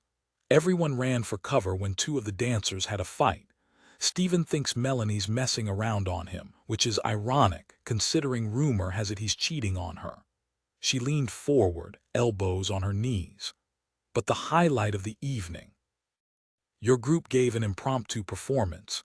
No, just Livia. She shaved her legs in the sink using a water bottle. A wicked grin lit her eyes. Your colonel about had a seizure. Now, that would have made for some awesome vacation photos.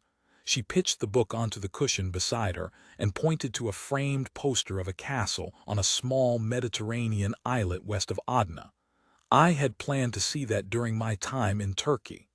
He didn't even need to bother reading the caption along the bottom. He'd visited the maiden's castle twice as a kid with his grandmother, a relentless tour guide when it came to showing off her homeland. Chloe scooped up her small pile of wipes and tossed them into the metal can by the sofa. Do you know the story of the maiden's castle? He tipped his head back on the oversized recliner and made himself far too comfortable taking a Chloe inventory. He knew he was a little drunk, or he wouldn't ogle her, but he'd used up his ability to put on a show at the bar. His grandmother had shared the story long before they visited the place together, but he needed to hear Chloe's voice. Tell me. The castle dates back to the 12th century during the Byzantine era. She reached to the guidebook again and fanned pages with her thumb. Legend holds that an Armenian king prayed for a daughter. Finally his prayer was answered, but a sorcerer cursed her. Her father was told she would die from a snake bite, so dear old dad built an impregnable castle to keep her safe. Looks to me like a person could swim out there. In fact, he knew so since he'd done it. True. However, she died because a snake hid inside a basket of food. She crossed her legs, tucking her bare feet under her knees and making all too visible the bandage on her leg, reminding him of how close she'd been to danger, of another insidious threat she would live with for the rest of her life as a transplant patient. He pulled his focus back on her words rather than just the sound of her melodically husky voice. I researched the area before coming here, since there would be so little time for sightseeing. Maiden's Castle is a rather obscure choice.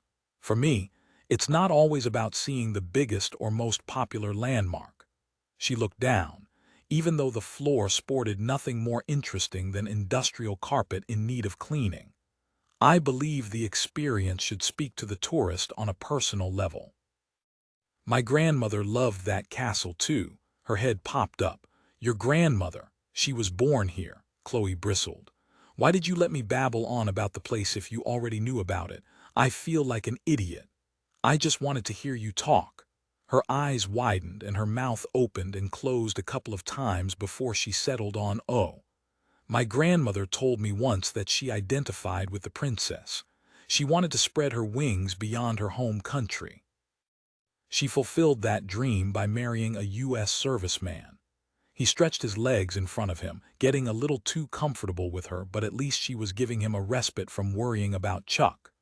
Do you feel some kind of connection with the princess, too? Was your father overprotective? He certainly coddled me, especially after my mother died in a car accident. But truth be told, I felt like my illness kept me locked away from the world. She studied her clipped fingernails. His woozy brain cleared, fast. This wasn't about tourist spots any longer. Chloe looked up, face defiant, challenging. My kidney came from a brain-dead army soldier. He pushed back thoughts of his sister and bone marrow transplants. Memories of how he'd failed her could freeze him up inside faster than dry ice. What happened? She survived an improvised explosive device at a checkpoint, even made it back to the States. But the damage was too extensive. That's all I'll ever know. The enormity of her sacrifice still boggles my mind. Such a gift she's given me, and I can't even thank her family. So you're here to say thank you. Good on ya." He nodded once with a military precision.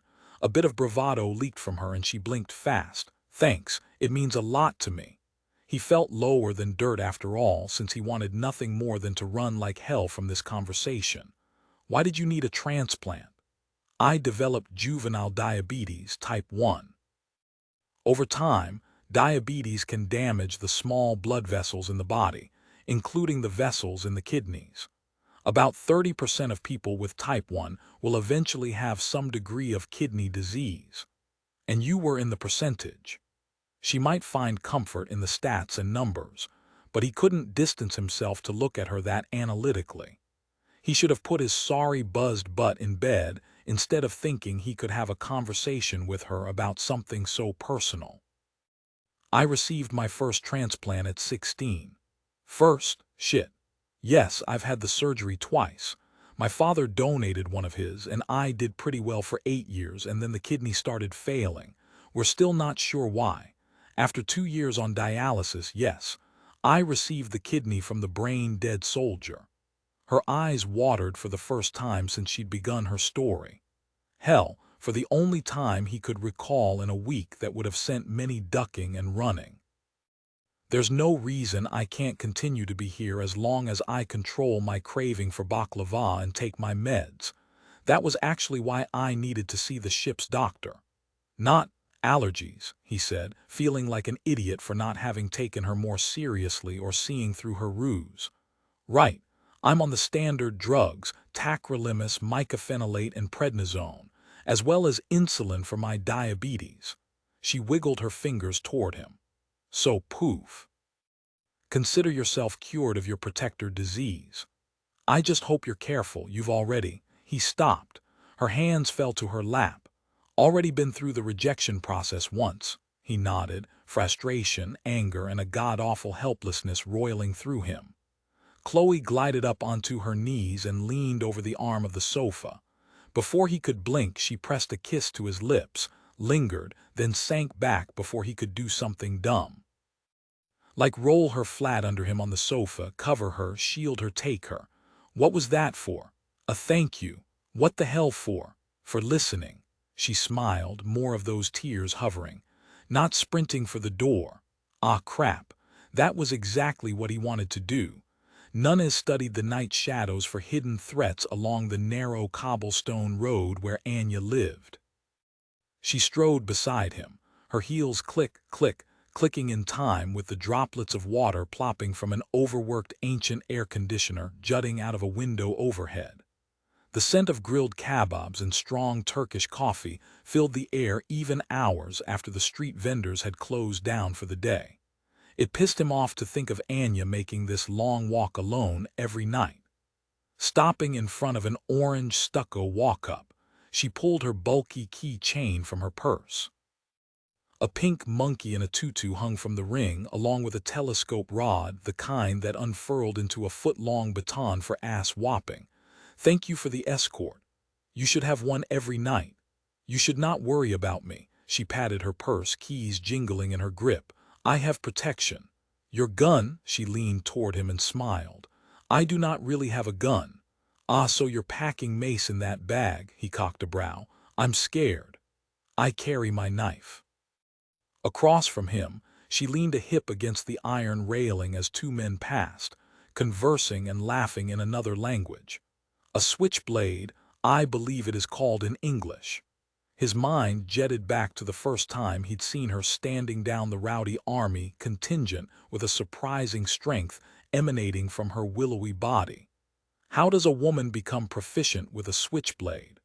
"My aunt taught me how to protect myself from non-chivalrous men." "Unchivalrous," he corrected automatically, his brain still hitched on a single word that could mean nothing, or everything. "Aunt. Do you live with her?" "She lives elsewhere, running her own businesses." "Businesses?" He prodded carefully, watching the play of street lamps highlight the small tick over one exotic eye, nuances that spoke louder than her words. "Taverns and nightclubs like my parents used to run." He lounged back against the iron railing along her steps, which afforded him a better view of the deep color of her lips, lips free of the artifice of makeup. Was she as guileless through and through? Why not work for your aunt? Does not every young person want to break free from their family and set up independence? That they do. How damned ironic that he'd resented his parents for the secret childhood they'd forced him to live in the witness protection program, and yet now he spent most of his adulthood pretending to be another person. I learned much from my aunt, but the time came for me to leave Upper Turkey and Aunt Marta, the name he'd been seeking. Well, hell, mystery solved. He would run a data search in hopes of confirming Anya was Marta's niece, but her words rang true. You lived with your aunt. What about your parents? He studied the tiny stain just below her breasts, a tiny red blot that could be cherry juice. She fidgeted with her keychain, twirling the ballerina monkey with nervous fingers, so he stayed silent rather than risk pressing her too hard. He would take his lead from whatever she said next. I lived with her during my teenage years after my mother and father died. I'm sorry about your parents. At least I had someone to look after me. Your aunt who runs a tavern and nightclubs. She eyed him suspiciously before shrugging, her keys rattling an impatient clink. Yes, she just opened a new one in Istanbul and another up in Stuttgart, Germany. Anya selected a key, looking ready to run. Well, you get the point. The family business expands. I knew how to tap a keg before I could ride a bicycle. She dangled her keys in front of him, the tiny monkey in a tutu spinning. When I was little, I wanted to be a ballerina, not a barmaid. He weighed whether to believe everything she'd told him, especially when he could tell by the rapid, visible pulse in her wrist how much his questions bothered her. He watched that blue vein throb and tore apart her words for evidence. There was still a chance Anya might be as innocent as she appeared, or she could be working for her aunt by broadening the network. Either way, he couldn't deny his fascination with a woman who hid her real self as effectively as he did, an intriguing quality in an already sexy woman. A woman he intended to kiss within the next 2 seconds. 13, standing on her front stoop, Anya watched the shift in Miguel Carvalho's eyes and knew he intended to kiss her. And she intended to let him. For the first time, she had the attention of a man with no ties to Aunt Marta, and that stirred her almost as much as the warmth of his mouth settling against hers. He grasped a lock of hair that had escaped her clasp. He grazed his fingers along the length until his knuckles rested on her jaw. Miguel attracted her. She could not deny his good looks. How often she'd admired his dark hair that rested along his shirt collar, begging her fingers to test the texture. Silky seduction or raspy, coarse temptation. Now she knew, pure silken sensuality. She deepened the kiss, noting every detail to remember later. The give of his mouth against hers, the warm sweep of that first taste of his tongue. Their bodies barely brushed. Still, she caught a whiff of his musky aftershave, felt the muscles along his chest contract beneath his silk shirt. She sensed his restraint, and that touched her more firmly than any frenzied clench. Her fingers crawled up his arms to his shoulders, and she urged him closer. The strength of his arms banded around her back, luring her to ignore everything else and follow that feeling of sensuality and safety. What a unique sensation, security. She could grow addicted, and he would be leaving soon. Anya eased away from Miguel and the urge to take this further. She needed to stop and think. Her actions had serious repercussions. While he didn't have connections to her aunt, what did she know about this man? He spent too much money and drank. A lot, not huge testaments to his character, except he also worried enough about a simple waitress to see her safely home. Thank you for walking with me. Her heart thrummed in argument with her decision to pull back, her lips still tender from the play of his mouth. My pleasure. I would have done so every day. Except she had been avoiding him until in a moment of weakness she accepted his offer of help. Just once she didn't want to be alone, seeing shadows shift around her, itching with the sense of being followed. She still was not certain letting him into her life was the right decision. She needed time to think, and she certainly could not think with him standing just 2 steps down from her, which put them at eye level, his gaze entreating her to stay. His knuckles trailed her arm. "Are you working at the Oasis tomorrow?" "I am on the late shift." "So you go in later." This sounded like the start of "Would you like to go out for an early supper before work?"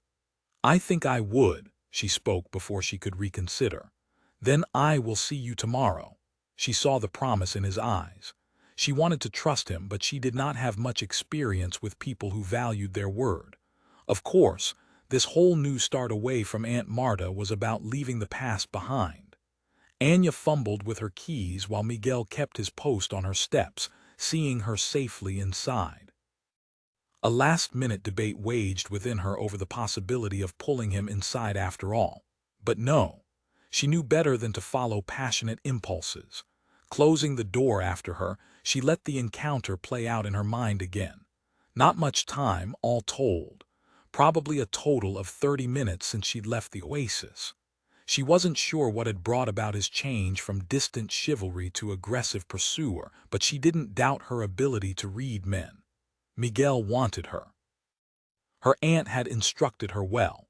Aunt Marta.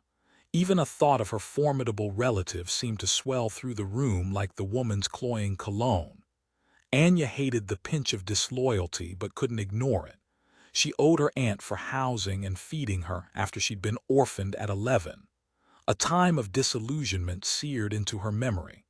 Like the day she had learned her family made their living from something other than serving up drinks.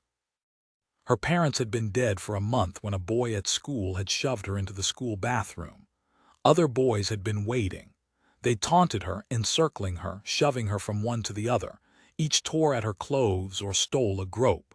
The message: tell her aunt that a new family ruled the neighborhood. She hadn't been raped, thanks to the intervention of a teacher who'd heard the noise, but she'd felt violated all the same. Face still streaked from her tears, she informed her aunt. Rather than consolation, she'd received an initiation talk. Time to join the family business. Work for food. Run packages because who would suspect a kid? Then, as a teen, use her femininity to distract men into spilling information. Her aunt had never explained how she was supposed to feel about that. The focus of discussions had always been on what the man wanted and never what she might want. She had bought into the family indoctrination for years. She had transported drugs and information. She had let men she did not admire into her bed just to have someone hold her. She had done everything Marta Surak asked, even at the expense of her heart. Right up until the day her aunt had demanded she pull the trigger. A light from the open door knifed across the dark cell, giving Chuck his first peek at his new home, since those goons had tossed him in a couple of hours ago.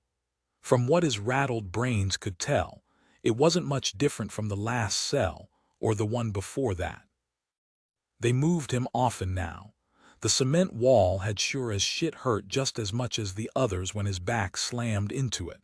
His shoulder still throbbed, probably broken. He could feel blood from the scrape sticking to his shirt, right over the tracking device. He hurt too much to care anymore. Chuck simply sat and waited. He no longer had enough control over his body or mind to do anything more. They'd broken him. The woman he'd actually heard someone call her Marta, a tiny nugget of information he couldn't do a thing with, strode across the room and knelt beside him, her pencil-thin skirt pulled tight around her thighs, her heels eye-level from his vantage point sprawled on the floor. Her perfume swamped his nose. Her round face and soulless eyes swam in and out of focus. She didn't bring water anymore. He wanted her knife, to use on her and then himself. But one of her goons stood at the door with fists and gun in clear sight. "I am beginning to doubt your usefulness, Airman Chuck, BFD," like that mattered to him now. "Help me, and I will make sure your family has a body to bury. Continue on this ridiculous path and no one will find the pieces of your corpse." He didn't have any family, but he did have friends. His Air Force buds must have been working their asses off for the past 2 weeks. Had it really only been such a handful of days? He couldn't be sure as he lost track of time, never sure how long he'd been unconscious. How many programs would they have to reevaluate or scrap because they couldn't be sure if he'd cracked? Would he have a chance to let them know he hadn't spilled anything? Would that stay true if Marta kept at him much longer? Your shoulder appears painful. No, shit. Sherlock. She laughed, smoothing her hand over his back along the bloody, torn shirt. I like men with spirit. Maybe there's some life in you yet. She frowned, pausing. Her fingers glided back to the split in the shirt and skin from where a jagged patch of wall had torn away his flesh. She prodded gently, but still her touch stung his raw wound. What is this? Her voice lost its phony-as affectation of friendliness as her finger circled, right over his tracking device. Damn. Her knife flashed in the stark light of the overhead bulb. She pressed the steel tip into his shoulder and prodded. Fire scored his back. As the bitch continued her search, he bit down a shout to a groan. Head cocked, she cradled her prize. No squeamishness on her part. He wished he could say the same for himself as his stomach tumbled over itself in a death spiral. She thumbed away blood until silver peeked through. Interesting. I might have thought it just a piece of flak, but there is a symmetry and warmth to the piece. She lifted her hand. I don't suppose you want to save us both some trouble and just tell me what it is. It's an identification chip. The lie rasped along his throat, raw from lack of water. He barely recognized his own voice anymore. It allows my body to be identified if I suffer an injury in combat, he gasped for air. That destroys my face or prints. Would she accept his explanation? Very smart. I would press you for more, but you require so much work. My people can analyze this. He could only hope whoever her people were, they wouldn't be able to detect the device's properties, such as broadcasting life support data, which now had been halted. His people would think he'd died, and they didn't even have a way to search for his body. Resolve seeped from him, exhaustion filling the void. His journey had finally finished. 14 Marta punched in the security code to the garage attached to the small holding house on the outskirts of Adna and drove inside. She turned off the engine, slid her arm through a grocery sack, and snagged her purse that held the plastic container with her find from the airman's back. Still, she could feel the warmth of the small silver chip between her fingers. Its purpose, however, iced her. Marta swung her legs out and hip-bumped the door closed again. The engineers on her payroll had informed her that the chip was some sort of high-tech tracking device like none they'd ever seen. All her work moving the captive from Istanbul to Adna may have been fruitless. Of course, if the device worked perfectly, he would have already been found. Apparently its signal was low power. The technicians she'd worked with in the past assured her they could either disarm it or boost the signal if she wished to lead those on the other end to her. Eventually, she hoped this would bring her a pretty penny from a contact she'd cultivated in China. For the moment, the device had been temporarily disarmed until she could revamp her plans, starting with sending Iral on an errand. At least something could be gained from her decision to keep Chuck alive that one more week, a week now nearing its end. She climbed 2 steps and tapped in the code for her second layer of security. Bari's had his own assignment checking on Anya. How naive that the girl just thought she could leave. No one left the family business. Anya had been fed and supported for years. She owed loyalty and help. Marta avoided the wall mirror. Her looks wouldn't hold out forever. Although thanks to the whole American urban cougar phenom, she could draw younger men in for a while longer. She entered the kitchen in what looked like an unassuming little haven for an unassuming family. Below ground, however, she kept her latest guest in a cellar tricked out for persuading prisoners. Iral sat at the small wooden table, licking chicken from his fingers as he feasted on a carcass. Marta dumped the sack on the counter and sifted through the fresh fruit and bread to pluck free a new disposable phone. It was imperative she keep up a steady stream of untraceable communication with her people. She slid the phone across the scarred wood table. I have a job for you." His eyes lit with avarice as he snatched the phone a second before it reached the edge. His frustration over Bari's preferential treatment in receiving assignments had been ill-disguised. Idiot. He really did not understand how to best wield his assets and power. She opened her purse. "I need you to transport something." His face crumpled with disappointment, quickly followed by anger. "I am being demoted to your delivery boy." "You are what I pay you to be," she snapped. Then she calmed. Men needed their egos stroked more often than their privates. "This little container is extremely valuable, and your mission will be quite dangerous. I will understand if you do not wish to undertake such a risky task." His shoulders braced, his chin thrust. Predictable. "What will I be delivering?" She resisted the urge to snap again. Why could they not simply follow orders? Always the questions, questions, questions.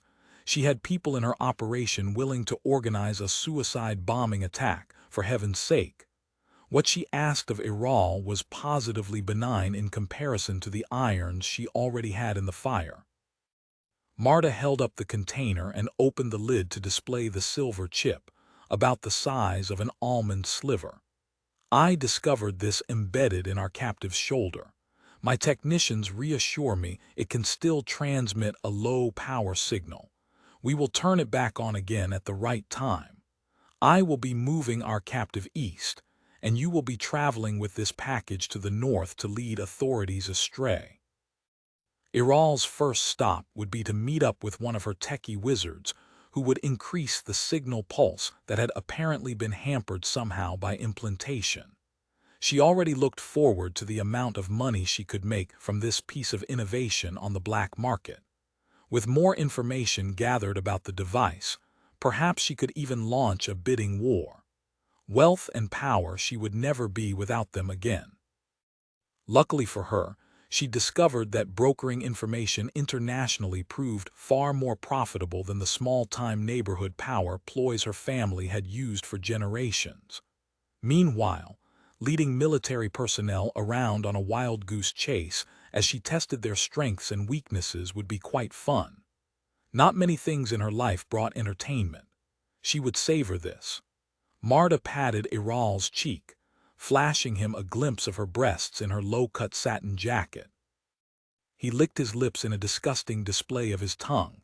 Why did men think that gesture was a turn-on? Uncle Radko had done the same as the drunken fool lurched toward her, grabbed her, plastered his wet mouth against hers. Once he died, she had wanted to cut his tongue from his head. Instead, she'd stolen his cigar clipper to remind herself of the importance of power, of control. Soon, Iral. Soon. She held still and let him stare his fill while believing his turn with her would come after the mission. In reality, he merely neared his turn to die. He'd outlived his usefulness and proven to be an unreliable, weak employee. She preferred Bari's anyway. Odd, because she couldn't remember a time when she wanted one man over another, but these past few days had been different somehow. A flicker of worry flamed through her, one she quickly snuffed. She could manage a simple case of hormones with the same efficiency she handled everything else. First, she needed to move Bari's as well before he spent too much time in close contact with the pretty Anya. Her charms were better used elsewhere. The girl thought she'd been so crafty in staging her escape. Little did she know, Marta had made sure that particular job opened with the best pay in order to lure Anya exactly where she needed to be. In place for Marta to investigate the security around a Yuzo community. She already had a top bidder in Iran interested in attaining that information before the popular entertainment group left Turkey. The time had come to launch her ultimate test. Damn it, I want to be on that flight. Jimmy restrained the urge to pound the mission planning table. Losing control wouldn't help make his case with Lieutenant Colonel Scanlon. They'd finally gotten a solid lock on Chuck's tracking device, finally had a concrete mission to fly with a chance of rescue. Rescue, not just a body recovery. He chose to believe the vital signs detector had merely shorted out, which channeled more power to the signal when it resumed. He filed the possibility away for future testing. Right now, however, he could only think of locating Chuck. Lieutenant Colonel Scanlon folded the mission chart in front of him. "We have enough pilots. Vapor and I can handle the stick. You're already tapped elsewhere, Captain." But if Chuck isn't even around here, Nunes still thinks part of the network responsible for taking Chuck works out of the Oasis. That's the reason we started here in the first place. Vapor snagged his helmet bag from the ground. "Hey, be grateful you're getting out of this place for a while. Maybe you can grab a shower. You're really getting ripe, pal." Jimmy ignored Vince and stayed focused on the colonel. "Are you ordering me to stay, sir?" "If that's what it takes, but I suspect that won't be necessary." "Of course, sir." Jimmy, the colonel, rarely used first names, usually opting for the rank or call sign. "You're a hell of an officer, focused and talented, but you can't be everywhere at once. Push that drive too far and you'll burn out before you become a general. And make no mistake, I predict a star in your future." That was one fat-ass bone to wave under a guy's nose, but stars weren't going to keep his friend breathing. "I just want Chuck found alive." Scanlon clapped him on the shoulder. "You need to accept it may be too late, but damn it all, we will bring him home." He wanted to believe that, except the thought of Socrates' empty grave told him the fallen didn't always make it home. Jimmy resigned himself to the inevitable. He wouldn't be on this flight. He had another mission to perform. Still, his slacks and bogus silk shirt he had to wear itched a reminder of his more comfortable flight suit. Jimmy powered down the corridor toward the glowing exit sign. Outside, he would hook up with a small contingent of Nunes's CIA paramilitary dudes wearing civvies and looking like airmen out on the town, too. They would watch his back and gather intel around him. He cleared the doorway near the small lot of official buses. At the end of the row waited 2 rental cars, one for him and one for Nunes's men. He picked up his pace toward the cars. Heat enfolded him in an oppressive blanket. A body rammed into his chest, someone short and curvy with a whiff of baby powder. "Chloe," she stared up at him, squinting in the late afternoon sun. "You've been tough to locate lately." He wouldn't exactly say he'd been hiding since their discussion about her transplant, because that would be wrong. He'd just been slammed with work. "Right. Why aren't you with the rest of your group? I've been trying to find you for the past hour." She flattened her palm to stop him from forging past. "What's going on around here?" "What do you mean?" he hedged, eyeing the parking lot where he expected his drinking buddies to show up soon. "Everyone's in a frenzy, plowing through the halls, extra cops everywhere I turn." She waved her hand toward the military personnel weaving in and out, security high due to the threat and the impending flight. "Just look around." Time to divert her attention. "They must have heard there's been a new shipment of baby wipes at the base exchange." Not amused. Her lips pulled tight. "I thought we reached an understanding last night that we would be honest with each other. I've held up my end of the deal telling you huge and private pieces of my life. Answer me this one question, please." The last thing he needed now was to worry about her, too. Analysis of the Navy speedboat wreckage indicated a bomb had been planted, making the military or the Uzo the target. While Nunes's time was being devoted to finding Chuck, the base security had a whole other mission looking into who might want to disrupt a peaceful group of entertainers. Why didn't the higher-ups just cancel this ill-fated Uzo tour and send the people home? People are busy with repairs. Water lines should be running again within a couple of hours. "So I hear, but I'm not worried about my next bath." "Damn it, Jimmy, I know you're avoiding my question." "I'm worried about." The rest of her sentence played out in his mind and kicked him in the gut. "Me? Don't be. This is what I do and I'm good at it." "Crying shame you have such self-esteem issues." Her green eyes snapped with anger, and she had a right. He was dodging her questions. He'd been dodging her rather than risk hurting her by saying the wrong thing.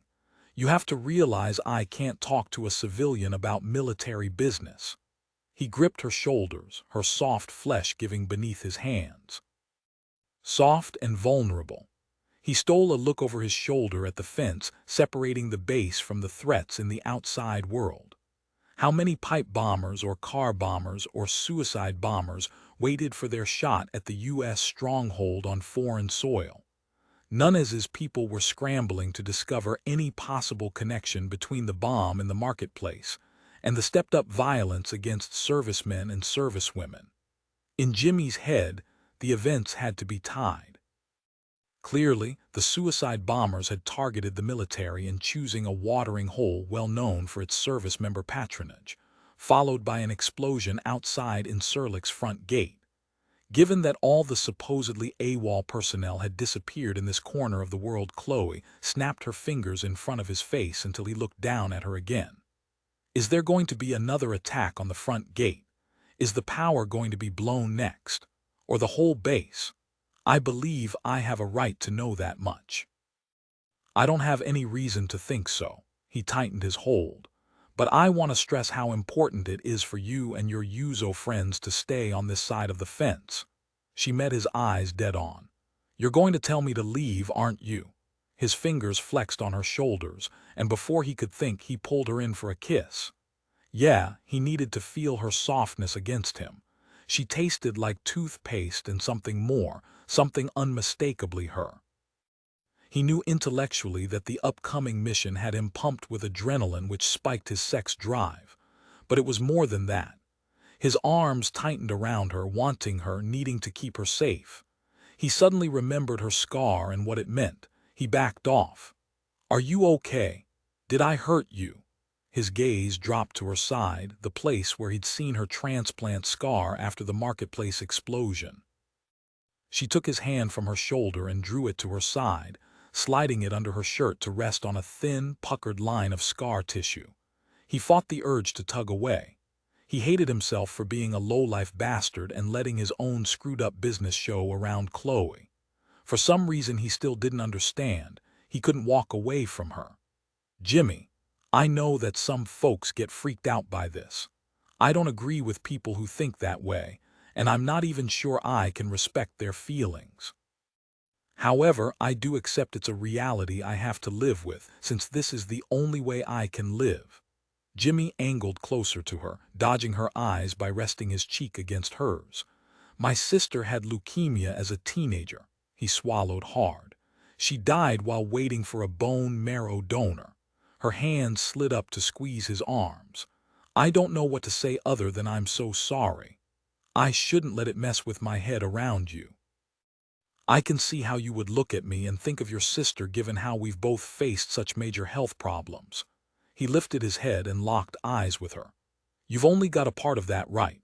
Jenny's death may have left me with baggage about protecting women, but when I look at you, my thoughts are anything but brotherly. He let all the heat he was feeling shine through, no barriers there and no chance of acting on it out here. Chloe's eyes widened in surprise, then answering heat. Strong. Tempting.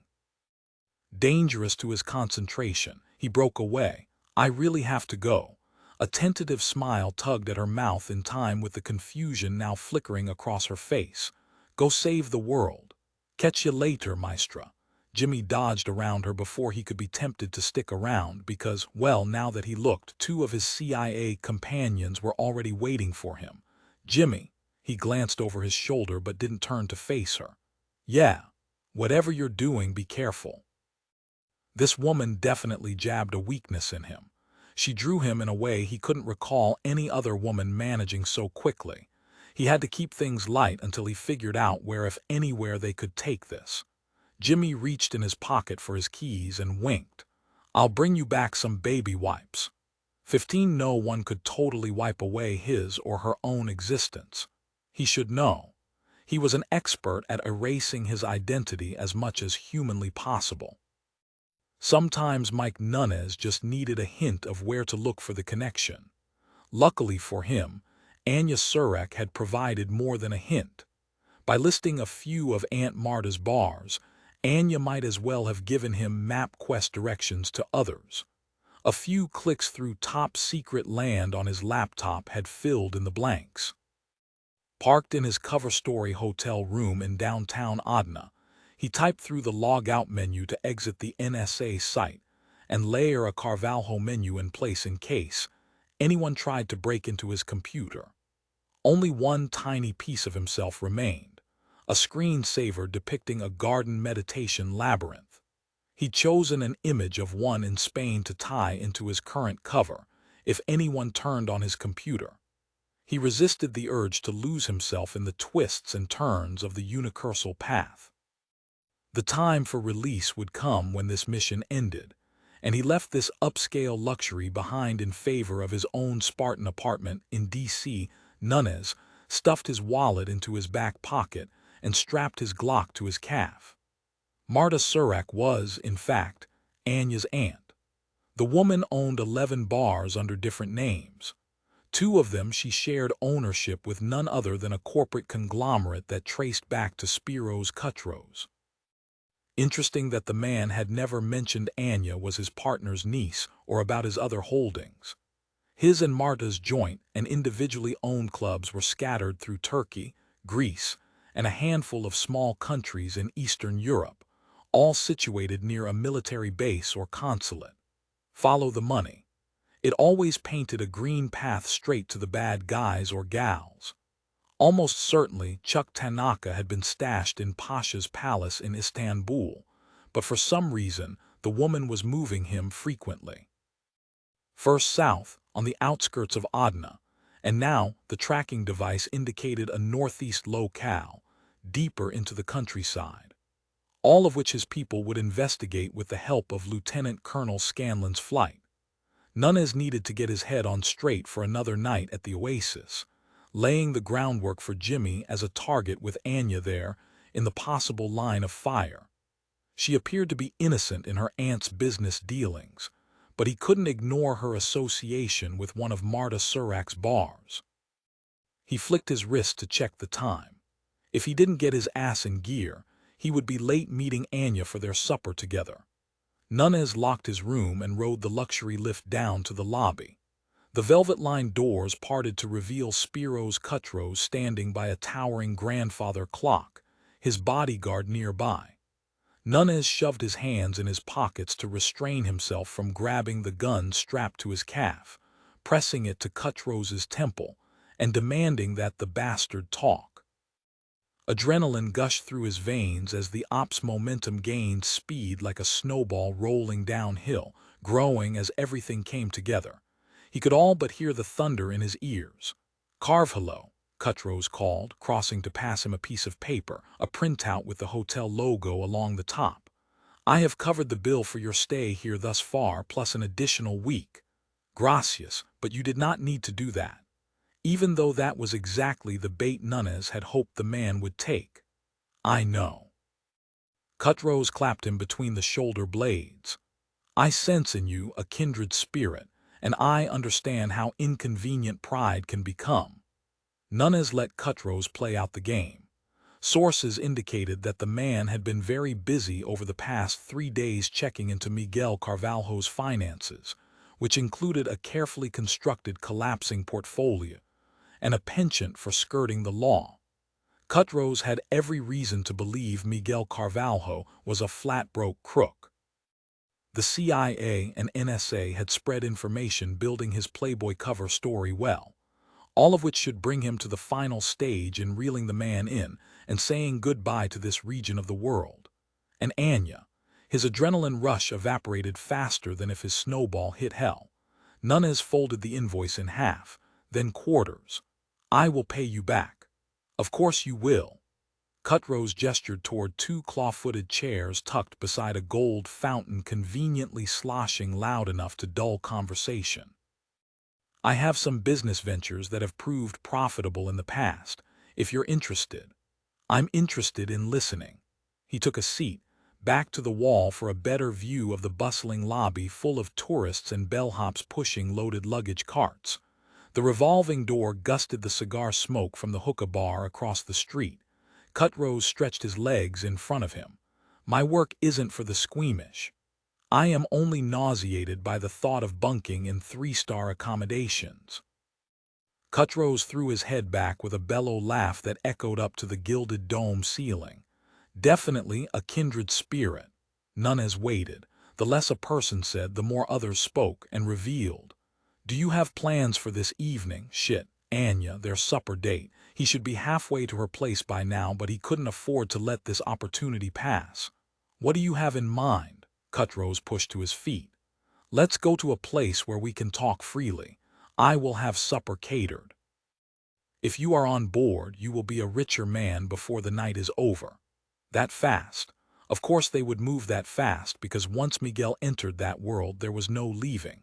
If he turned down the offer, he might as well sign his death warrant.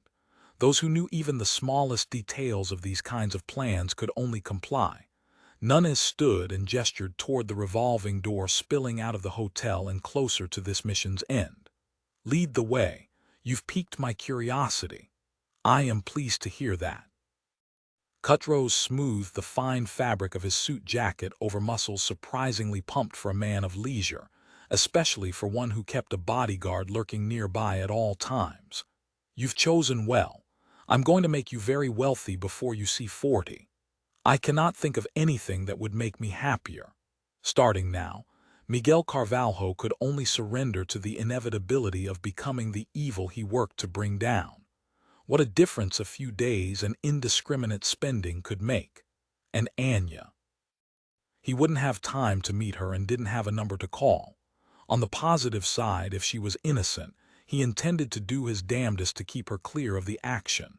However, if she was in collusion with her aunt, then he would almost certainly see the beautiful Anya at the shakedown, because if his instincts were right, tonight he would kidnap Jimmy Gage. Captivity sucked.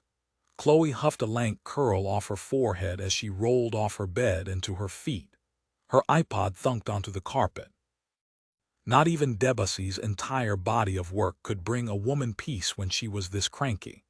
How much longer until security concerns eased, and they could carry on with the performances? Maybe she should just go home after all and sign on for another Yuzo trip later. Except Jimmy wouldn't be around for the next tour. Cranking open the window, she inhaled the fresh air to ease the encroaching claustrophobia.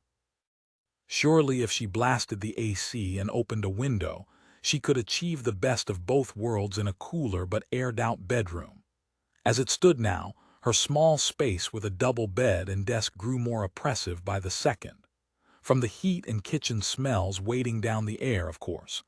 Not because she'd spent the past 4 hours chewing her nails to the quick worrying about Jimmy, a situation she could do nothing about. So she focused on what she could fix, her smelly room. A gentle breeze drifted inward and over her, carrying the soothing scent of spring blossoms. Oh yeah, pump that window wider. Chloe stuck her whole upper body through and into the small courtyard. Security lights played off the pink and deep purple flowers. She thought about plucking blooms to scent her room, but the rustle of night creatures in the bushes kept her hands firmly planted on the windowsill. A movement outside, larger than from any rodent or animal, startled her back into her room. Then curiosity drew her forward again. The sill bit into her palms as she squinted to peer into the dark, and yes, someone was darting around trees. Her stomach knotted. She cranked the window closed again, her body already stretching toward the door so she could alert security. The intruder sprinted across a bare patch of lawn under a lamppost. Chloe relaxed. Livia. Everybody seemed to have somewhere to be tonight. Chloe tugged a peasant shirt on over her tank top and khakis and shoved her feet into sandals, hopping on one foot, then the other on her way to the door. She cleared the exit without finding a guard in the hallway. She shivered at the possibility that they might all be on call for whatever dangerous mission Jimmy was off to tonight. Hopefully they were just outside, checking on Livia. Chloe searched the courtyard. Livia sprinted toward the other side. Holy cow, she sure made speedy time in heels and a dress. Oversized Gucci shades nearly swallowed her face. Shades, at night. Hey, Livia, Chloe called into the dark. What are you doing?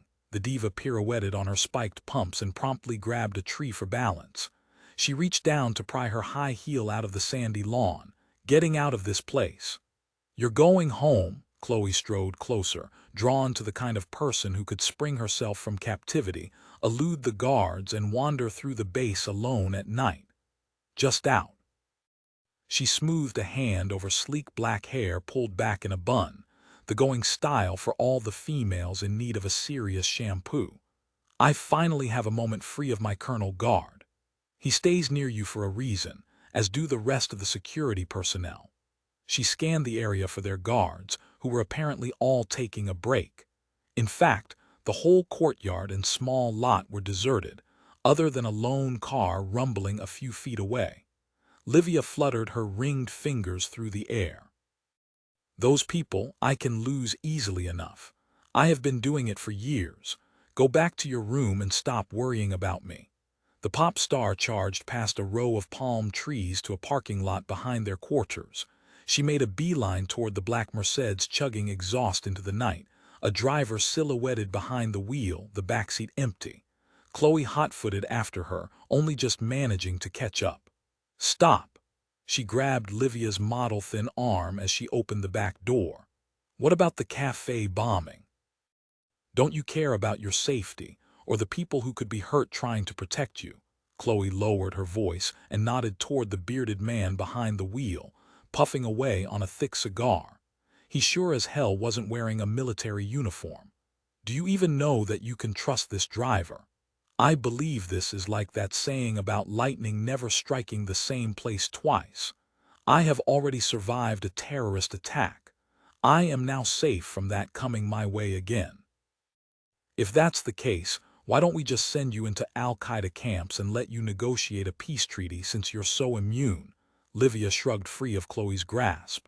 I may not speak perfect English, but I can detect sarcasm. No one asked for your help. Now be a nice little rule player and go back to your room. Apparently I don't have a lock on the sarcasm market. Please listen. It's not about the rules. I'm being a good friend like you've been to me. I appreciate your concern. Livia's face softened. I only want a real shower. I'm tired of shaving my legs in a sink with bottled water. I will be back and tucked into my bed before the Colonel even notices I am gone. Chloe plumbed her brain for some kind of rebuttal. Livia might be a diva, but she'd never been a dunce, until tonight. Headlights striped in the distance. Some help, thank God.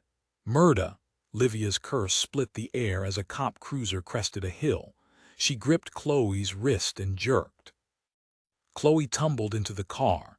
Livia slammed the door closed behind her. Why did you drive? Livia ordered the man in front before turning to Chloe. The police were coming. You left me no choice but to bring you along. You've got to be joking. Nobody laughed. Chloe tapped the driver on the shoulder. Sir, please, sir, I would like to get out of the car. The chauffeur glanced up to meet her eyes in the rearview mirror. No English. Tires squealed as they peeled rubber out of the parking lot, only to slow to the posted base speed limit. If only he would do something reckless so the security cops would pull them over, but no luck. Stop, Dermak. The driver didn't respond to the Turkish request, even though no way could he have missed her intent. Fine then, she would just get out next time he slowed for a corner. She reached for her door handle and yanked. No luck again. Her stomach clogged her throat. She pumped the latch repeatedly. Nothing happened. Chloe sagged back in her seat, icy hot prickles of fear tingling over her. You can't expect to kidnap me. Kidnap is too harsh a word. Livia clicked her seat belt. I am simply being a good friend to someone else. Stephen, my backup dancer, is stranded drunk at a bar downtown. He's certain Melanie is cheating on him and he left the base to track her. But he's cheating on her. That's just a rumor he started in hopes of making her jealous. If anyone finds out he's gone, he could be fired. He has a sick mother to support. The driver followed posted limits all the way through the front gate, while Livia detailed at length the reasons she had to help Stephen Fisher. Chloe pounded on the tinted window as they passed the gate guard, but base security were only stopping people coming into base, not those leaving. She sagged back into the leather seat in defeat as they reached the main road, the driver's cigar smoke already swelling throughout the vehicle. What the hell had she gotten into? Could Livia really be saving some drunk, lovesick idiot? Or was her friend less trustworthy than Chloe had assumed? 16 tonight was make or break. Tension and anticipation kinking his muscles, Jimmy watched the man calling himself Miguel Carvalho weave around Oasis patrons toward him. One of two things would happen once Nunes reached the table. He would offer to buy more drinks, which meant the kidnapping was a go, or he would offer to pick up their tab, a signal that something had gone wrong, so it was time to bail out, bail out, bail out. Carvalho stopped by their table. "Good evening, gentlemen. May I buy you all a round of drinks as thanks for your service?" A green light. He'd hoped for prior warning and a briefing at the base before they made contact with the abductors, but he sure as shit wouldn't argue with finishing this sooner rather than later. He squeezed the living hell out of the lime twist in his latest gin and tonic and knocked back the drink. "Why, yes, you may." Jimmy hooked an arm over his new drinking buddy's shoulder. "Agent Mike Nunes." "Miguel, damn it." Jimmy shook his head as if that might somehow clear his brain. He had to remember the guy went by Miguel Carvalho. He half-listened as Carvalho introduced himself to the table full of his own CIA paramilitary. Jimmy pulled a packet of mints from his back pocket and thumbed free 2 from the slots marked with a nearly indiscernible black dot. He popped the pills into his mouth and let them dissolve, preparing himself with additional drugs designed to counteract truth serums administered later. Breath mint. He offered the packet to everyone else at the table, his cue indicating he understood Miguel's message. The remaining white tablets were, in fact, simply breath mints. By the time their drinks arrived, a mild burn tingled along his skin as the drugs grew roots. His stomach kicked over like a bubbling cesspool, drawing him under. He could hold on to his secrets if he could stay awake with the mix of drugs and alcohol pumping through his system. Thoughts of his crew flying without him proved plenty sobering. What if something happened to them? Survivor's guilt already crippled him. He had to think positively, damn it. This could all be over by daybreak, thanks to the radar lock on the microchip signal. He would know if Chuck had survived. That possibility offered hope, as did this sting operation. Even if he wouldn't have the chance to fly with his crew and rescue Chuck, at least he could take a swipe at infiltrating the crime ring from another angle before more service members were snatched. Before national security could be seriously compromised. Miguel Carvalho took the mint packet from the last of the agents and turned to Jimmy. "The waitresses seem to be overwhelmed. Come with me, and we can place an order for another round at the bar." Jimmy went along with the charade and waved to his CIA rent-a-buddies at the window table. "Be right back, dudes." He followed Nunes across the bar, threading through the press of bodies, weaving on his feet just enough to broadcast intoxication. Nunes nodded slightly toward a graying, dark-haired man puffing away on a cigar, the same man Jimmy had seen the agent drinking with earlier. He smacked the back of an empty chair on his way past, which did nothing to vent the pressure cooker expanding inside him. Tension, he could understand, but he hadn't expected dread and didn't understand why. He wasn't afraid and he had experience. Except what a time to realize that any dark ops he'd done involved action, aggression even. This passive role, waiting to be taken, chafed. What had he been thinking signing on to voluntarily be held captive? Had he really been arrogant enough to believe his time in Afghanistan wouldn't roar up and bite him on the ass? Focus on finding and vindicating Chuck. Afghanistan belonged in his past. Jimmy lounged against a barstool mounted into the hardwood floor while Nunes placed his order at the bar. "What's your best Greek wine?" The male bartender squeaked a white rag along a damp glass. "We have a fine selection in our wine cellar. We have a steward on hand if you would like to step in back and sample a couple to make your decision." Nunes swept a hand to include Jimmy. "Well, my American friend, would you like to make the choice for your companions?" Jimmy swayed on his feet and plastered a goofy-ass drunk smile on his face. "Lead the way." Ever aware of the Greeks' eyes on their progress toward the back of the bar, Jimmy eyed the 4 steps leading down into a dimly lit corridor. Sconces with low-wattage bulbs illuminated his descent, the air cooling with a crypt-like aura. The setting couldn't be any more obvious. None as his hand fell on his shoulder where it met his neck. "Sorry, my friend," the agent pinched, his fingers clamping on a major artery. Dots swam in front of Jimmy's eyes. He battled the urge to fight back, elbow or kick, even resort to the rudimentary moves he'd shown Chloe. Unconsciousness narrowed into a pinpoint until his mind's eye could only see her. Then nothing, expect nothing, and never be disappointed. Anya knew that but had allowed herself to dream optimistically for a brief weak moment. She hitched her purse higher onto her shoulder on her way to work, in the dark, by herself. Hunger twisted her stomach. She had waited like a lovelorn idiot for Miguel to show up, which he never did, which left her with no time to eat before work. She blinked back tears, hating the weakness. Anya scraped her wrist over her eyes. No man should have that much sway over her emotions. But hope was bittersweet. In relocating here, she'd yearned to discover a fresh breed of males from the ones her aunt attracted. Instead, for the past 7 months in and out of the bar, she'd endured having her ass slapped, her breasts groped, and her optimism crushed. Her flickering positive thinking these past few days had been flamed to life by Miguel Carvalho too quickly, too easily. She'd seen all the warning signs of a duplicitous male: the spending, the heavy drinking. She had allowed herself to believe he only did so because he was on vacation and wished to be near her. She must face the truth. She had given too much credence to one kiss. Anya paused at a corner across the road from the Oasis. She waited for a Mercedes to swoosh past, then started across. Brakes squealed in the sultry night. She jolted, searching the dark lit only by sputtering shop signs and street lamps with dirty globes. The black sedan now idled in a narrow side street beside the Oasis. No one exited the vehicle. A wooden door along the stone wall creaked open, and a dark-suited man stepped out of the tapestry shop behind the nightclub. Someone waiting for a ride. Nothing unusual. How paranoid she had become. Just because a man let her down didn't mean she should see the world as bleak. A honking horn snapped her attention back to her own path. A tiny Fiat inches away beeped twice more.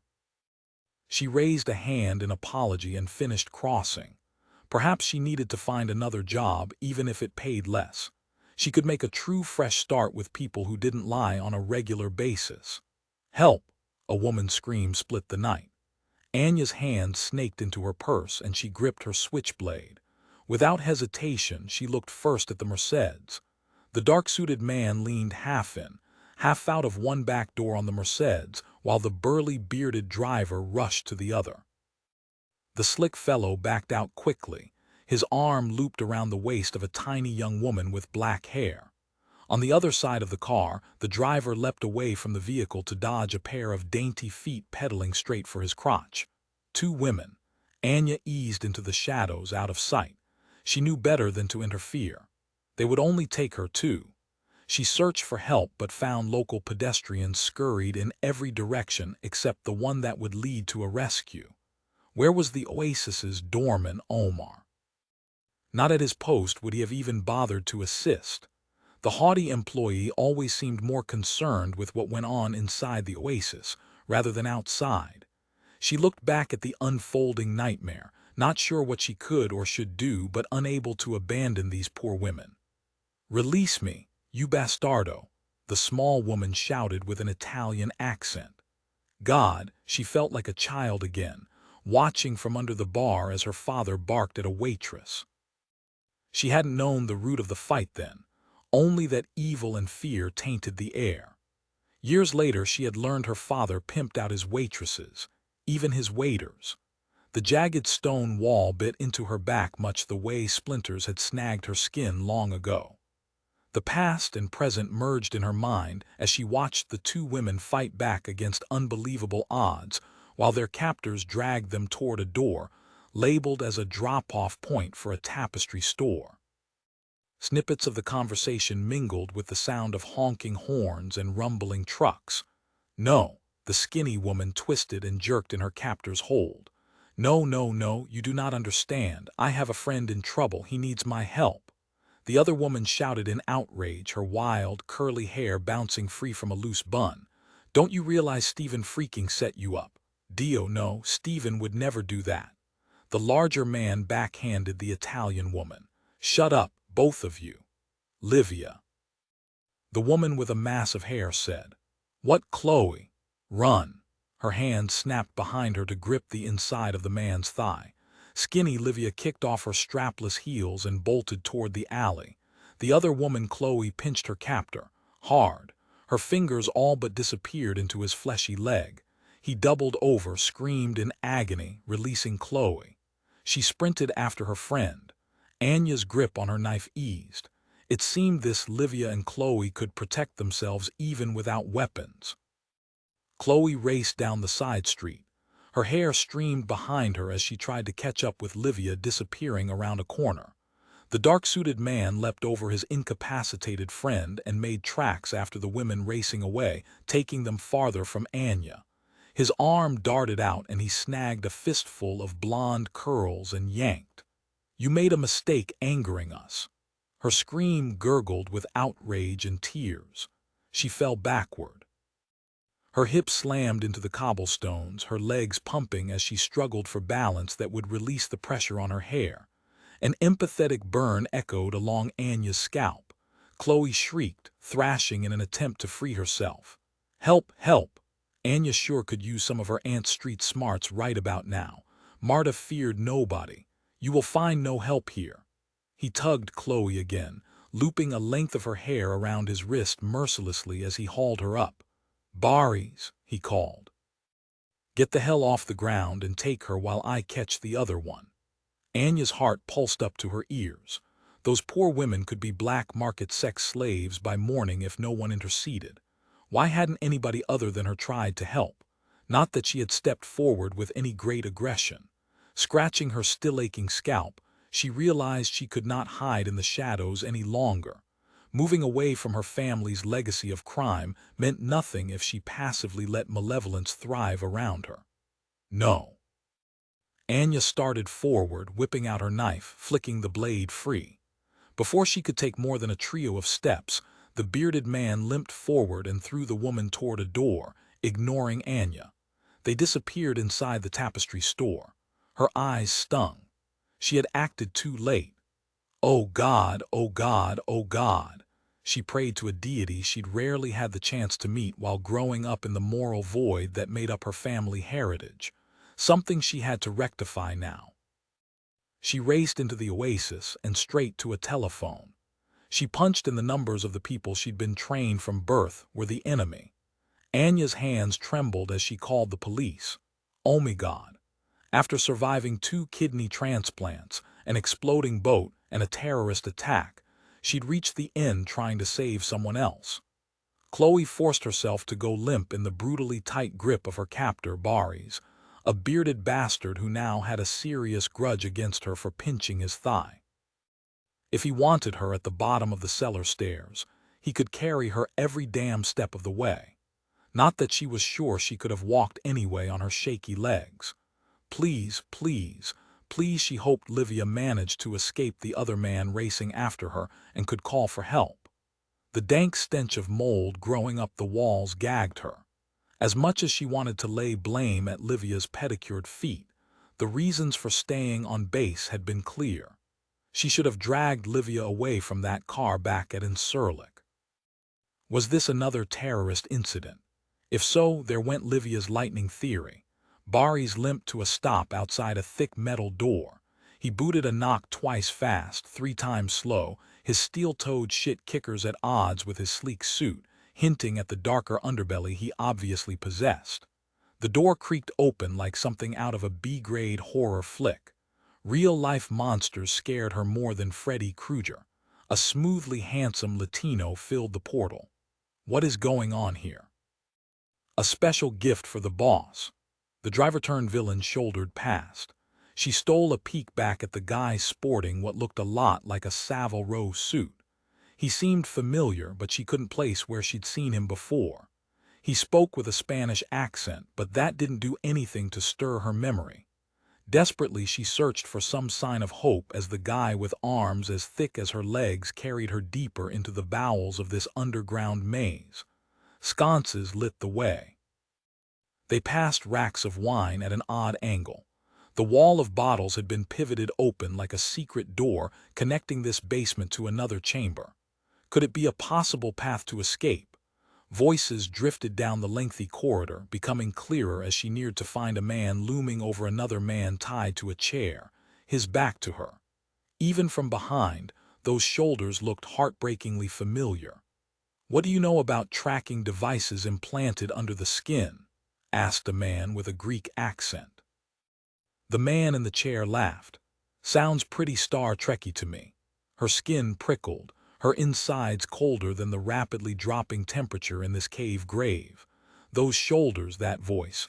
Her captor advanced toward the open door and eased her to her feet while keeping a death grip on her arms. The Greek even smiled. "A smartass. We've seen many of your kind, and your mouth costs you far more than it costs us. I will ask you again." Diamond pinky ring glinting, the man fisted a handful of hair and yanked back his captive's head. She bit off a cry. Even with the bruises staining his face, Chloe recognized Jimmy. 17 of all the gin joints. Bogey's words bounced around in Jimmy's battered head as he took in Chloe standing in the doorway. For a second he'd hoped the breath meant drugs were making him hallucinate. Or perhaps it was a reaction to the truth serum they'd injected him with minutes after he'd come to in this cellar jail. He blinked again, and still Chloe stood in the dank room. How had she landed here? Something must have gone wrong. Way the hell wrong. Jimmy risked a look at Nunez for an answer. The agent backed deeper into the shadows by the small video camera on a tripod, his eyes narrowed. Nunez seemed to be as clueless as he was about this latest kick in the Cajon's development. Even with his limited view of Chloe, he could see the fear she tried to hold in check. He could have kept his head together while they beat him into the ground, but he couldn't stomach the sight of that bastard's hands on her, and far worse would be in store for them if Nunez didn't get them out of this clusterfuck soon. The hold on Jimmy's hair eased, and he restrained the urge to crank around in his chair for a better look at Chloe. The pugilist with garlic breath and a Greek accent temporarily abandoned his pummeling to address the bearded goon in the doorway. "Damn it, Baris, you said you would bring the famous one." "I tried, but this one came along too." Harry Bari shoved Chloe deeper into the room. "We lost the Italian babe, and this one fought like hell. Careful. She's an unpredictable bitch." And Bari was a dead man once Jimmy got free. The Greek Spiros, Nunez had called him one night in the bar as they'd walked past, eased around the chair. "You expect me to believe 2 women overpowered you and my bodyguard? Are you weak or just an idiot?" Bari's chest heaved, but his tight lips showed some restraint. He limped into the room. "Livia Cicero slipped away while we were restraining this woman. The rock star must have a lot of practice in escaping fans, but your bodyguard is tracking her down." They'd set up an international celebrity to be snatched. What did that have to do with kidnapping military personnel and trying to beat him into spilling his guts for the camera? Jimmy struggled to put the pieces together in his messed-up mind. Maybe he should have offered Chloe a crash course in ditching the paparazzi rather than his half-assed self-defense course.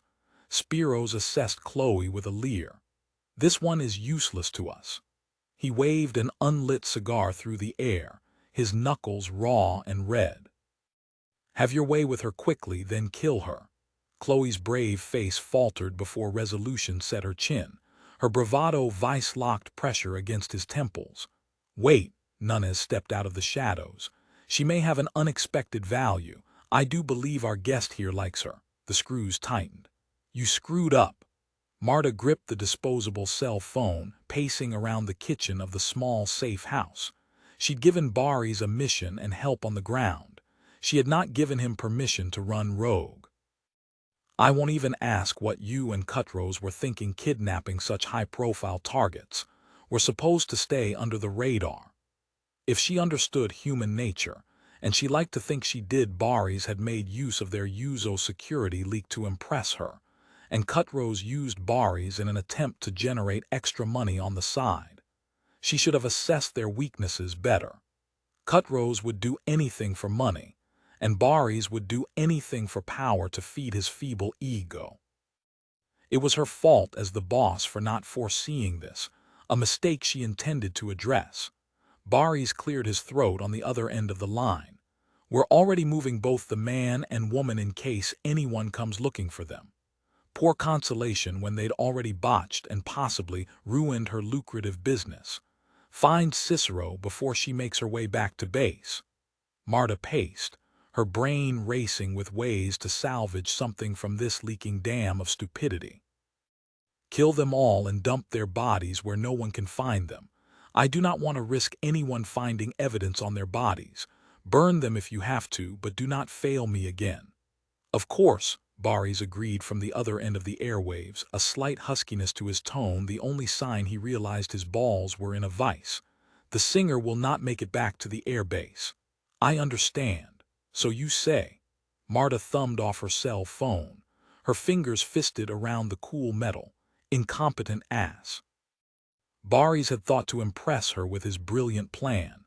He'd lured the singer off base with a cry for help from one of the backstage hands, their inside connection, who would be compromised if the Cicero woman made her way back to base and relayed her story. Why had she trusted Baris with such a sensitive mission before testing him over time as was her standard procedure? Marta flung the phone across the room, chest heaving. She knew why. Her business acumen had been blinded by a surprising lust, which made her every bit as disgusting as Uncle Radko. She resisted the urge to shove away the memory of killing her uncle. Instead, she embraced it and the memory of warm blood between her fingers. At least Iral would lead the military astray up north, and perhaps Baris might even manage to salvage some valuable information from their new military guest. She eyed the cellar door and thought of her captive. He still lived. Perhaps she would do well to resurrect some of her old interrogation skills. Hands and feet tied with disposable cuffs, Jimmy blinked to adjust his eyes to the cavernous darkness inside the van. Steel flooring offered no relief to his aching body. He thought he heard someone breathing to his left. "Chloe." No response. The van doors slammed, and the engine rumbled to life. The dashboard lights illuminated two men up front in profile, Spiros behind the wheel and Nunez in the passenger seat. The rice-sized earpiece linked to the one in Nunez's ear stayed silent. Either the two men weren't talking, or the thing had malfunctioned. Something back in that cellar jail had set the agent and the goons packing fast. Just when Jimmy had thought they were making a breakthrough if they were asking about a special tracking device, they could well have chucked. Then Chloe showed up, and Baris' phone had rung. Minutes later, Jimmy and Chloe were tossed in the back of a van. It seemed their captors had some other mission to complete before they beat the crap out of them.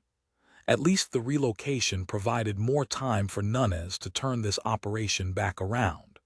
Something he'd better do soon, or Jimmy would be taking matters into his own hands. His vision cleared to a murky gray, just enough for him to discern Chloe lying on her side and arms stretch away if he had use of his arms. The steady rise and fall of her chest reassured him, even while countless potential landmines exploded in his head. What if Cuttrose pumped Chloe full of the same drug he'd injected into Jimmy right before the interrogation started? With her transplant and regular prescriptions, her body chemistry could catapult out of whack. How long could she last without her medication? Nunez would need to know soon, even if it meant alerting their captors as well. Jimmy rolled to his back, searching the too-empty van for something to free his hands. Then he could pummel Bari into finding Chuck while Nunez scratched his ass. Thoughts of those bastards aiming their fists at Chloe's vulnerable kidney area dumped acid in his gut. The driver ground the gears, popped the clutch, and the van lurched forward. Jimmy used the momentum to propel him across the floor toward Chloe. His roll landed him nose to nose with her, and ah hell, but they'd bound her hands and feet too. Chloe. He kept his voice low but loud enough to hear over the whoosh of cars zipping past. Chloe, are you with me? Her lashes fluttered open, confusion darkening her eyes. Her nose scrunched as the smell of reeking oil and rotting food swelled through the close space. Jimmy. He inched closer until his leg pressed against her with as much reassurance as he could offer with his hands bound. Are you all right? The van rattled along the road, jostled in a pothole, and slammed them both against the unforgiving floor. Chloe's head thunked against metal. She moaned. He bit back a curse. When would Nunez make his move? Jimmy needed to keep Chloe as calm as possible until that moment. If the listening devices in their ears were working, then at least Nunez would get a status check on Chloe. He nudged her feet with his and asked again, "Are you okay? Did any of those punches injure your kidneys? Do you need your transplant meds?" That should provide Nunez with the heads-up he needed as long as their listening devices still worked. Aside from being scared to freaking death, she shrugged, almost managing to stifle a wince. Yeah, I'm good. No amount of truth serums or ham fists could have made him talk. Would he be able to hold as strong if they put the screws to Chloe? What choice did he have if spilling his guts would only ensure their deaths? How did you and Livia end up outside the base? Chloe huffed a curl off her forehead, revealing a bruise just starting to purple up. I shouldn't have left under any circumstances. You can say I told you so any time now. Pointless. He searched her face as best he could with the dim lighting streaking through as they passed street lamps. Why did you come chasing after me? The ego roars. Her laugh turned sniffly. Sorry, bad joke. I wasn't looking for you. I was trying to keep Livia from leaving the base, and she all but kidnapped me. Now that was odd, but hadn't Nunez been concerned enough about Livia to have the commander guard her? The Greek had mentioned the Sarah woman while he was twisting a fistful of Jimmy's hair out by the roots. He'd been busy gluing his jaws together so he didn't let a groan slip free in front of Chloe and freak her out.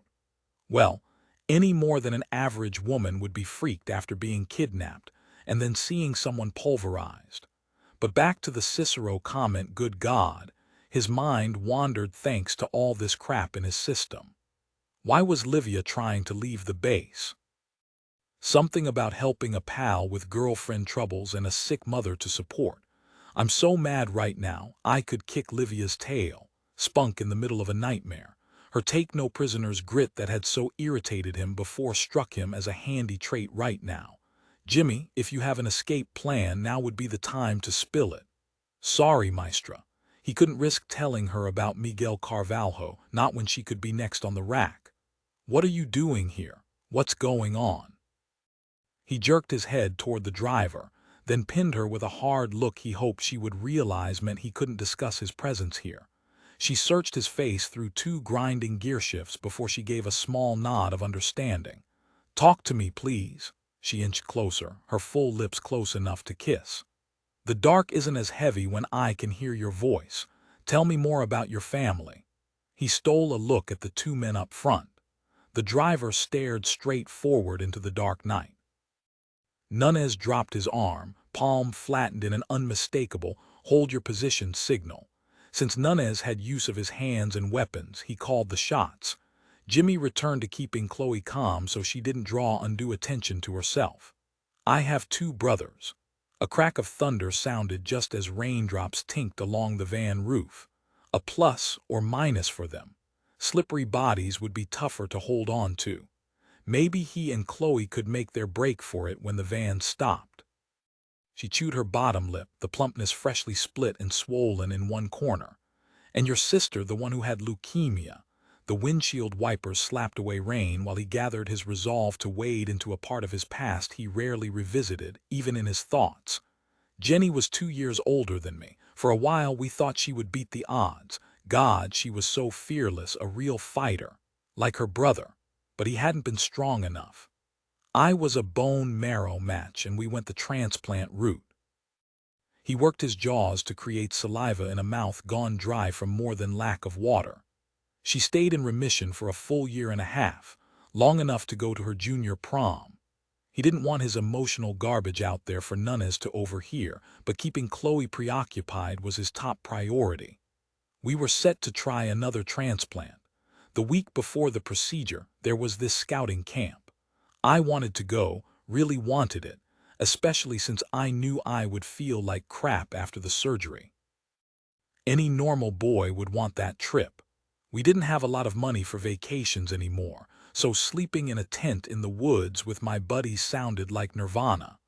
He looked away from her sympathetic face to the rain streaking down the van window. I fell into a stream, kind of a waterfall actually. What? Her question pulled his gaze back to her. It was the middle of the winter, and I took this dare to walk across stepping stones in a stream. I got caught up in the current and went over the waterfall. It wasn't all that big. Yeah, right, she crinkled her nose. The thing was probably freaking ginormous. He shrugged, stifling a wince at the pull to his battered bones. The pool at the base was deep enough I didn't break any bones. You were very lucky. Boys think they're indestructible, except he'd been wrong.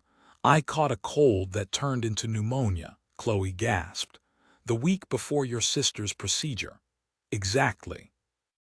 I couldn't donate while sick. Her warm green eyes had a way of soothing him, urging him to keep talking, even when the words rasped like crushed glass coming up his throat. We had to wait a full month before my marrow was safe. We went ahead with the second transplant, but she didn't last long. He clenched and unclenched his fists to restore circulation in his tingling, bound hands. I hate heights to this day. Take me to a rooftop and I'll probably puke like a wimp. He'd only meant to distract her from fear, and somehow he'd fallen into some kind of confessional. My folks swore they understood that it wasn't my fault, but things were never the same in our house after Jenny died. His parents had stopped coming to his and his brother's sports functions, too afraid of running into friends of their daughter. Holidays sucked most, missing Jenny and watching our mother try to hide her tears. Family tragedies have a way of tearing people apart at the very time they should be sticking together. Chloe's voice went husky in the darkening van, the street lamps farther apart as they seemed to plunge deeper into the countryside. How do you understand this so well when my own brothers can barely look me in the eye?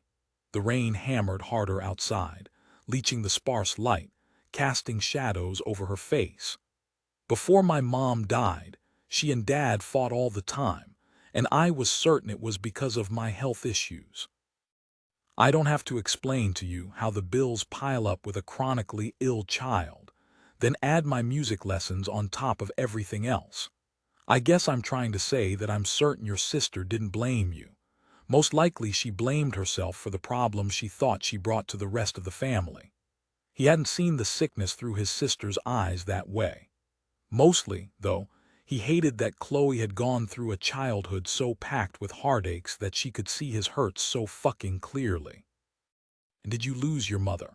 In a car crash when I was 12. She fell asleep at the wheel on her way back from visiting me in the hospital.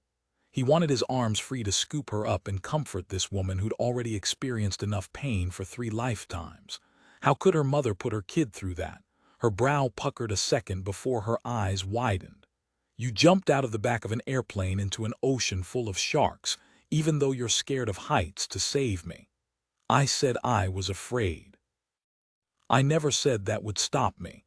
I had a first-rate example in bravery watching what my sister went through. Her eyes fell to his mouth, stroking with her gaze as effectively as if she'd kissed him in reality. That's why you say fear is for the weak. You're honoring your sister. I stroked her right back. You got it, Maestra. She understood him too well. A scary prospect. So why had he, a man who prided himself on facing his fears, been running from her? The van lurched forward faster, jarring him against Chloe. He only hoped they lived long enough for him to explore the rest of that thought. 18. Want to take it easy there, Cutros. Nunez braced his hand against the cracked vinyl dashboard on the cheapo foreign model, determined to control something in a mission going downhill more rapidly than the van. With Chloe Nelson's surprise appearance, he would have to cut his losses once they reached the farm and pray that enough info could be gleaned there. He couldn't afford the luxury of spending time there in hopes of gathering more intel. Damn it all, someone is following us. Cuttrose careened the utility vehicle around a corner on the unlit country road about 10 miles north of Adna. A tail. Had his operatives come out of their unobtrusive stance. Nunez checked the rearview mirror, and even with the poor visibility of a stormy night, he could see enough. They were being followed, but not by his people. 2 Turkish police cars barreled behind, accelerating at breakneck speed through the sheeting rain. Then sirens blared, lights strobing through the haze. The authorities weren't supposed to make their move until the van reached Cuttrose's destination. And the authorities weren't supposed to be Turks. Forcing his heart rate to stay even, his pulse steady, Nunez organized all the players in his mind, moving them about mentally like chess pieces. Cops with sirens blaring would screech everything to a halt and could very well shut down the investigation, cutting off all hope of getting Chuck Tanaka back. Sure, the safeguards he'd put into place became problematic with the Nelson woman along, but at least the people listening in understood the potentially explosive dynamics. Unlike local cops looking to issue a speeding ticket, Cuttrose ground the gears, downshifting up a rolling hill. Would you like to weigh in with a suggestion? End this now in a standoff with the Turkish police who knew nothing about the situation, or ditch the cops so his agents could continue following the GPS tracker he'd slipped under the seat. He didn't even have to wonder. Floor it. Cuttrose nailed the accelerator and fishtailed along the muddy road before gaining traction. Twin geysers spewed from the back tires, flinging up a wall of water the Turkish police would be hard-pressed to see through. The Greek spun the steering wheel in his hand. Roll down the window and shoot. Not a good idea. Can't see them. I'm not wasting my ammo on a blind shoot, and I am definitely not sticking my head out there for them to plug a bullet into my skull. Cuttrose mumbled something under his breath, no doubt insulting Nunez's masculinity. Jimmy's whisper piped through Nunez's earpiece. I'm getting antsy. Something's gotta give soon. Not gonna stand by if they touch Chloe. Hold, Nunez mumbled, windshield wipers slapping double time. He'd heard Jimmy's warning about her kidney transplant and would do his best to keep her safe. Although so far, the Nelson woman appeared quite capable of taking care of herself. Cuttrose's unibrow pinched tighter together. What was that you said? I'm going to hold on to the woman when we get out of the van. Nunez, Jimmy muttered.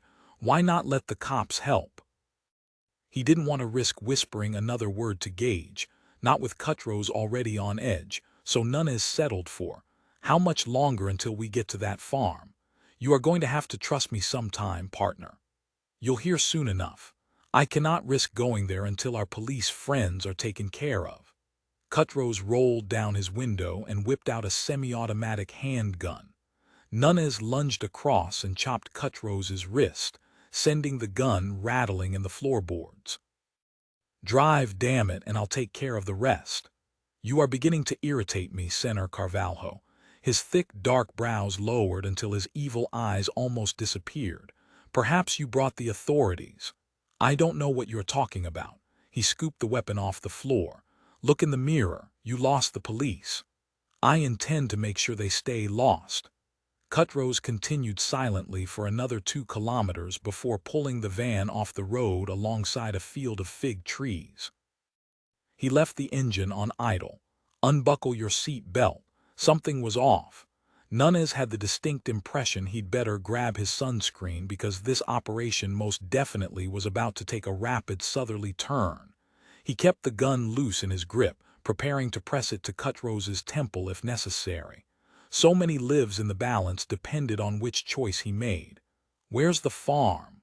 We are stopping here until a few things are settled. Cuttrose pulled another gun from beneath the dash. Definitely south. He'd waited too long. He hated second-guessing and couldn't waste the time on any thoughts but getting the two people in back out alive. Nunez slid his hand under the seat, pressing the alert button on the GPS that would call his people in ASAP. They would covertly swarm the van in minutes. All right then. He needed to keep Cuttrose talking.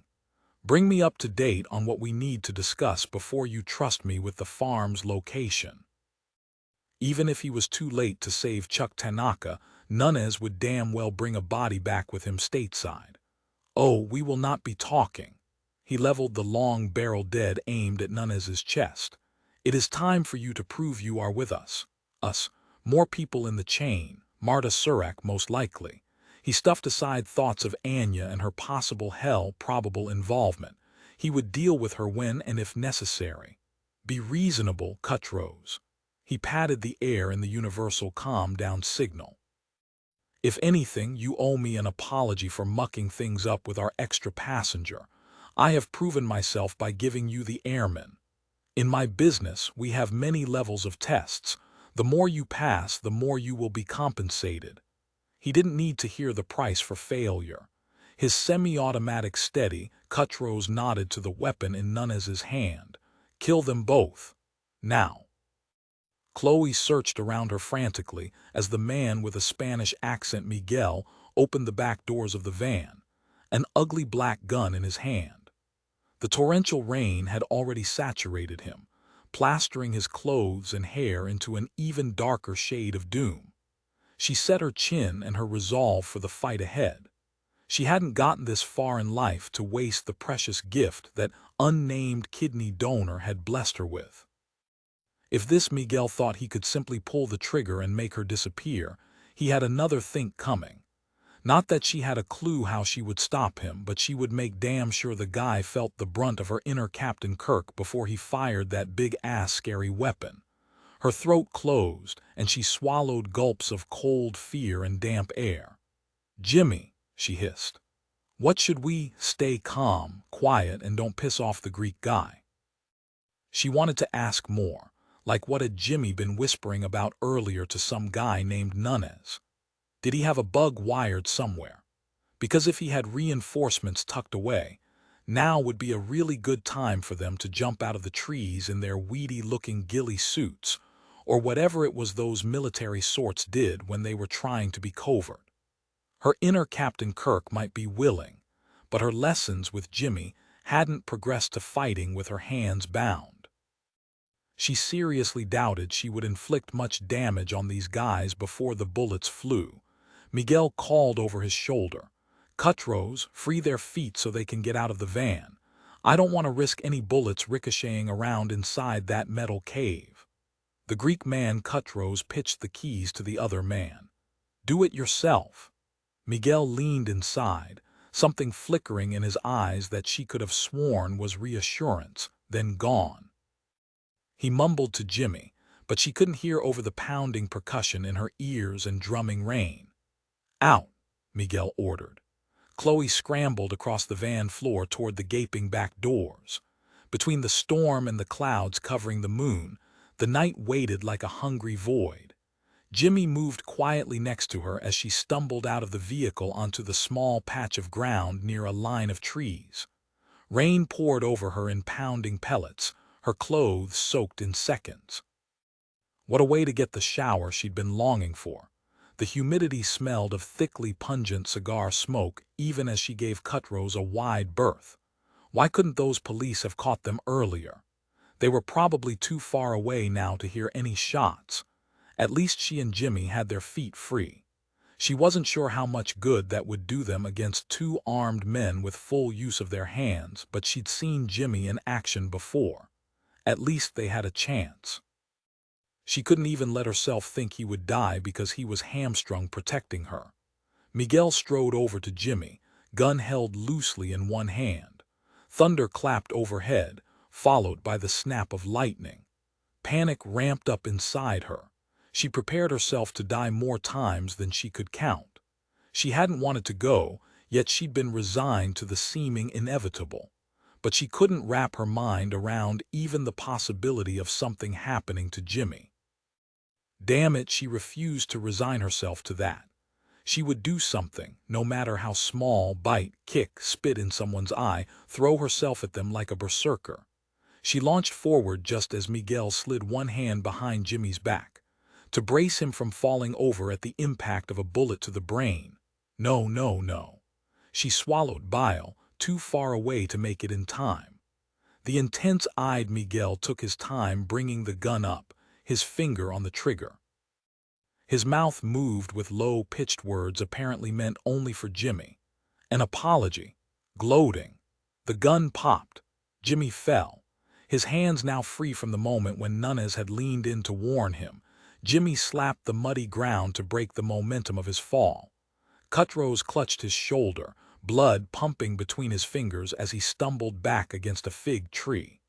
The shot Nunes had squeezed off a scan inch in front of Jimmy's face had hit true into Cuttrose, and probably popped Jimmy's eardrum, but he didn't have the time or inclination to complain. They were alive. Most importantly, he'd kept Chloe alive, even if she'd almost managed to throw herself in the bullet's path. That nightmare moment was guaranteed to wake him up in a cold sweat more than once in the future. Nunes shouted. In pain, Jimmy rolled to a crouch, rain beating his back as he scanned for the agent. Nunes stumbled around the small clearing, shoes slipping in the muck, with Chloe on his back. Her legs were wrapped around Nunes's hips, her teeth clamped into his shoulder to hold herself in place even without her hands. God, she was amazing, and taking a serious chunk out of Nunes. Jimmy vaulted to his feet and clasped Chloe around the waist. It's okay. You can let go, he's with us. She sagged against Jimmy. He lowered her to her feet while Nunes backpedaled. The agent ground his teeth through curses, gripping his shoulder on his way over to Cuttrose. Chloe stared from him to Nunes, her hair a wild, wet tangle stuck to her face. What in God's name is going on? Jimmy waved a hand in the air to Nunes for the cuff keys, his body still tensed from the fight. He wanted to haul Chloe up close and shake her all at once. He settled for sliding a hand along the nape of her neck, his thumb grazing the reassuring throb of her pulse. We'll talk later. Like hell, her chest pumped with gulping gasps as he uncuffed her hands. We'll talk now. Sirens wailed in the background, cutting her short and saving his ass for now, although Chloe's eyes assured him the reprieve was only temporary. Her ire fired him up all the more at a time when his emotions were already on a fast rise from simmer to boil. A pair of police cars streaked their headlights over the clearing in a blinding flash that had Jimmy shielding his eyes with his arm to his forehead. Both vehicles screeched to a halt by the roadside, spewing water over Cuttrose, now cuffed and moaning in a puddle. Nunes swiped his face off, approaching Jimmy and Chloe fast. We don't have much time. Play it cool. Keep the answers minimal until we can get to the station house and my credentials can be verified. With a little luck and some diplomatic pressure, we should be back on base within 2 hours.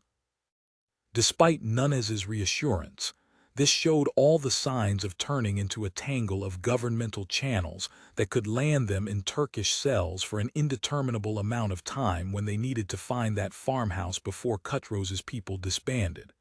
However, taking down 4 local police officers didn't sound like a wise option either. Damn, make that 5. One of the cop cars had an extra passenger. The back door swung open on the first squad car. Nunes had his attention focused on the well-dressed man sporting a fedora and a high-end suit, climbing out of the cruiser with an umbrella. Jimmy searched his mind to place the familiar face. The doorman from the Oasis, Omar. Turkish police a step behind. He strode closer, his fine leather shoes squishing in the mud. I understand from Mr. Carvalho's girlfriend that you are in need of assistance. 19. A simple call to the police shouldn't have warranted this kind of attention. After phoning in her report about seeing what looked like a kidnapping attempt, Anya had been picked up, forced into a police car. And most confusing of all, she'd been transported to the local NATO airbase. Waiting alone in a small interrogation room, Anya eyed her coffee suspiciously. It had come from the authorities, after all. Growing up, she'd seen authorities take money from her father and later from her aunt. She had even tried reporting her aunt to the police before leaving, only to have Aunt Marta threaten her the second she got home. Of course, the police were on her payroll. Their track record made her wonder why she'd reached out to them this time, but who else could she have called? Her conscience wouldn't allow the incident to go unreported, even if the end result had her trembling in fear. She slid her hands under the table to hide her nervousness. Anya studied what looked to her like a two-way mirror and wondered who waited on the other side. She'd heard of women disappearing into the justice system here. Of course, those stories had been from her family and their friends, so she hoped perhaps they were distorted out of their disdain for the law. She rubbed her throat, already aching for outside air. The doorknob twisted. She stilled, tamping down nausea. The thick metal door swung wide for a man in loose-fitting dress pants and a button-down shirt rolled up at the sleeves. His tousled black hair attested to multiple finger combs of frustration. How nice to know she wasn't the only one having a stressful day. Her eyes skipped to the man standing behind him. She studied Omar, the door guard back at the Oasis, and apparently an undercover detective for the Turkish police. Having him respond to her call to the authorities had been a surprise, but she should have guessed. The police were always tied up in her aunt's dealings. They must have been watching her. Sharing the family name had distinct disadvantages. She hated to think the Oasis might be as corrupt as her aunt's holdings. Was there any safe place for her? Anya sagged back in her chair and waited for the man with Omar to quit lurking in the doorway, staring at her like they were caught in some childhood blinking contest. Fine. She would blink first. Then she blinked again, but this time in shock. Anya straightened in her chair slowly. Miguel. Gone was the aristocratic tilt to his head, the slow grace with which he moved. The man before her now did not appear a privileged heir enjoying life to its fullest, but an intense, driven man with a light in his dark eyes she'd never witnessed. Most telling, he unmistakably belonged here in an official manner. Had he been following her too, getting close to her for the sake of trying to reach her aunt? Did he suspect her of something sordid? Her stomach roiled upward, and she lurched for the trash can beside her to empty what little churned around in her gut. She had missed a meal, after all, thanks to her no-show dinner companion, a dining companion who might well have been lining up a warrant for her on some bogus basis rooted in the accident of her birth into a crooked family. A handkerchief appeared in her line of sight, proffered by a hand now devoid of expensive jewelry. "Thank you," she dabbed at her lips, straightening. "I do not appreciate being stood up for supper." She met his dark eyes again, hoping perhaps she'd somehow misread the situation. But no, his freedom of movement in this place left her with no doubts. He was some kind of police official or military personnel, and she'd been used. Miguel showed no emotion. "I'm sorry about the past week." He didn't even have an accent, of course not. Everything had been a lie, even his kisses. She moved the coffee aside, leaning forward on her arms, and to hell with Omar. She did not care what anyone thought. For lying to me or for using me. That stopped him cold for 2 heartbeats before he recovered. Miguel, oh God, she did not even know if that was his real name, pulled a chair out and sat across from her. "I can send someone to find food if you're hungry. Would you like a donut to go with your coffee?" "No, thank you." She couldn't sit here and simply eat a pastry with him in some sad mockery of their dinner plans. "I just want to get this over with as soon as possible." He withdrew a small tape recorder and pressed a button. "Tell me more about your aunt." Irony burned away any tears welling inside, and she laughed, painful gasps that grated her throat on the way up and out. She should have known. Everything always came back to Marta. Moving to the next holding room at the base security police station, Nunez worked like hell to put Anya's look of betrayal out of his mind for the moment. She'd maintained her innocence throughout, but her distrust of the police couldn't be missed. Yet she'd called for help. as had Livia Cicero after her sprint for freedom. He was lucky the whole flipping Turkish police force hadn't come charging after them in a hailstorm of gunfire. At least he'd convinced Turkish authorities this fell under the military's jurisdiction, even allowing him to bring Anya back with Livia for questioning. If anything, the local cops seemed glad to turn the mess over to someone else. Anything involving Livia Cicero equaled paparazzi. They all agreed this would be best kept out of the press if possible. They'd sent Omar, their undercover dude at the Oasis, and wasn't the door fascists roll a real kick in the ass, to be their official representative.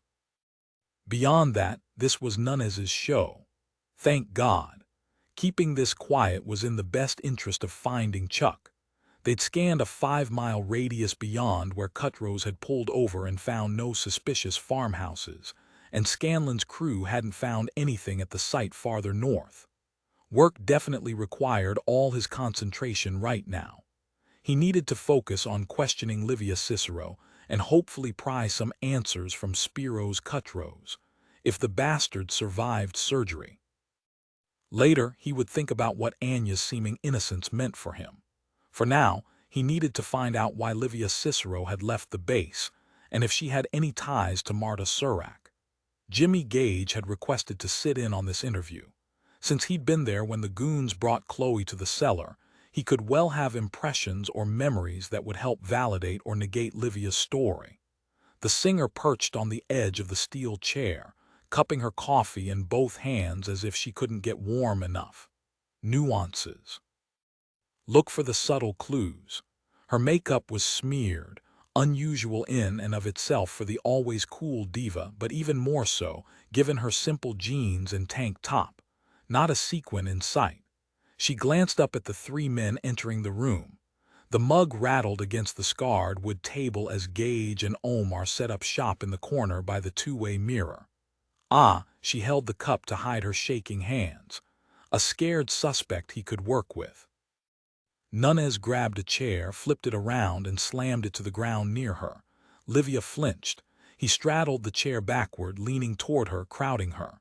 Why did you leave the base when you were told explicitly to stay put?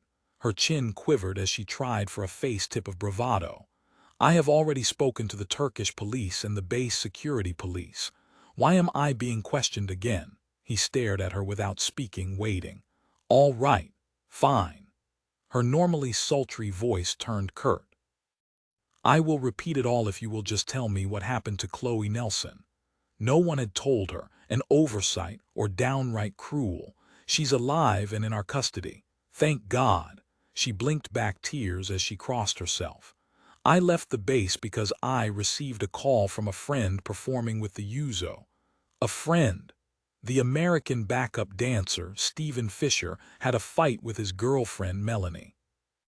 She swiped her fingers just below her red-rimmed eyes, sniffling but keeping up the steady stream of words. He thought she was cheating on him, and he left base to track her. His taxi ride never showed up at the Oasis, and he needed my help to get back. The story would be easy enough to check out. In fact, his people taking notes on the other side of the 2-way mirror were probably already dispatching someone to bring in the backup dancer for questioning. Why didn't you just call the security police to retrieve him? He was drunk and crying. He was afraid of getting fired. He has a sick mother to support. The Kevin Federline lookalike had a mother. You do realize your story sounds thin. I have so many threats made against me. Perhaps I have grown a bit blasé when it comes to security. She shrugged, her eyes flicking to Omar and Gage nervously. Wrong of me, I realize now, but at the time, I never thought I would be in danger and I believed I could help. He sounded desperate and pathetic, and yes, maybe I was looking for an excuse to leave this place. I'm just grateful no one was injured. Gage straightened from his post by the 2-way mirror. Do you really think your actions had no repercussions? Can you imagine what Chloe must have been thinking? How terrified she must have been. Her wide eyes flicked from one man to the other. I truly am sorry. Tell me what you need me to do to make this right. Nunez leaned forward, blocking Livia from Gage's line of sight before the pilot blew a gasket. Ms. Cicero. He pulled an 8x10 from his file, a picture of Marta Surak taken at a bank in Germany. He'd been able to locate a clearer image after Anya listed some of her aunt's bars, and Nunez started following the money trail. Do you recognize this woman? Livia edged the photo closer with one finger, nail polish chewed off the tip. No, she shook her head, nudging the picture back. I'm afraid not. Have you ever heard the name Marta Surak? Again, she shook her head. Does not ring a bell. Nothing in her body language indicated she was lying. She truly appeared to be a woman terrified after a near kidnapping. Either way, he sensed he'd gotten everything out of her that he could. That's all for now. You should return to your quarters and stay there. You'll be pleased to hear the water is working again. Quiet ticked away seconds louder than the clock on the wall. She didn't so much as fidget with any sign of guilt. Thank you for bringing Chloe back safely. I will escort you to your room for your own protection. Hopefully, Cutrose would be out of surgery by then and ready to talk. A smile ticked the corners of her mouth, chewed clean of lipstick. I am not going to make a run for it. She shoved back her chair and rose with a prima donna grace, waiting for him to open the door for her. All of which would have pissed him off, but her hand still trembled. Outside the interrogation room, Lieutenant Colonel Scanlon stood by a water fountain, lounging against the wall. Interesting. The man's expression revealed nothing. His presence, however, spoke volumes. Maybe he was waiting to speak with Jimmy Gage. But no. The commander's attention stayed firmly fixed on Livia Cicero. Scanlon searched her up and down with inscrutable eyes. You're all right, she nodded tightly. I am sorry if I got you into any trouble by leaving the base. I'll survive. I'm glad you did, too. He shoved away from the wall and strode down the hall, rounding a corner and disappearing from sight. Her haughty exterior slid into place again, but with a thin veneer.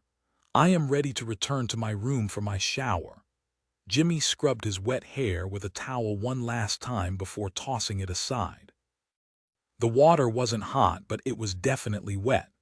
The pipes had been repaired, and so many people on base were lining up to wash off. The water heater couldn't keep up. All the same, the cold shower did nothing to lower his steaming blood pressure.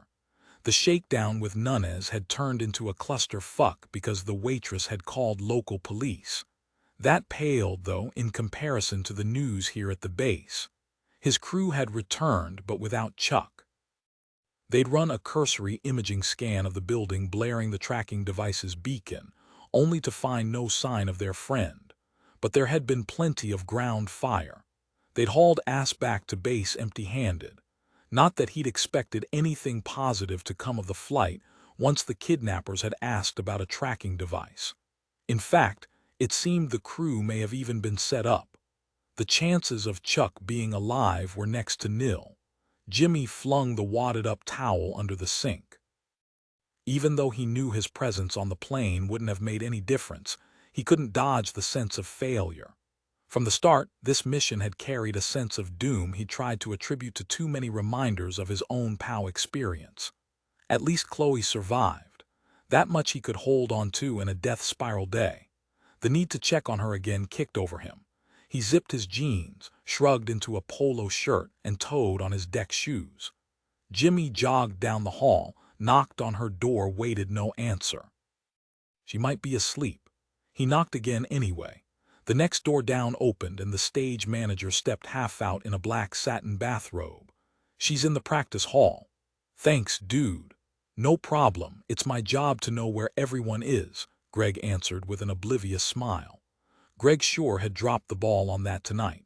2 flights of stairs down, Jimmy passed the commons area on his way to the rooms allocated for individual practice. Not a tough task finding her now, since he only had to follow the music.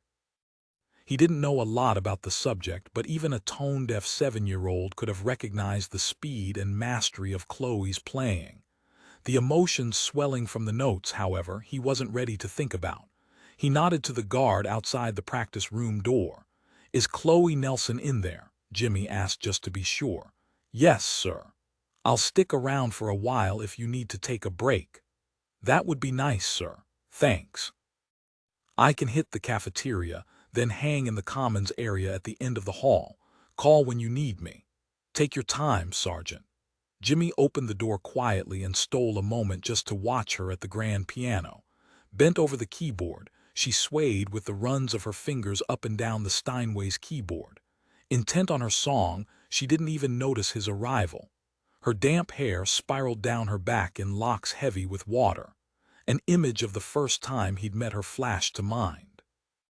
So much intensity had been packed into the few days they'd known each other. He understood that sensation well from other edgy missions. The senses increased, soaking up life at an accelerated pace. She swayed in sync with her fingers dancing along the keyboard. Like a few days ago when she joined the villagers, she merged with the music. Her body rocked in a fluid accent to the sounds. Hell yes, this woman stirred things inside him he would rather not face, her unflinching grit challenging him to dig deep. But turning away was no longer an option.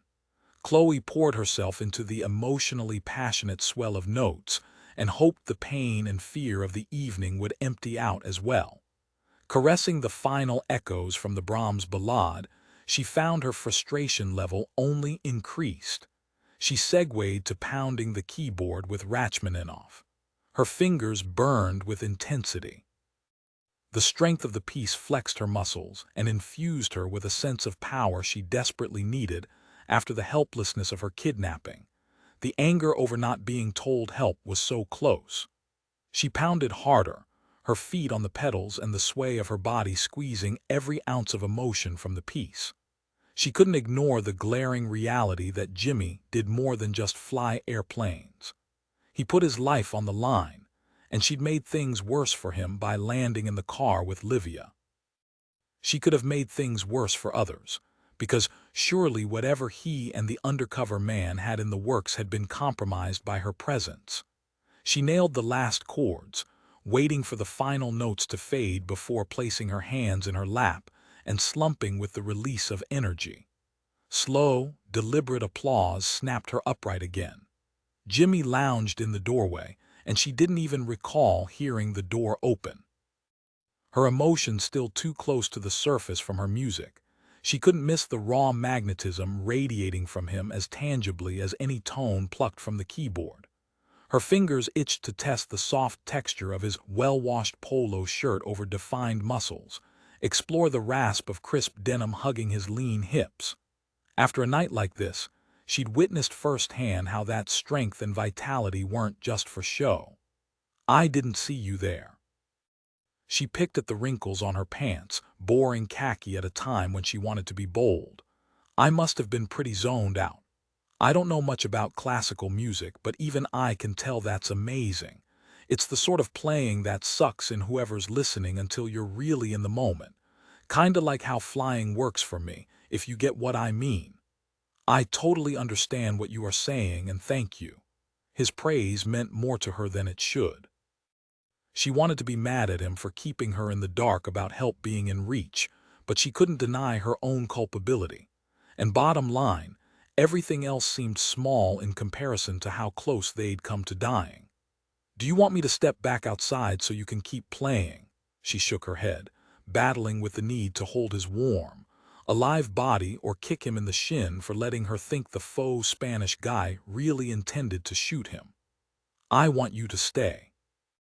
I sent your guard for a break because I need to talk to you too. He stepped into the room and closed the door behind him. You really held your own tonight and more. No one would have thought less of you for just stepping out of the way when the guns came out, but instead you stayed brave.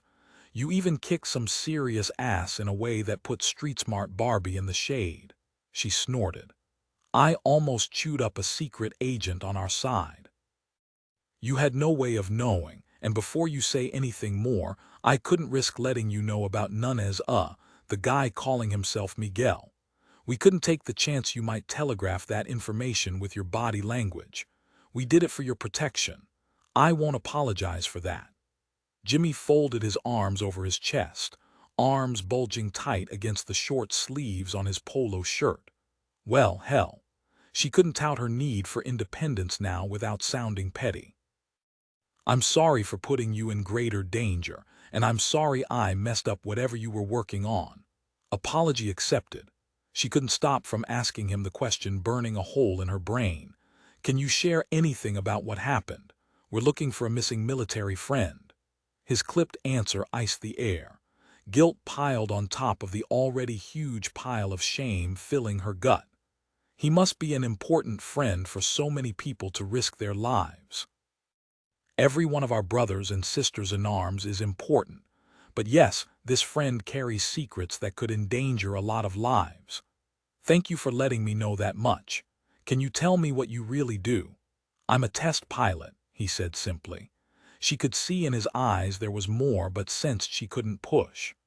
Chloe feather brushed her fingers over the keyboard, the glassy smooth ivory a familiar comfort in a world suddenly turned on its axis. If only she could bring colors to her life the way she milked rainbows from the keyboard.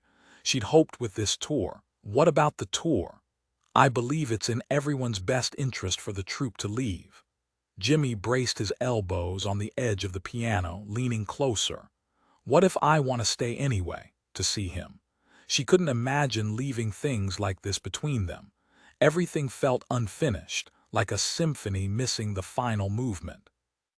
He skimmed his calloused fingers over the top of her hand, comforting, arousing.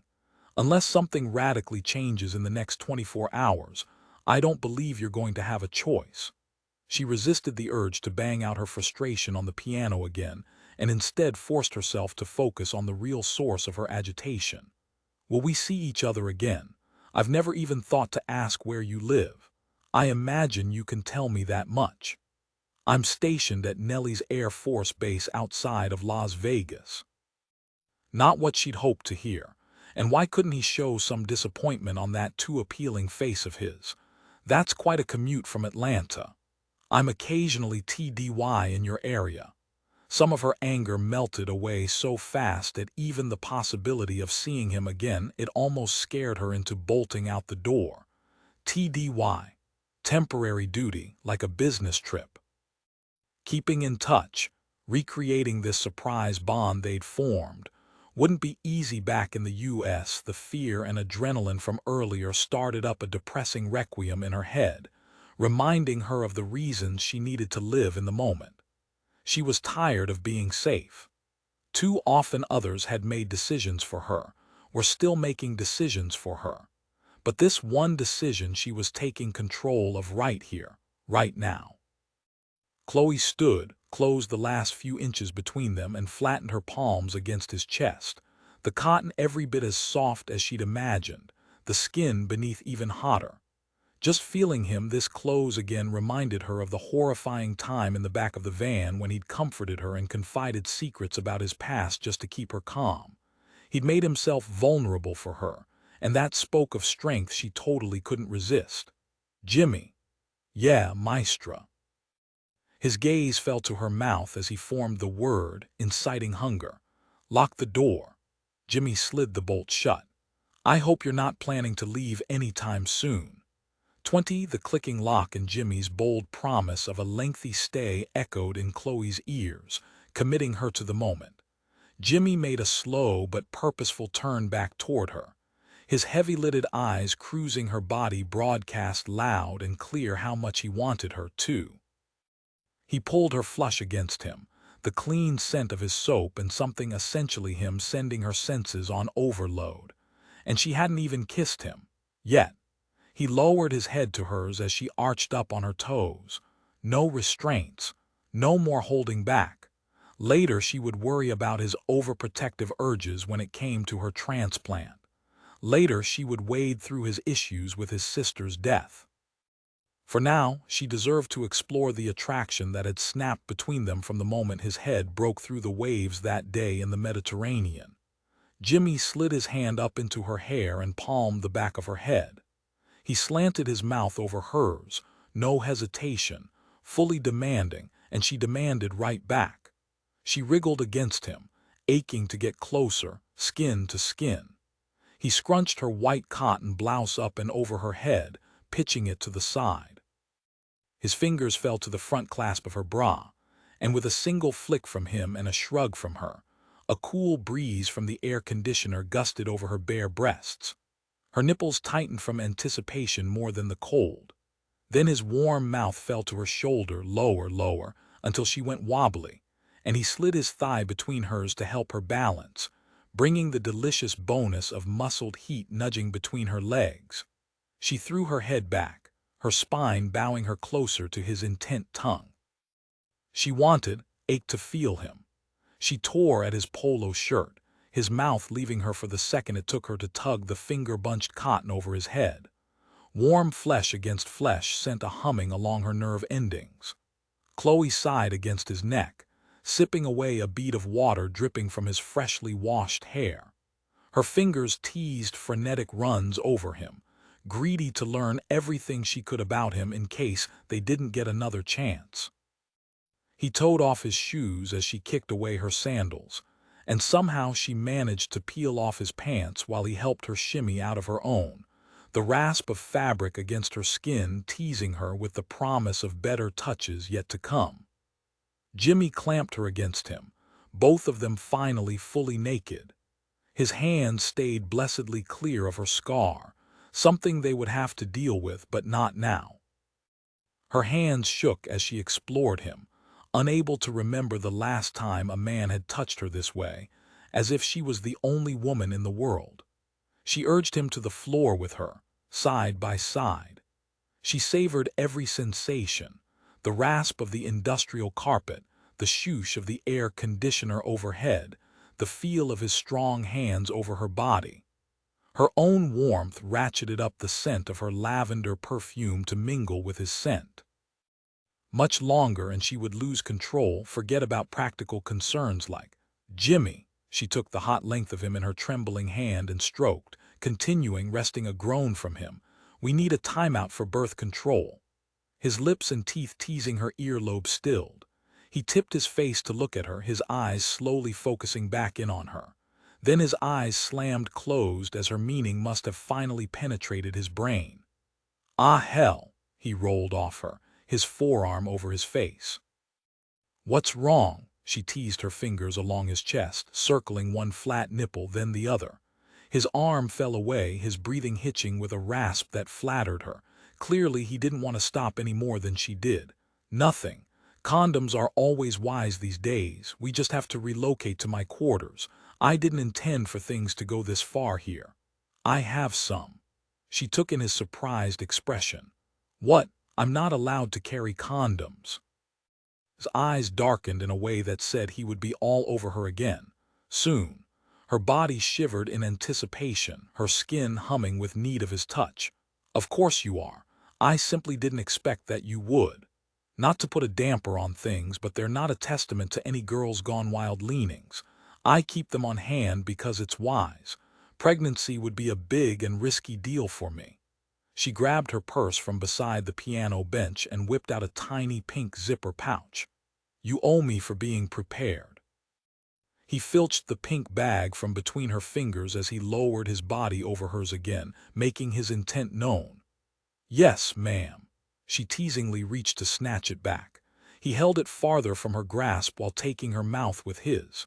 They rolled along the carpet again and again until he stopped with her beside him, under the piano. She plucked a condom from his hand. His eyes turned from brown to a molten black as he stared back at her. She tore into the packet and rolled the protection inch by tantalizing inch over him, watching his eyes slide to half-mast. He gripped her hips, shifting the balance of control his way again. He positioned her against him, the carpet a tantalizing abrasion against skin suddenly supersensitive. Carpet, for crying out loud. This man had her twisted in knots. The thick nudge against her core sent delicious shivers over her that beat any shower. His hold eased on her hips as he left the next move up to her. Without hesitation, she hooked her knee on his hip, urging their bodies closer until he filled her, stretching, adjusting, settling in place. His smile echoed hers. She'd definitely chosen the right path to forgetfulness. She rocked against him and he met her stroke for stroke, his eyes intent on her the whole time. He caressed her shoulders, arms, along her side, dodging her scar in favor of reclaiming her breasts. She writhed against him, her back arching. He cupped her head and brought her closer to him, safe under the confines of the piano. Would she ever be able to play again without thinking of this, of him? Pleasure swelled inside her to a near-painful crescendo, fuller, until her skin felt too tight for her body. He slowed, delaying her release until she nipped his shoulder, demanding, rolling her hips against his harder still, until release shuddered through her. Again and again. She squeezed, her eyes closed to draw in all the colors sparking behind her eyes. She glided along the after echoes while his raspy shout of completion rumbled in her ears. She sagged against him, and he gathered her closer. The forgetfulness she'd wanted, the escape, was fading. Reality seeped back through her mind in whispery bursts, much like the air conditioner puffing away overhead. Her fingers played along his back, forcing her to process what she'd shied away from when she'd touched him during sex. She felt the knotted skin, reason insisting on a dawning horror she desperately wanted to deny but couldn't.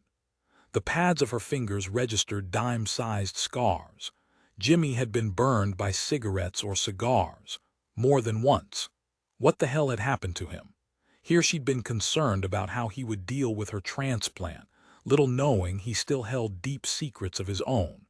She wanted to cry, except he wouldn't want that any more than she would want sympathetic tears for herself. She ached to ask him, though, but she understood how scars had a way of going deeper into a person's soul. Sometimes it helped hearing others share their own vulnerabilities. But still, his secrets were his to spill when he was ready. Would she even be in his life long enough to find out? Jimmy tugged on his pants, the rustle of Chloe sliding into her panties and bra echoing in the small rehearsal room. He didn't consider himself Captain Sensitive, but even he could feel the weight of her unasked questions hanging in the air. He should have thought about the fallout from her finding the scars on his back. He'd dealt with the issue over the past 3 years when he'd slept with other women. Of course he'd lied to them and attributed the marks to an aircraft fire, a camping trip gone awry, anything he could think of except the truth. With Chloe, he couldn't bring himself to tell the casual lie. Where were his shoes? He needed air, space, an escape from too much past shit in his head. Chloe tugged her cotton shirt over her head, a sexy siren in just her underwear and top offering a distraction he wanted back. How many condoms did she have in the pretty pink pouch? And how often could they have sex before he should mention, "Hey, I'm disease-free and shooting blanks, so how about we ditch the rubbers?" She retrieved her khakis from the corner and returned with one of his shoes as well. I didn't have many friends growing up. Practices gobbled free time, and my health problems kept me out of school a lot. But I had this one particular music teacher, an artistic eccentric who became a mentor friend. Where the hell had that come from? He wasn't sure where she was going with this, but having her fill the silence was easier than digging around inside himself for something to contribute. Like, hey, I had this mentor once, but I couldn't save him any more than I could save my sister. Jimmy took the shoe from her and unearthed the other from beneath the piano bench. Mrs. Crenshaw taught piano and music history at the local college. I started taking lessons from her shortly after my mother died. She tugged on her khakis with a wriggle that sent his pulse pumping when he should have been an hour away from ready for another round. Nobody can replace a parent, but Mrs. Crenshaw helped fill a void. That sounds nice. Wow, way to go, pal, with holding up your end of the conversation. She performed at Carnegie Hall in her youth. With the piano. Actually, she sang. Chloe dropped to sit on the piano bench, her bare toes curling against the carpet. Eventually, smoking took a toll on her voice. Man, she loved to smoke, but she was a frugal lady. She always told me how much she resented the rising prices of cigarettes, so she started rolling her own. The woman rolled her own cigarettes. Doobies more like it. Could Chloe's sheltered life have left her that naive? Jimmy sat beside her on the bench, his feet crossed at the ankles next to hers, almost brushing. He couldn't decide if touching her would offer more distraction or flay him raw.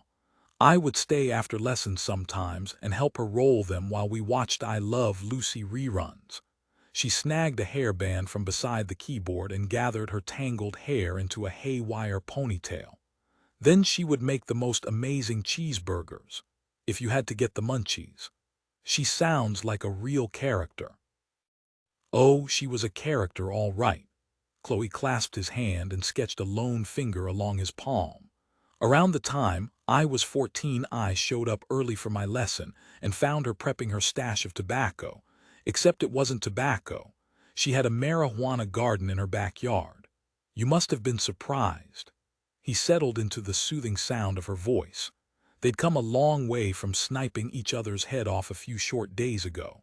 She leaned back against the keyboard with a light tinkle of the higher notes. To this day, cheeseburgers give me a buzz. For someone who vows to have led a sequestered life, you sure have packed in some strange situations. I tend to stumble into unique experiences. She dismissed her life-or-death brushes with a half-shrug. After I walked in on her that time and figured out what was really going on with the cigarettes, I never went back. I convinced my dad to find me a new teacher without mentioning her weed garden.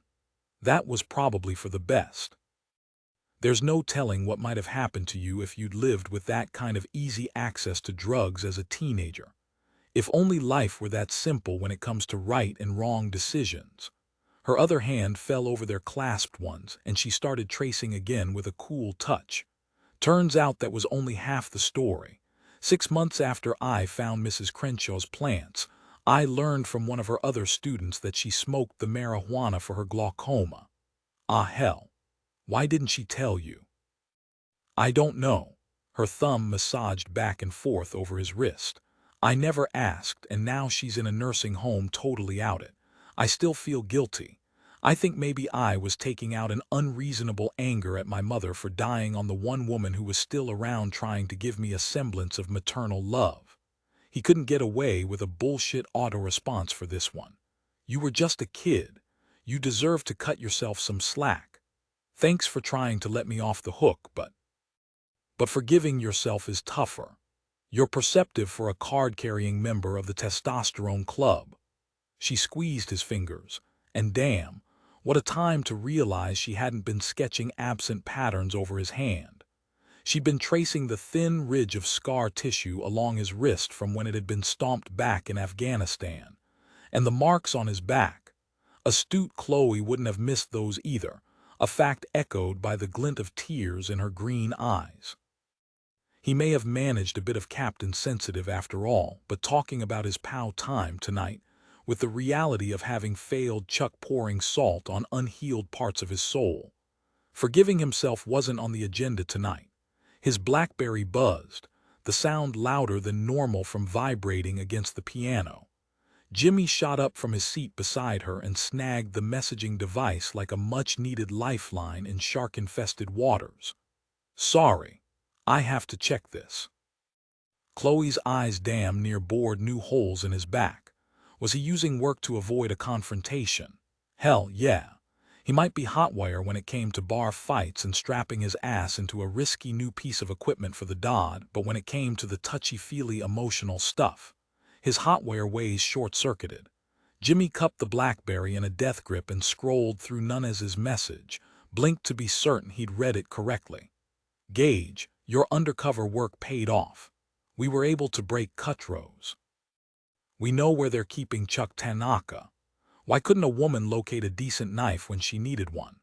Marta yanked open another kitchenette drawer and shoved the spoons and spatulas from side to side. An idiot must have outfitted this efficiency apartment attached to the barn-turned holding cell. How many ladles did a person need? When she found out which one of her employees set this place up, she would toss him or her into the same deep pit where she planned to bury Airman Chuck. Today was day 7, the end of the extra week she'd allowed for prying information from him. Apparently she'd taken a few hours too long, given what happened with Cutthroats. She should have aborted this mess earlier. Hopefully, Cutrose would bleed out in surgery before he could unload everything he knew in exchange for a deal. That inept idiot had been sucked in by an undercover agent, a tidbit she'd learned thanks to the bug she'd planted on Cutrose, a bug now in some hospital laundry bin. To make matters worse, that traitorous bitch Anya had been lusting after the very same agent. Marta hip-slammed the drawer closed and slumped back against the counter, nothing but 4 dull dinner knives to show for her search. Hardly worth the effort. Not that she needed a blade. She rubbed her thighs together against the cool efficiency of the tiny pistol strapped high on the inside of her leg. However, shooting offered a certain detachment, and she preferred contact with her victim. Tonight she needed the rush of power brought by an up-close and personal kill. She also needed to clean up here fast and go to ground. Except hiding cost money. Her organization was stretched thin financially with her expansion into Turkey. Given how the agent had planted a military member in her club, authorities were onto her scheme of kidnapping service people. She definitely needed to do something about that fake hostage, and the woman he cared about, the one who'd been taken as well. No one escaped from her, damn it. She built her reputation on that. People feared and respected her as a result. She would simply have to tap into an alternate means of generating the funds she needed to lay low and regroup. She could sell other brands of information. Marta snatched her keys from the table to unlock the door to the holding cell. The cool metal of Uncle Radko's cigar clippers comforted her, reminding her of her own strength even early on. She would survive this. She always survived. Marta turned the snipper over and over in her hand, then stared at the thick wooden door, inspiration smoking through her until she rubbed her legs together to ease an unexpected ache.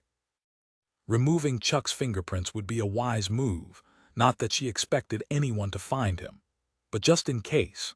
She could leave the actual shooting and disposal of the body to Iral, or perhaps Iral could just break Chuck's thick, strong neck. Regardless, she needed to turn her attention to the business of freeing up cash quickly. What a shame she no longer had time for a bidding war on the tracking device and Uzo leak. Damn Cutrose, Anya and those blasted escapees for all they'd cost her. She would have to take the bird-in-the-hand offer already on the table from a local terrorist cell, the group responsible for the recent suicide bomber attacks. Selling them her information on the Uzo's weak link in security would generate enough capital to relocate and lay low. Given Cutrose's screw-up with the kidnapping attempt, she really should dump her information about the Uzo immediately, before the police had time to delve deeper. She would also need to rein in Anya. Marta had indulged the girl's rebellion long enough. But first, Marta unlocked the door and swung it wide, the kitchen light slanting over Chuck curled unconscious in a corner. Time to say goodbye to a worthy opponent. 21 an hour after takeoff, Jimmy stared at the airspeed indication as if he could somehow squeeze more velocity from the already maxed-out CV-22. They'd gone from alert to airborne in 21 minutes, every second critical, since their intel could go cold in a snap. None of them knew if Chuck was dead, only that he'd been alive last night, according to Cutrose, who'd been all too happy to trade information for a deal. The Tiltrotor aircraft bounced around at 300 AGL above ground level. Nasty squalls on the edge of a weather system prohibited the lower approach Jimmy would have preferred. Hadn't the clouds emptied themselves out enough last night? Every 30 seconds or so, the aircraft lost 20 or 30 feet of altitude in an unpredictable roller coaster ride as mind-scrambling as sex with Chloe. An encounter he definitely needed to put out of his mind if he expected to stay focused. A collective swell of determination filled the metal confines. The crew, the half-dozen CIA paramilitary, none as they wouldn't go home without Chuck this time. Vapor flew beside Jimmy in the other pilot's seat. The weather is total crap. Lieutenant Colonel Scanlon manned the surveillance equipment wired in back. At least we have the sky to ourselves. With a little luck, the weather would help mask their approach and reduce the risk of taking ground fire if the CV-22 didn't smack the earth first. Jimmy pushed a button on his multifunctional display and keyed up his mic. Smooth. How are the spooks doing back there? All this bouncing around must be wreaking havoc with their last meal. They probably think we're screwing with them on purpose. They seem unfazed, the flight engineer answered. Beauty. We need some steely-eyed motherfuckers tonight. The aircraft hummed, engines at max revolution, beyond what the tech orders noted as safe, but then as testers they made their bread and butter from pushing standards off the chart. If ever a flight warranted it, this one fit the bill. 10 minutes to go, smooth, Jimmy updated, training-honed instincts overriding emotions. If only he could stay this detached around a certain pianist with a mermaid body and a will to survive that damn near humbled him. Give them a heads up. Wilco will comply. From the co-pilot's seat, Jimmy peered out into the darkness. I haven't seen a ground light in a half hour. Good thing this baby had terrain-following radar. If they'd been stuck eyeballing the flight, they would have been roadkill by now. Vapor stared at the radar display that automatically guided their aircraft through the weather and over craggy terrain. Tower coming up, slight climb. Jimmy scanned to the right more out of a good aviator habit pattern than because he thought he might see something through the sheeting rain. Clear right for what that's worth. Come right to heading 050 now. 050 copy. Vapor tipped the stick. Coming right. Jimmy cycled through the navigation screens, tapping into more of that calm gained from training hard. 5 minutes, boys and girls. Get up and ready in the back. Wilco, Smooth responded. Vapor looked over at Jimmy and gestured toward the front window. Eyeballs out for a visual on the landing zone. Adrenaline buzzing, Jimmy punched up a screen. Right 5 degrees for wind correction. LZ is 4 miles ahead, begin transition. The aircraft angled right in a smooth sweep, all things considered. Jimmy strained his eyes for a glimpse of the treetops and outcropping of rocks that marked the drop-off point for the operatives in the cargo hold. Wait for it. Wait for it. Bingo. Jimmy glanced fast at the control panel, sweat sealing his helmet to his head. 2 miles out, Vapor. Copy, slowing.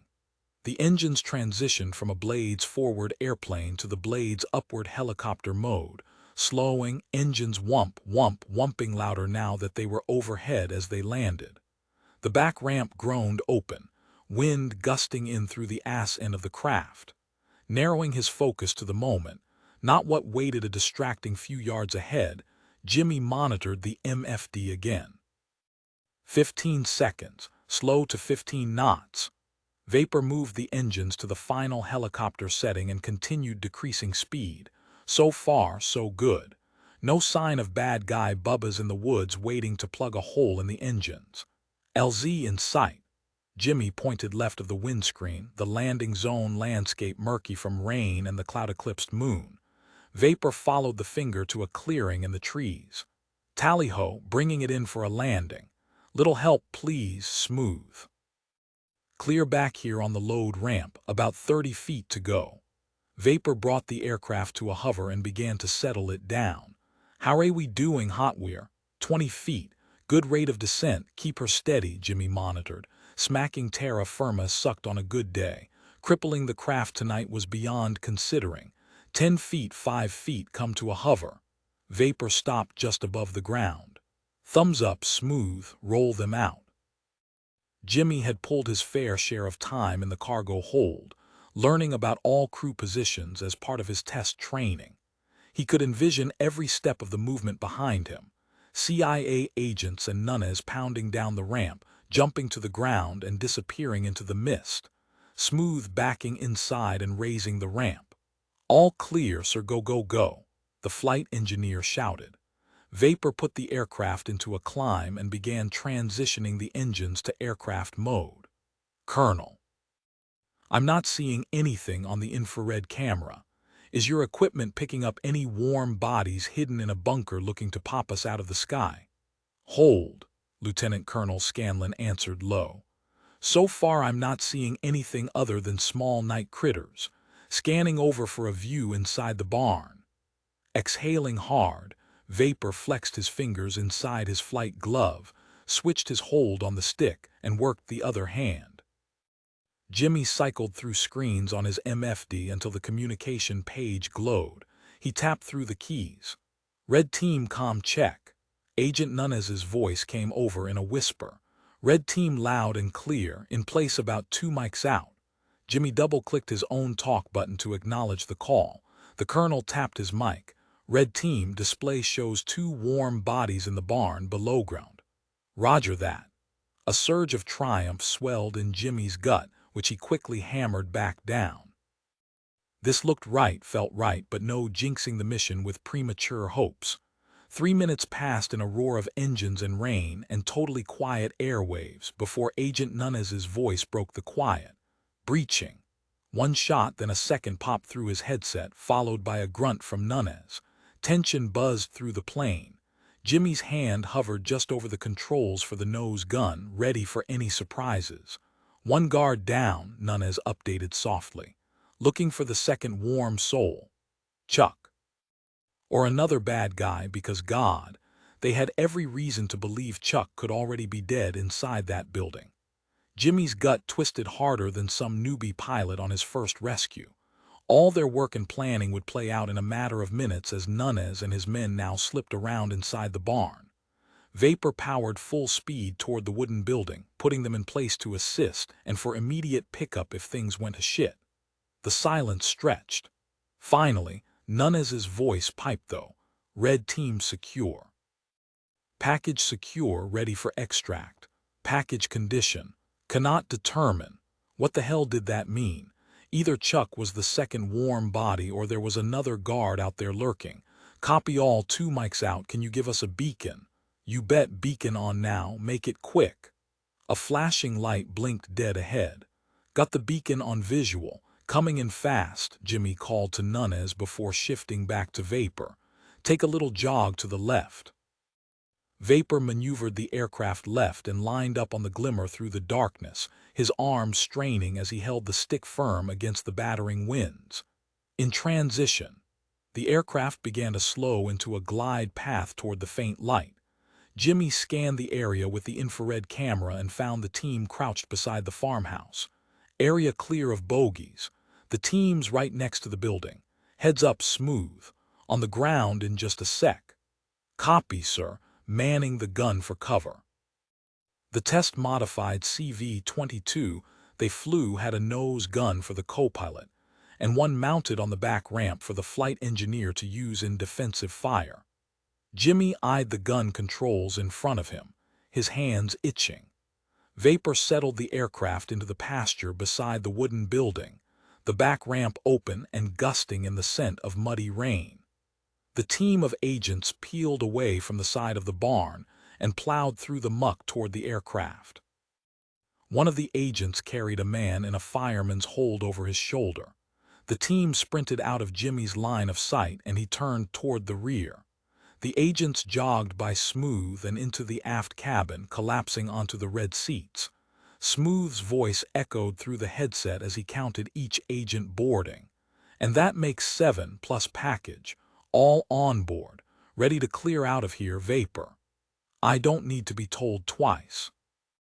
Vapor guided the aircraft straight up into haze and began transition to forward flight, the CV-22 twice as fast as the helicopters it replaced. No one asked the burning question about Chuck. Jimmy stole another quick look behind him into the steel belly of the aircraft. 2 dripping wet agents were securing Chuck to a stretcher. He looked like shit. Barely recognizable. Thank God he was strapped in his seat, or he would have fallen to his knees, puking his guts out anyway. No wonder they couldn't discern if Chuck was unconscious or dead. Where would they even start feeling for a pulse in a guy swollen all over? He did know one thing for certain. Whoever had held Chuck was a monster. Chuck fought against consciousness, trying like hell to will himself back into the place where he didn't have to worry about what he might slip and say. Damn that witch Marta for poking at his arm again with a needle. He had to fortify his defenses against her drugs. he thrashed, or intended to. A twitch was about all he could muster. "Hold still, Captain Tanaka," a distinctly male voice instructed. "I'm a certified medic and I'm here to take care of you until we transport you to a hospital." Captain Tanaka, they knew his name now. But wait, that was an American accent. He grappled through the layers of fog, slowly assimilating the smells and sounds around him. The musty scent of hydraulic fluid and wet gear. A low whump of aircraft rotors. All the knowledge he'd repressed for the past 2 weeks offloaded back into his brain. He even knew what kind of rotors. He recognized the distinctive sound of the new CV-22 Osprey, an aircraft he'd helped field test. His eyes burned with air tears, his body too dehydrated to pony up even a drop of moisture despite the need to weep like a newborn. They hadn't left him behind. Tension seeped from his muscles until he damn near melted into the stretcher, while he let the smells and sounds of home wash over him. The medic finished inserting the needle but didn't pull it back out. And Roman 4, coolness seeped into his veins almost as fast as gratitude and mind-numbing relief. "Nunez, what happened back there?" The voice was distorted by drugs, but the edge of impatience was all too recognizable. Jimmy Gage. Of course Jimmy was here, just as he would have done anything to be on the rescue flight if the roles were reversed. Chuck might be known as the most bull-headed in the squadron, but Jimmy was known as the toughest. Chuck tried to move his head toward his friend, but they'd put him in some kind of collar lock. He settled back and listened, while the medic continued checking him over with efficient but careful hands. "We made it just in time. We caught a guard standing over him with a gun pointed at his head. I heard 2 shots through the headset." Gage hesitated with a low hiss. "Holy crap, Nunez, how's your arm?"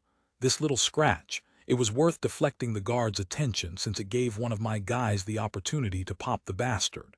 The man called Nunez moved closer, his broadcaster-like accentless voice growing louder. "I just wish we could have taken that guard alive for questioning. Things shook down pretty fast. You didn't see anybody else except that one guard. The place was deserted." Eerily so.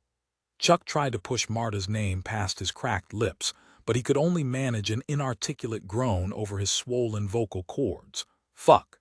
He couldn't even write a note with his hands such a swollen mess if he even had the energy to lift his arms. He wanted her to pay. He needed to make sure she didn't do this to anyone else. And he burned to let his friends know he hadn't betrayed them. "Captain Tanaka," the medic said, the Roman 4 pole clanking from the bumpy flight. "I'm administering fluids and I'm also going to give you something for the pain." He didn't want more drugs. He didn't want to lose control, miss a minute of living if his injuries were too severe. Another groan slipped free, louder this time. "Dude," Jimmy Gage's voice penetrated the pain. Chuck pried his eyes open enough for a narrow view. He couldn't speak, but he tried to translate his feelings with a look and prayed his friend understood. "I didn't talk." But Jimmy was staring at the shot being added to the Roman 4 before glancing back up at Chuck's face. "You had to know we would find you." Jimmy looked up and down the stretcher, his eyes telegraphing loud and clear his pity for the pulverized mess in front of him. "I'm just damn sorry it took so long." Chuck tried again to relay his thoughts through his expression. "It's okay, man. You're here now. You did the right thing hanging on. Don't give up now." "I didn't talk," he tried again to say, but just the effort of being awake sapped him. He closed his eyes and surrendered to the painkiller dousing his system. Or was it a death euphoria? Either way, after the hellish 2 weeks of holding strong, he didn't have any fight left inside him. He didn't expect to live, but at least he wouldn't die staring up at Marta's evil face. 22 Nunez may have been winding his way around rows of military cop cars like all was well in his world, but he couldn't get rid of the tick in the corner of his eye. A tick that had started the second a security police sergeant informed him that Anya Surak refused to leave the airbase. This should have been a time for victory dancing. He'd retrieved Chuck Tanaka alive. Spiro's Cutrose was spilling information faster than the man used to puff dragon trails of smoke from Cuban cigars.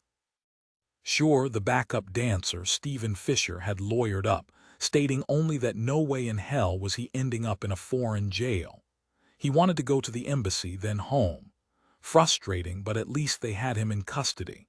Could they accept Fisher's story at face value that he just called a pal for a ride and emotional support? Or had he set Livia up to be kidnapped? Hopefully, Cutrose would answer those questions as well with time. Nunes bit back a curse. He needed to be downtown at the hospital overseeing Cutrose's interrogation. Instead, he was back in Incirlik Security Police Station to spend more face time with a woman who, innocent or not, he should leave the hell alone. How could he stay objective about her aunt with Anya up in his grill? Sweat stung his eyes. He swiped his arm over his brow. Was it already daytime again? Tough to keep track when you didn't sleep. Nunes tugged the front door open and strode inside the station lobby. A poof from the tepid air conditioner met him along with the low drone of a television. A trio of uniformed cops from different NATO countries strode out, discussing where to eat, clearing his line of sight to the far corner. Anya sat in a corner chair beside her assigned military escort. Nunes held up the ID clipped to his shirt. "Good afternoon, Sergeant. Agent Nunes, I've got this." "Yes, sir. Good luck." She'd been that stubborn. Great. Anya looked as weary as he felt. His anger ratcheted down a notch. She still wore her red silky dress from work, minus the apron but with plenty of wrinkles along her willowy curves. Blonde locks straggled from her tired ponytail. He stuffed his hands in his pockets to keep from dropping to sit beside her, maybe stretch his arm along the back of her seat to pull her against his side. He couldn't escape the fact that she attracted him. Her toughness. Her apparent struggle to free herself from Marta. "You can leave any time. We don't have evidence to hold you." He didn't mention how much he hoped it would stay that way. "I want to help."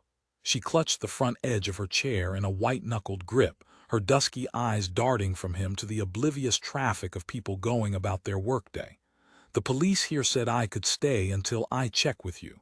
Maybe I will think of something else that will help you find my aunt." Was she faking the nerves, angling for a deal by playing the sympathy card? That would be good.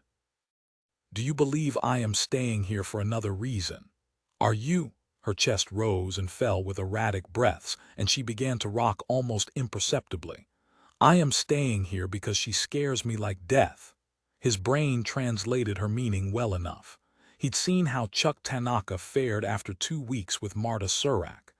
Anya was right in believing that woman was enough to scare anyone to death. He dropped to a crouch in front of her, eye level. "Has she ever hurt you?" "Not physically, but I've seen what she does to others." She paused, visibly gathering her nerves until her dark-shadowed eyes met his again. "I want to stay here until you find her, and I'm willing to earn my keep. Ask me questions, anything you want to know about her." She swept an expansive gesture, opening herself up to his interrogation. Okay, she was winning him over. Maybe he should wrangle some deal for her with people who could stay objective. "I can talk to the Turkish police about." "No." Her breathing hitched again in that near-panic attack pattern he'd seen while questioning past suspects. "Aunt Marta pays the police. When we lived in Hungary, I tried to report her, and they simply told her what I had done." Hungary. Nowhere had he found anything to send him searching there. He started to ask her what city when she gasped. Anya reached, her trembling fingers hesitating just short of his arm. "You're hurt." He glanced at the bandage peeking beneath the edge of his rolled-up shirt sleeve. There hadn't been time for him to think when the gunman had turned the weapon on him. Thank God for training and reflexes, or the bullet would have hit his heart. "It's just a flesh wound." "Did my aunt do that?" "No." He stood again. "But one of her people did." She held up a hand. "You don't need to answer that. I can see the answer in your eyes. Yes, Mr. Secret Agent, you do show things in your expression on occasion." Oh, that surprised the crap out of him after an 11-year career when he should have been past surprising. "Nobody else thinks so." "I guess that makes me different." Some of her old starch crackled back to life. You've been different from the start. A tentative smile eased tension lines around her eyes. I take that to mean I am no longer on your suspicious persons list. He couldn't go that far, but he kept most everybody on his suspect list until a case closed. He nodded toward the door. Let's get some fresh air. For once he startled her quiet. Hell, he startled himself quiet at the request he hadn't planned. But Anya Surek had gotten under his skin, and he would be lying to himself if he thought otherwise. He held the front glass door wide, waiting for her to exit into the parking lot. She strode alongside him, her heels clicking on the way to his car. Again, he opened the passenger door for her. Where are we going? She asked as he settled behind the wheel of the nondescript blue sedan. Somewhere we can talk, where he could learn more about her and figure out who she was underneath all the layers he'd seen in the past week. A few winding turns deeper into the base later, he pulled up outside the recreation center baseball field. As he stepped from the car, familiar sounds of home rode the wind. Two teams of airmen played an intramural game, shouted calls, good-natured heckling, the crack of a ball against the bat, families cheering from the metal bleachers. Over the years, he'd embraced classic American moments to help bring him out of the grip of his undercover persona. He took Anya's elbow and pointed to an empty corner on the first row. Over here. She followed alongside, picking her way through the patchy grass to their seat, regally ignoring the curious glances from women in jeans checking out her red dress and heels. The bleachers felt hot even through his suit pants. Is this okay with you? Of course, she answered without hesitation but with plenty of confusion. She adjusted the drape of silk over her knees. Good. He shifted his attention front. A big dude stepped up to bat with an accent none as pegged as Czech. Not exactly a country known for its little league teams. The guy swung and rocketed the ball into foul territory, all torque, no aim, but having a blast. The sun baked away 2 days of rain and tension. Elbows on his knees, he watched the game, ever aware of Anya beside him, yet still not sure what he felt for her. Ditching his Miguel Carvalho guise should have ended his attraction to her. It hadn't. She tugged the band from her hair and shook it free down her back. Do you play the baseball? He could listen to that accent all day, a realization that reminded him he wasn't tamping down the attraction by not looking at her. Even her voice tempted him. No, I just like to watch. He took the opportunity to think about the question and not the woman. He'd wanted to play baseball once upon a time. His parents had signed him up for a team twice as a kid, but they had to move halfway through the season. No more avoiding. He needed to get back to business. You've been helpful in rounding up people who work for your aunt when you could have just as easily gotten away with playing dumb. My aunt's workers, you still haven't found her. We posted an alert bulletin out for her and her bodyguard. He could safely tell her that much obvious information anyway. What about Baris and Iral? Excuse me. The bearded man who'd participated in Chloe's kidnapping had been named Baris. She has 2 bodyguards, Baris and Iral. I am sorry, but I do not know their last names. Will you work with a sketch artist? Of course. She spun the hair tie around her fingers. You still did not say whether or not you have crossed me off the suspect list. I am as sure of you as I can be of anyone. Trust is a difficult thing. I imagine trusting would be all the more difficult because you spend much time doing your beneath covers work. He choked on a cough and an image of just how hot sharing a bed with Anya could be. Pardon. Beneath covers. Your pretend persona, Miguel. He unbuttoned his suddenly too tight collar and pulled free his tie. That's called undercover work. Ah, right, I will remember that. She stared at the ball field as a lady on the blue team whacked a home run and emptied the bases. Once the roar of the crowd dwindled, she said, No wonder you do not have a quirk. Excuse me, quirk, a character trait. I believe I have the right word this time. The exotic melody of her accent thickened the air between them. What is your quirk? I do not have one either. Mostly, I tried not to bring attention to myself. It is safer that way. Sounds like we have more in common than I thought. He slid his arm along the bleacher behind her, allowing his thumb to graze her arm in comfort. My aunt is sentimental. Going to have to explain that one because I'm having a hard time understanding how anyone who tortures other people could be sentimental. Anya blinked fast, her mouth sealing thin. Shit. I didn't mean to hurt your feelings. You're only speaking the truth about her actions. She fought back the tears. Explain to me what you meant about her being sentimental. He would be a fool not to tap into her insights. And yeah, he wanted to get to know Anya as much as he needed to understand Marta. You have a show in your country about the mafia. I believe it is called The Sopranos. Right, but the series is over now. He tucked his feet under the stand to make room for a mother passing by with a double stroller. Still, you know what show I am referring to. It centers around one mafioso in particular, the leader. Tony Soprano is probably one of the most recognized TV characters ever. I believe that is because he had a human side with a quirk as well as his evil side. Even bad people are not. She wiggled her fingers beside her head as if searching for a word. Flat. Correct, flat, one-dimensional. Yes, my aunt has many dimensions. One of them, she collects things that remind her of the past. That is why I say she is sentimental. Vulnerabilities, the downfall of anyone, good or evil. You would have made a damn fine agent, Anya. He would be wise to stay alert around her. She twisted the hair tie around and around her fingers tighter until the tip of her index finger turned blue. I am not as innocent as I would like to be. Ah shit, here it came. Her confession would blindside him after he'd convinced himself she really had tried to escape her aunt. He could see how it would unfold and hated what he would have to do, but he was completely helpless to stop the end result. I'm listening. I ran packages for my parents as a child without knowing. After they died, I continued but understood my actions. I transported drugs for my aunt, and I smiled at men to get them to tell me things.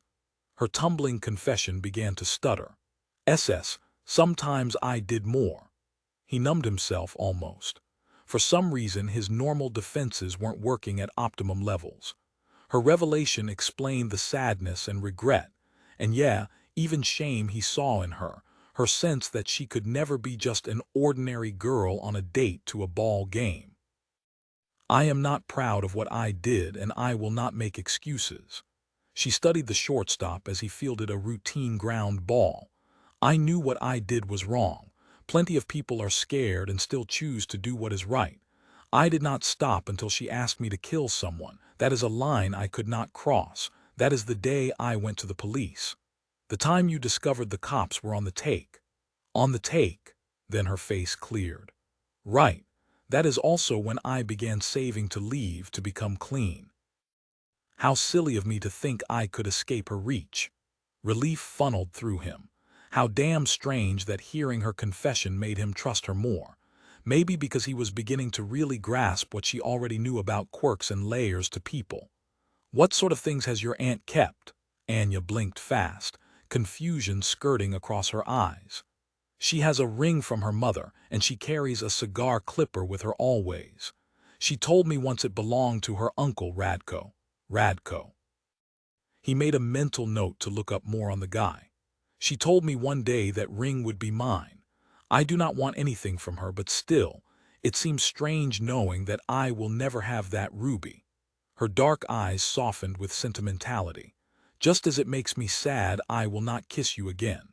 Her surprise admission cleaned his clock like a ball upside a batter's helmet for all of one shouted call from the ump.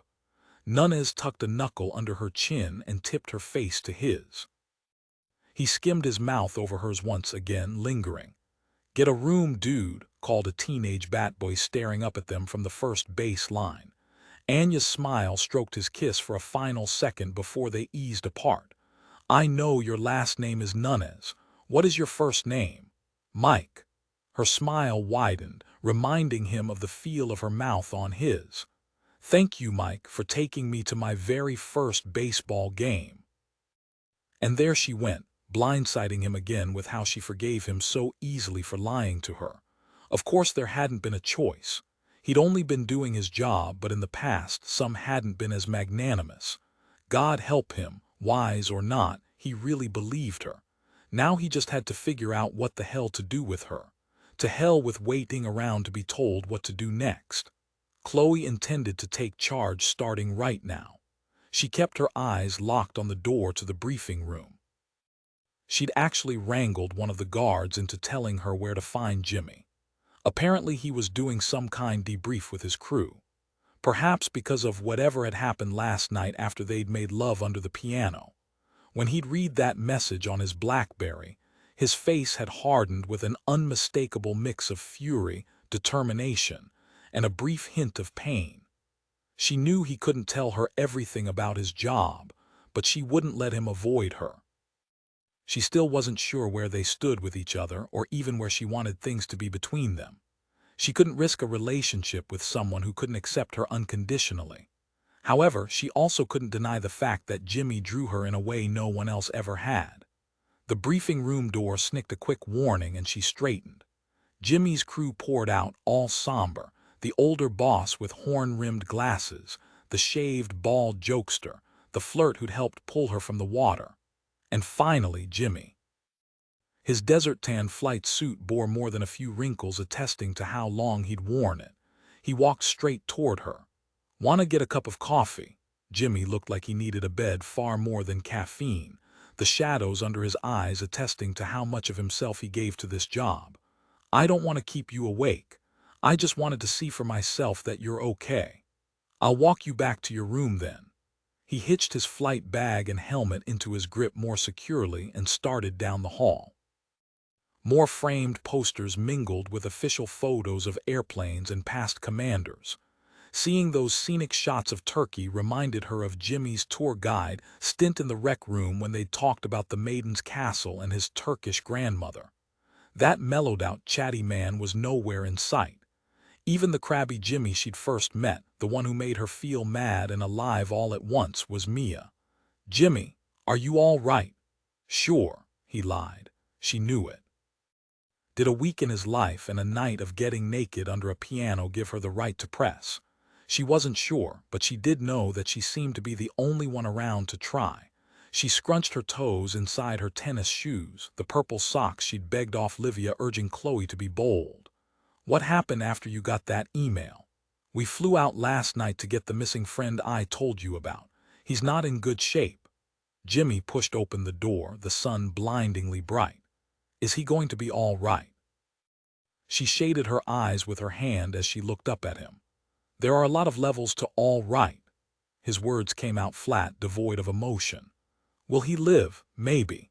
Will he carry this inside him? Forever?" Cars swooshed by, and a crowd cheered in the distance in seeming defiance of the dark mood pulsating from Jimmy. She could feel the ache radiating off him as tangibly as when he'd read that BlackBerry message. Except, damn it, every time she saw him, his pain pricked her a little deeper. The whole way to the lodging facility, down the long hall to her room, she stayed quiet, waiting. He followed her into her room without asking. He closed the door and sagged back on the wood panel. She gave him his space and sat on the edge of her bed. How strange that she'd never realized how inaction on her part could also be proactive, because she knew without question that he needed her quiet support right now far more than words or fix-it deeds. How many times before had she mistaken his silence for rudeness? Jimmy studied his crossed feet with excess concentration. Not that his combat boots offered him much to see except for long laces, and a dog tag to match the one around his neck. The one on the boot was there to identify him if he was ever burned beyond recognition in a plane. Now wasn't that a cheery thought? But after seeing Chuck, grief for his friend tangled up with the hell he'd been through himself, all of it boiling up inside him until he couldn't contain it anymore without exploding.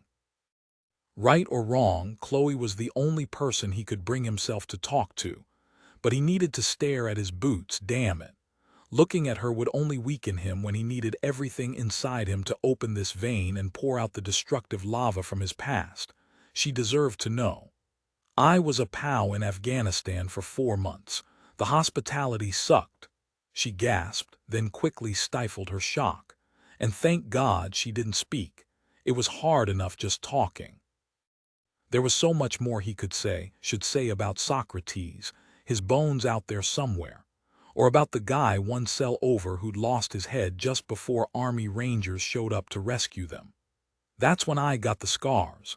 I can't even begin to explain the twisted shit some so-called humans do to other human beings. The kind of things that were done to your friend. She paused, still not touching, but he could feel her eyes on him. An image of Chuck's battered face filled his head. He had a fair idea what had happened, but apparently there were recordings out there as well. In Cutrose's confession, he had explained that they ran a video camera through all torture sessions with their military captives, recording everything a prisoner said. Then they attempted to blackmail that person into going home and stealing additional secrets. If anyone went to the authorities, the video of that person spilling national security secrets would be released on the internet. The only real choice for those kidnapped, talk or die. Yeah, Chloe, they put him through hell. The way you were put through hell, she stated rather than questioned. Perceptive woman.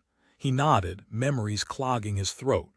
Everything was crashing in on him at once, like a hurricane picking up all the garbage in his past from Jenny's death to Socrates' murder.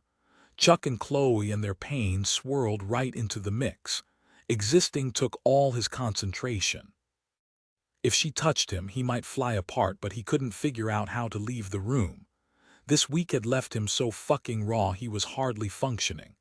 Jimmy, she said softly, rising, crossing to stand next to him and help hold up the wall. Huh, he grunted for want of a better word. It's okay that it's not okay. It's not a matter of weak or strong.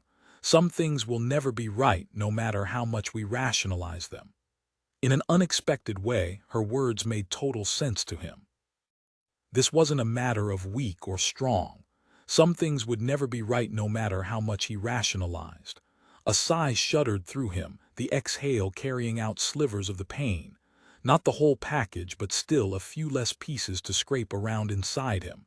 He glanced down at her. I can't cry about this, Dr. Freud, so don't bother bringing out the tissues. That's not my expectation or my call to make. Her eyes broadcast enough pain for the both of them. It's not because I think tears are for the weak. He tried for a laugh and actually managed half a chuckle. She placed her hand between them on the wall, not touching but out there and ready if he wanted to touch her. Thank you. He linked fingers with her. Damn, but he liked this woman. A little more of the rawness eased. You're more than welcome. He angled to kiss her, just a thanks kiss. Ah, man, who was he kidding? He didn't have the strength to say no to the one thing that felt good and right in his world today, being with Chloe. She eased away to whisper against his mouth, Jimmy, we used up my stash of condoms. Actually, God, he didn't want to dig any deeper, but with the increasing sense that Chloe could be an important part of his life, she deserved to know. I can't have kids. Another byproduct of those 4 months I guess I should mention and deal with.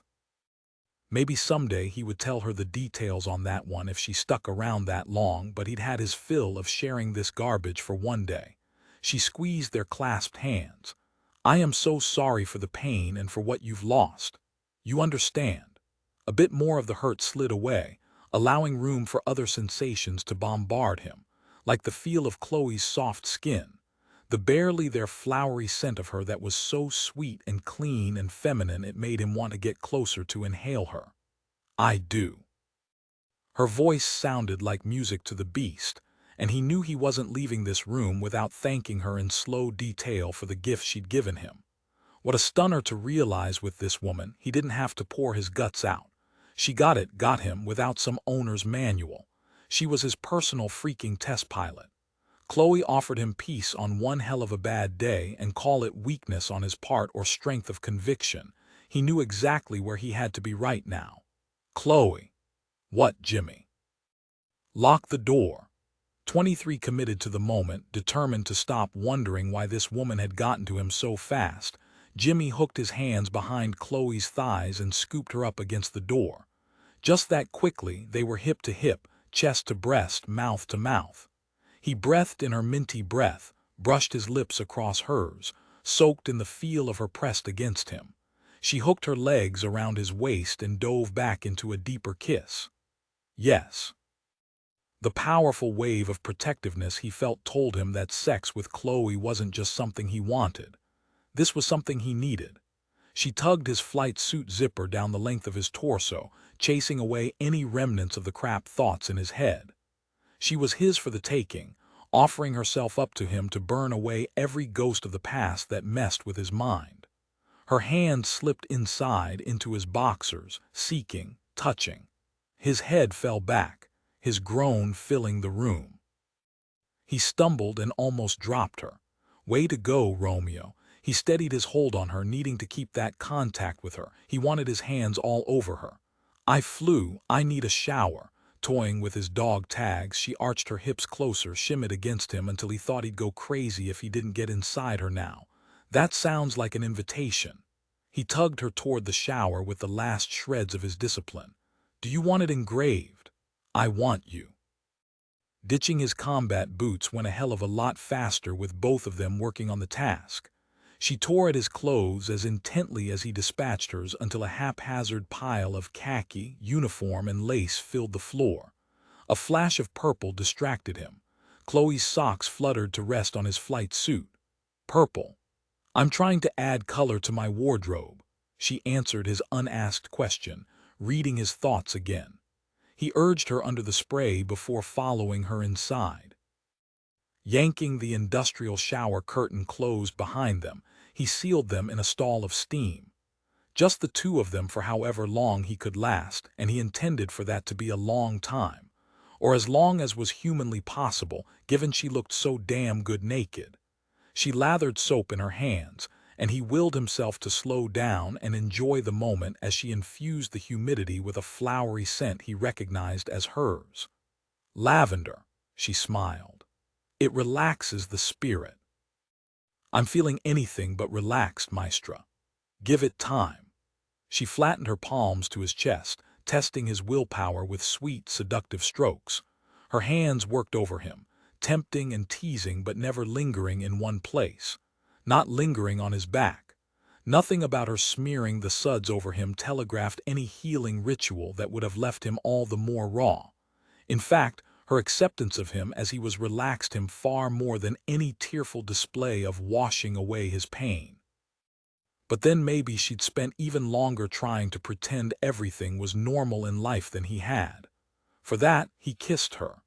With slow deliberation, he took her face in his hands and tasted her, tugging gently on her tongue until her busy hands stopped their cleaning altogether. She moaned softly against him, her wet body melding to his. Shower beating his back, he took the bar from her. Soaping his own hands, using his palms as a wash-rag in kind, he left no part of her slick body untouched, lingering on the sweet fullness of her breasts for so long he thought he might have to press her to the wall and finish it now. Instead, he dropped to his knees in front of her, urging her legs apart with his shoulders while the soap fell to the floor.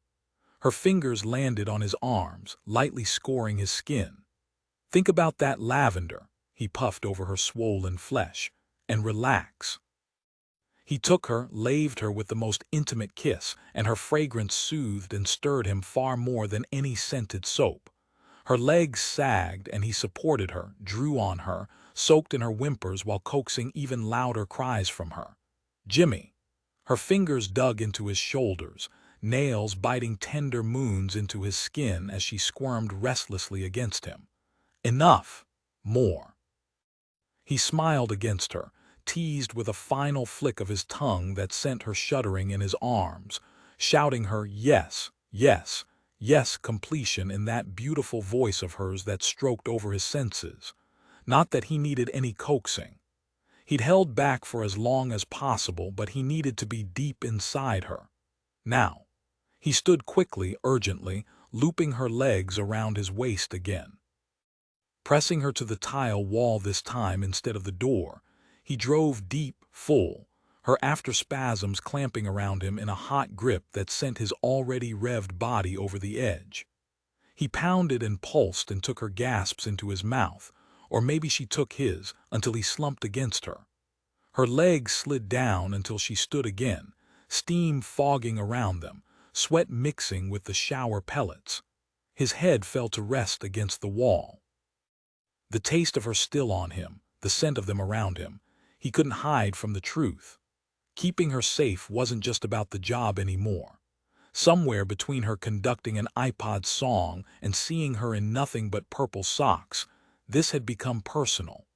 Parked on his bed, Nunez clicked through secure websites on his laptop. He'd procured a room for Anya for at least one more day until he could figure out what authorities could offer her in the way of protection. He should have gone to sleep hours ago. He'd even tried to unwind with the palm-sized meditation labyrinth he carried with him, tracing the path with his finger rather than walking it on a life-size course. The pewter disc now lay on his wadded bedspread, where he'd pitched it after realizing no amount of meditation, prayer, or ritual would slow his brain enough for rest. He'd given up and gone online to the NSA site for research on Anya's genealogy now that he had additional hints for where to look. The cyber network certainly saved manpower hours, often cutting fieldwork in half. Searching in Hungary, he located the name he'd been looking for, Radko Surak. Luckily, the uncle didn't have a different last name. A tiny archived news article reported he died at 42 from a stab wound with Nunez sat up straighter. With a corkscrew. Holy crap. The assailant was listed as a vagrant found beside his body in a dark alley. Nobody thought to question why that nameless drifter just happened to have a corkscrew in his bag of homeless man goodies. Clicking the back button, he returned to the sparse family tree he'd lucked into. Marta's mother and father. Marta's one older brother and the man's wife. Wait, something wasn't right. He searched again and the family tree read the same as before. Anya was adopted.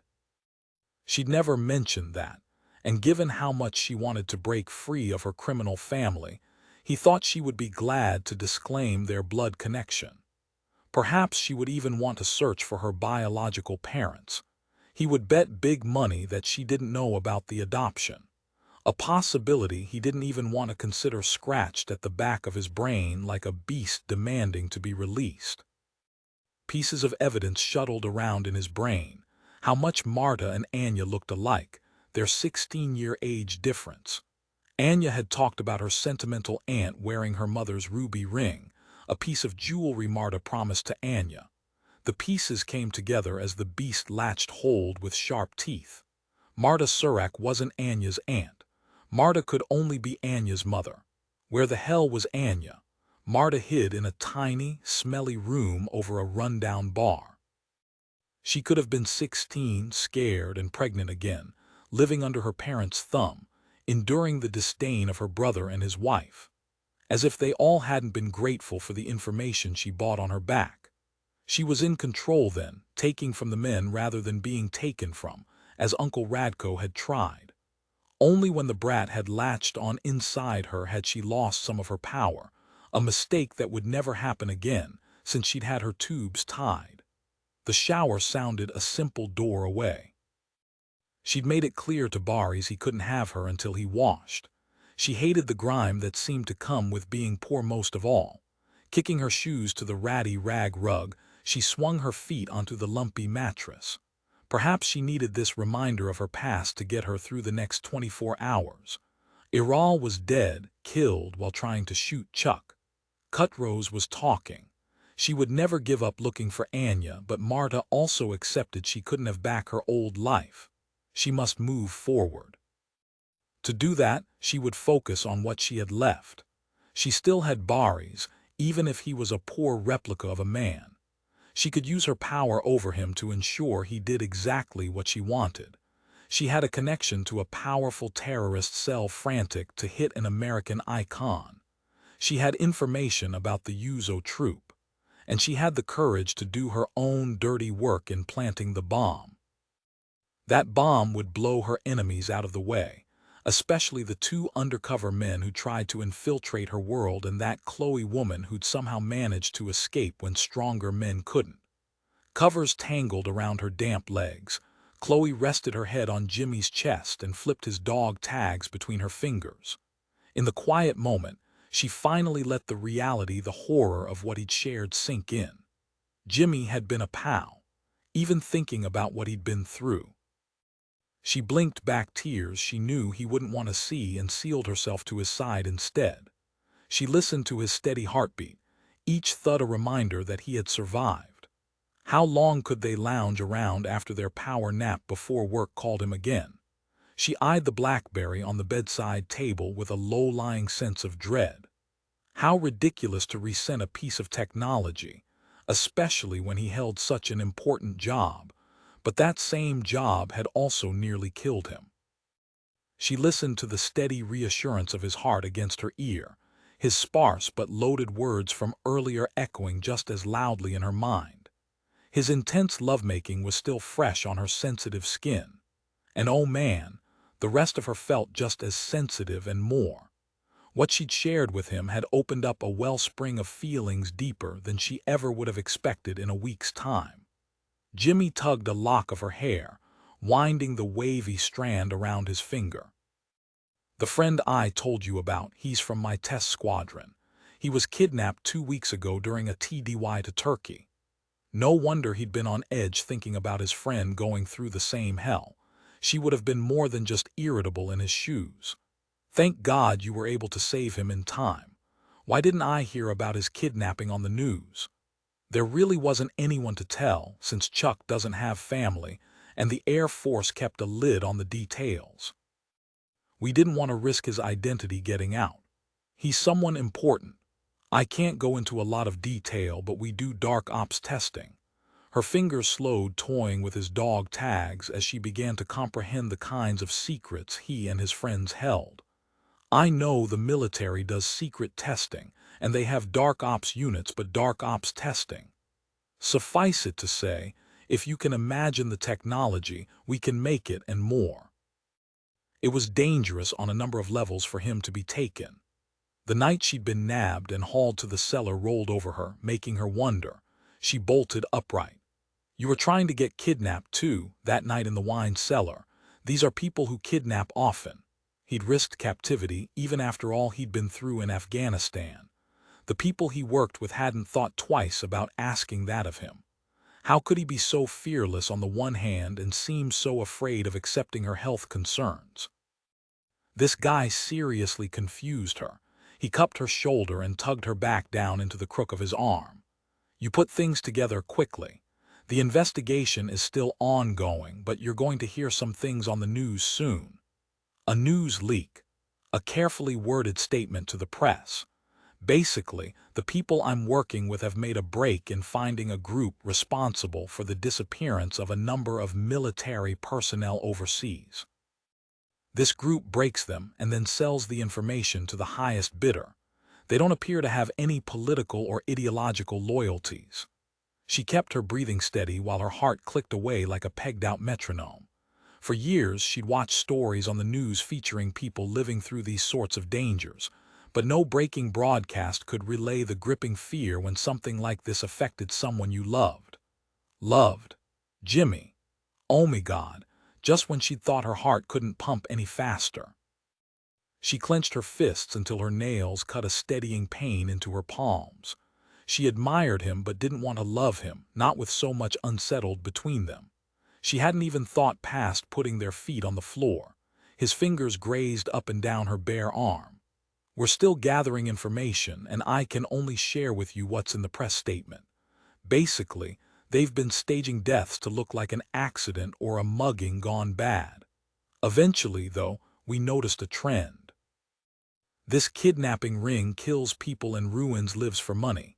Maybe she was more ferocious than she thought after all, because right now she wanted to go back and shoot cutthroats herself. And what about the driver and bodyguard who'd gotten away? She embraced the anger that helped distract her from emotions she wasn't ready to dissect. Apparently so. That's totally amoral. You're right. That's why I want you to go home." Whoa, stop the music. How had this gone from talking about him to pitching her out on her ear? Just this morning we got the okay to continue on with performances. I know. He inched them both up higher on the headboard and pinned her with his exotically dark eyes she suspected he inherited from his Turkish grandmother. That doesn't mean this is a totally safe region. There are troops in Iraq and Afghanistan expecting us. The defense sounded weak even to her own ears, but she didn't know what else to say, didn't know how to hide the kind of hurt this banishment incited. Once again, she was being relegated to the practice room, while others lived lives. The show will still go on without you. Why wasn't he barking orders at the others to go home? His dismissal of her role stung more than it should have, but damn it, her feelings were still raw from figuring out she loved him, something she wasn't ready to share, especially not now. I know I'm just a backup singer, but you have to remember I'm also an orchestral conductor. I believe in the importance of everyone in the production. Beyond that, I need to do this, and you know full well why. It's not worth dying for, but it's worth living for. She tugged the covers over her breasts, already feeling more than naked enough around this man. He cricked his neck to the side before turning back to her. There's a medically tricked-out C-17 that's leaving in a few hours with Chuck. I want you to be on that plane back to the U.S. She yanked the sheet around her and stood. How convenient it's a medical plane for your weak and sickly girlfriend. Are you ever going to be able to look at me and not think of how your sister died? His mouth tightened. I only meant there's a plane heading out and you should be on it. No, she had to stand her ground with him now, or they wouldn't stand a chance at anything more. She secured the sheet into a tighter toga. Unless they cancel the tour, I'm in for the long haul. He swung his feet to the floor, bedspread around his waist. Chloe, you could have died this week. So could you. This week and years ago, and who knows how many times in between. I could have died more than once. Now I'm going to live. He threw aside the covers with a curse and stalked toward the bathroom, no doubt to retrieve his flight suit and haul his taut butt out of her room. Why did she have to fight so hard for this? Why couldn't he understand after all she'd shared about herself why she needed to be here? Her feet tangled in the sheet as she followed him. You talked about T-dies to Atlanta, and I'm all for flying out to meet up with you too. But if we're going to have more than just this week, you have to accept me as I am. He pivoted in the bathroom to face her, already shrugging his flight suit over his shoulders. Accepting a person works both ways, Chloe, and I can't stand by and watch you put yourself in harm's way again. The set of his jaw allowed for no leeway. No arguing. Stubborn to the end.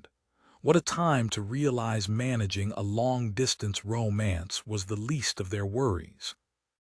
Despite the fact that she loved him, unless he could take her wholly and fully the way she was, illness and independence and all, she couldn't be with him. 24 Her mood mirrored by the dim lighting, Chloe strode alongside Livia into the aircraft hangar for a final check before they left. Was it only a week ago she'd performed here for Incirlic's service members? At least the Yuzo tour was finally back on track, if not her life.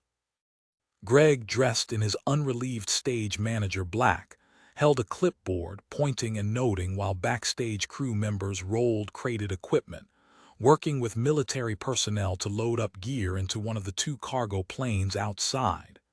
If all had gone as originally planned, she would have been finishing the tour with their final stop in Afghanistan. She wouldn't have met Jimmy. She wouldn't have gotten her heart broken. Damn, she was in a funk. After Jimmy had stormed away, Livia had tried to lift her spirits by offering more wardrobe coloring up. The singer hadn't let her get off with just borrowing purple socks this time. Finally, Chloe had given in to end the discussion. She just wanted to pack up for the tour without another confrontation with Jimmy. Would he phone her when she returned to the States? Would she even take his call? She honestly didn't know. If he could wreck her heart this fast, she feared what might happen in the long term. She'd fought too hard for her independence. She wanted to keep stepping into the light, bringing colors to her previously khaki world. Chloe tugged at her borrowed shirt. The ruffles along the hem were a bit much for her, but the vibrant red wasn't half bad. Any other day, and it might have stood a fighting chance at cheering her up. Come on, Mia Cara, smile. Jimmy Gage is only a man. There are plenty more I would love to introduce you to, and of course there are plenty of very hot ones right here. Livia swept her arm to encompass the bustling hangar. Just look around. Seeing all those men in uniform only made her think of Jimmy again. She should have sent Livia on her own when Greg gave the last call before they loaded up. Chloe rubbed her arms. I appreciate you being so supportive, but can we stop talking about Jimmy? Of course you need time. Livia patted Chloe's cheek, then stretched up on spiky heels to peer past her. Oh, I see the costume mistress over there. I will be right back. Chloe spun away, wondering if she should just leave, but she'd already packed her suitcases, and she really didn't want to face her room where she and Jimmy had made love a few short hours ago. Maybe Greg would have something on that clipboard of his to keep her busy. She started toward him only to have another performer snag his attention first. Melanie sidled up close to peer at his clipboard, a pair of black dance heels dangling from her fingers. Chloe hung back, waiting. Melanie sure took her time. The backup dancer tipped her head and laughed, her hand falling on Greg's chest. Seemed she wasn't losing sleep mourning for her jailed boyfriend either. Chloe studied the couple more closely. Could Stephen have been telling the truth about Melanie cheating? What did this mean in regard to the kidnapping attempt on Livia? Could Greg and Melanie have somehow played a part in that ill-fated call for help? Her instincts told her yes, and logic told her to pass along her hunch to Agent Nunes ASAP. Chloe backed away from the couple and wished she had a good old-fashioned cell phone instead of her iPod clipped to her waistband. She searched for someone official-looking, but which uniform to pick from. She waved down the nearest airman carrying a walkie-talkie. "Excuse me. Hello, I need help. I have to speak with the police." PL, an arm snaked around her waist, cutting off her air and her words. Flinched, looking around to see why she'd been dragged out of the way. Nothing fell from the sky. The airman with the walkie-talkie hadn't even heard her. The steely arm yanked her even farther behind a towering stack of boxes right by an exit door. Nobody in the cavernous hangar seemed to have noticed either. Chloe opened her mouth to scream. A beefy hand stuffed a rag in her mouth. All out panicked, Chloe stomped, kicked, drawing on anything she could think of from Jimmy's self-defense class, but God, he was right. It was hard to remember the moves when you were scared to death. Rough hands spun her around, and she came face to face with the bearded man who'd taken her before. No, no, and hell no. Not again. Somehow the fog of fear cleared enough for her to see a woman with a gun who stood beside him in their little hidey corner. How had they gotten on base, much less into the airplane hangar? They both even wore official ID badges of backstage hands. The answer bloomed in her mind like a toxic cloud. The woman smiled with a twisted humor that never reached her empty eyes. "I saw you watching my new friend Greg, and I'm afraid I cannot let you alert the police. I've worked hard to create this security breach in the USO." Trying like hell to spit out the greasy rag, Chloe struggled against the brutal arms holding her. Dimly the woman's words registered. Greg was a part of this, just as she'd suspected. The blonde woman lifted her gun. "Barries, should we snap her neck or take her along?" A hostage is always an asset if things become sticky. A hostage she will be then. You are learning fast and earning your take from the payoff. You've been a good teacher, Marta. Oh great, they decided to speak English just for her. She really would have preferred they switch to their native tongue and spare her some of the gory details. The fact that they didn't bother hiding their names told her they had no intentions of letting her walk away alive. His grip pinched harder until her arm went numb. "Killing her will be a special pleasure after she damn near crippled me outside the oasis. Your turn will come, and we will not let her escape a second time. But we need to leave before Greg realizes we're taking our money and ending things ahead of schedule." Marta inched her gun down, but not away. "My dear, It seems you will have to leave with us, but don't worry. Everyone will be too busy to miss you." Marta lifted the lid on one of the crates and pulled out a briefcase, the payoff she'd mentioned. Chloe didn't have time to complete the thought before the black case cleared to reveal a tangle of pipes and wires, and oh my God, the woman held some kind of remote device in her hand. Fear gagged Chloe far more effectively than any rag. Why hadn't she agreed to leave like Jimmy asked? Now no one would miss her, because they would think she'd been blown to bits when this crazy woman exploded a bomb in a jam-packed military hangar. Nunez stood on the tarmac, wind and airplane engines gusting dust around in a swirl that sent his suit tails flapping. Looming alongside the test cruise CV-22, two C-17 cargo planes sat parked 20 yards away. One C-17 was loaded up to transport the Yuzo tour to Iraq then Afghanistan. The other was a medically equipped C-17 to transport Chuck Tanaka to the United States now that he'd been stabilized. Defying the odds, Chuck was still hanging in there. If he managed to survive, he would have a long road of surgeries and rehab ahead of him. The guy sure had the steely will that kind of recovery would require. Chuck had passed along valuable observations that helped in flipping cutthroats. The bastard was already working to strike a deal in exchange for recorded discs that would lead them to blackmailed soldiers. He'd also offered up burial sites of service members who'd been kidnapped, murdered, and dumped. Families would have closure. Thank God. Sunglasses in place against the fierce sun, Nunez scanned the flight line, watching maintenance personnel pre-flighting the aircraft, an aircrew doing their own walk-around medical technicians, and a flight surgeon sprinting toward the approaching ambulance. He'd beefed up security for Chuck's flight, even bringing in a pair of Air Mobility Command's Ravens, specially trained security forces tasked to protect the cargo haulers from terrorists. Nothing was going to stop Chuck Tanaka from leaving here alive. Along with Anya, getting her as far away from Marta, especially if the woman was truly her mother, and he knew in his gut she had to be a top priority. First, he had to persuade Anya to agree to his plan. Nunez stuffed his hands in his pockets, his right closing over the small pewter labyrinth as if it could lend some calm to a high-stakes moment. He still had work here to do tracking down Marta Surak, but he'd made arrangements for Anya to be on that plane. Everything she would need to start a new life was inside the C-17. A small, open-top Humvee appeared in the distance, late afternoon sun, a fat orange ball on the horizon.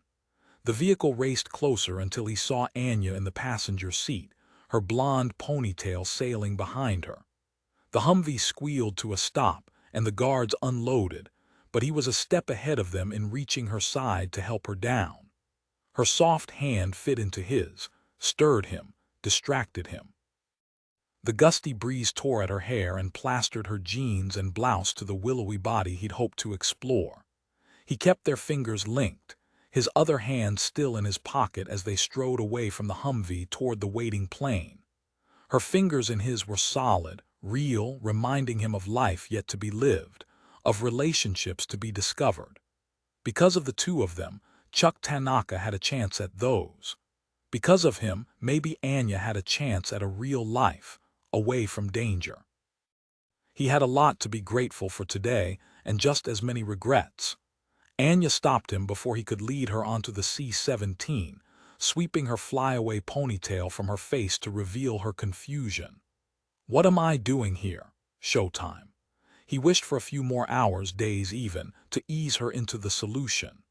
Hell, more time with her, period. However, telling her in advance would only risk the very plan he'd put into motion if she slipped and mentioned anything to anyone. You may have noticed I hold some pull on an international scale.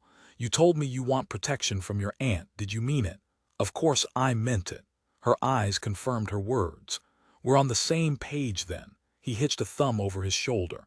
You can be on that airplane and out of here in minutes. The confusion on her face shifted to outright shock. What? Where? I don't understand. Once you're on board, you'll be offered 3 choices for a new identity in the US or one in Great Britain. We have identities pre-built for just these sorts of occasions. He forced free the words that would send her away, knowing damn well there wasn't any other way to keep her out of danger. In America, we call it witness protection. You've helped us gather evidence against your aunt, now we owe you safety from her backlash. It's your decision. Her gaze skipped to the plane and nervously back. If you catch my aunt, I could resume my old life. Do you really think she will let you go that easily? He sure as hell didn't, and using some of Cutrose's information, he could make sure she understood as well. She knew you wanted to leave. She made sure you heard about the job opening at the Oasis, and she had one of her partners watching you the whole time. She knows you were with me and that I played a role in breaking up her organization. You have to accept she would use any connections she has left to come after you, even from behind bars. With each point he stepped closer, crowding, making her afraid if he had to, because this threat was very real and deeply lethal. Fair or not, Anya, she's going to believe you betrayed her. Does she strike you as the sort of woman to just let that go? He held his breath, praying hard he wouldn't have to tell her his suspicion about her true parentage to tip the scales. You have 90 seconds left to decide. She picked at the collar of her shirt as if the loose blouse had somehow grown too tight around her neck. Okay, he wouldn't let himself regret his tactics, even if he hated the fear he saw on this strong woman's face. Okay, what? He needed to hear her say it, choose it. She dropped her hands to her sides, fists tight, arms rigid. She could have been a soldier bracing for a mission. I think you are right about the witness protection. I wish I wasn't. Angling closer to her, shielding her from the prying eyes of the ground crew milling about, he slid his fingers down her right arm, stroking her fist until it unfurled. I understand how difficult it can be to become someone new. He pulled the palm-sized labyrinth from his pocket and placed it in her hand. She stared down at the pewter disc. A tiny maze. It is very beautiful. Not a maze, a labyrinth. Aren't they the same thing? Maybe he was being a selfish bastard by not making a clean break, but he wanted her to think of him. They may appear the same, but their goal is entirely different. A maze has dead ends and false turns meant to confuse. He placed one of his fingers over hers and began tracing the path from the entrance. A meditation labyrinth has no dead ends and only one unicursal path leading to the center. The same path leads back out again. When walking a full-size labyrinth, you can release control, relax your mind, and trust the path will lead you out. It frees the mind for mediation or prayer. She kept her finger with his, following the miniature twists and curves until he forgot about the hot runway and waiting plane. He only knew this need to share something with her, a desire to give her some piece of himself before they parted ways forever. This pattern is modeled after a tile labyrinth in the floor of the Chartres Cathedral outside of Paris, France, installed around the 13th century.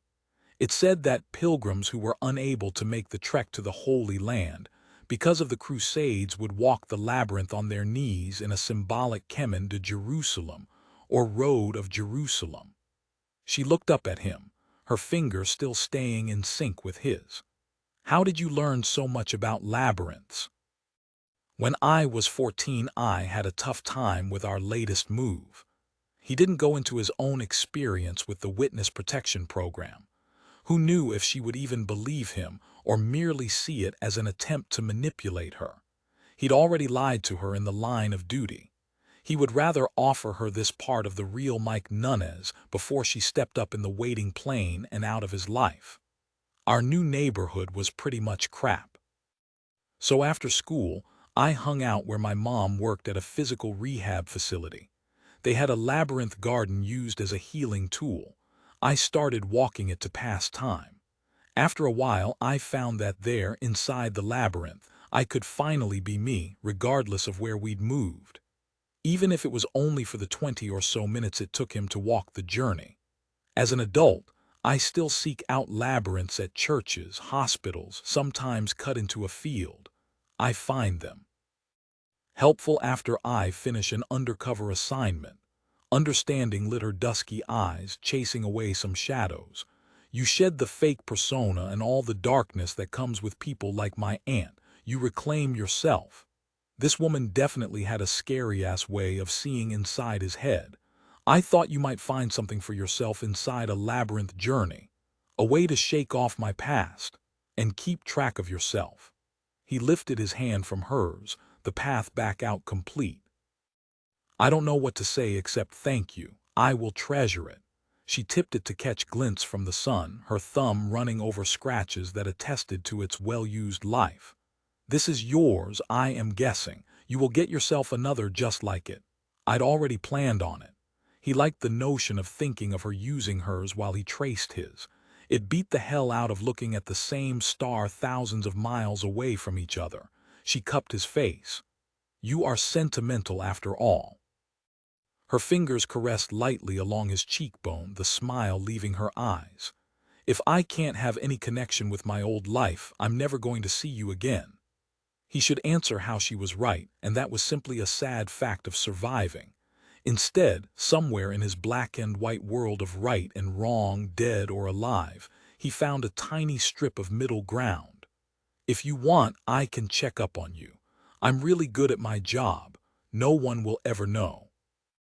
Except you, of course, since you can see through my beneath-the-covers persona. I would like that very much. She tucked the labyrinth into her purse and stretched up on her toes. Onlookers be damned. He angled his mouth over hers for what wouldn't be their last kiss after all. She tasted sweet and familiar, and every bit as good as he had wondered if she possibly could be. I will see you later, Mike.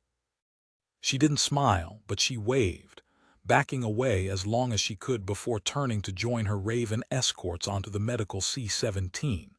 Stuffing his hands back into his empty pockets, he watched her board, the back hatch closing behind her and Chuck.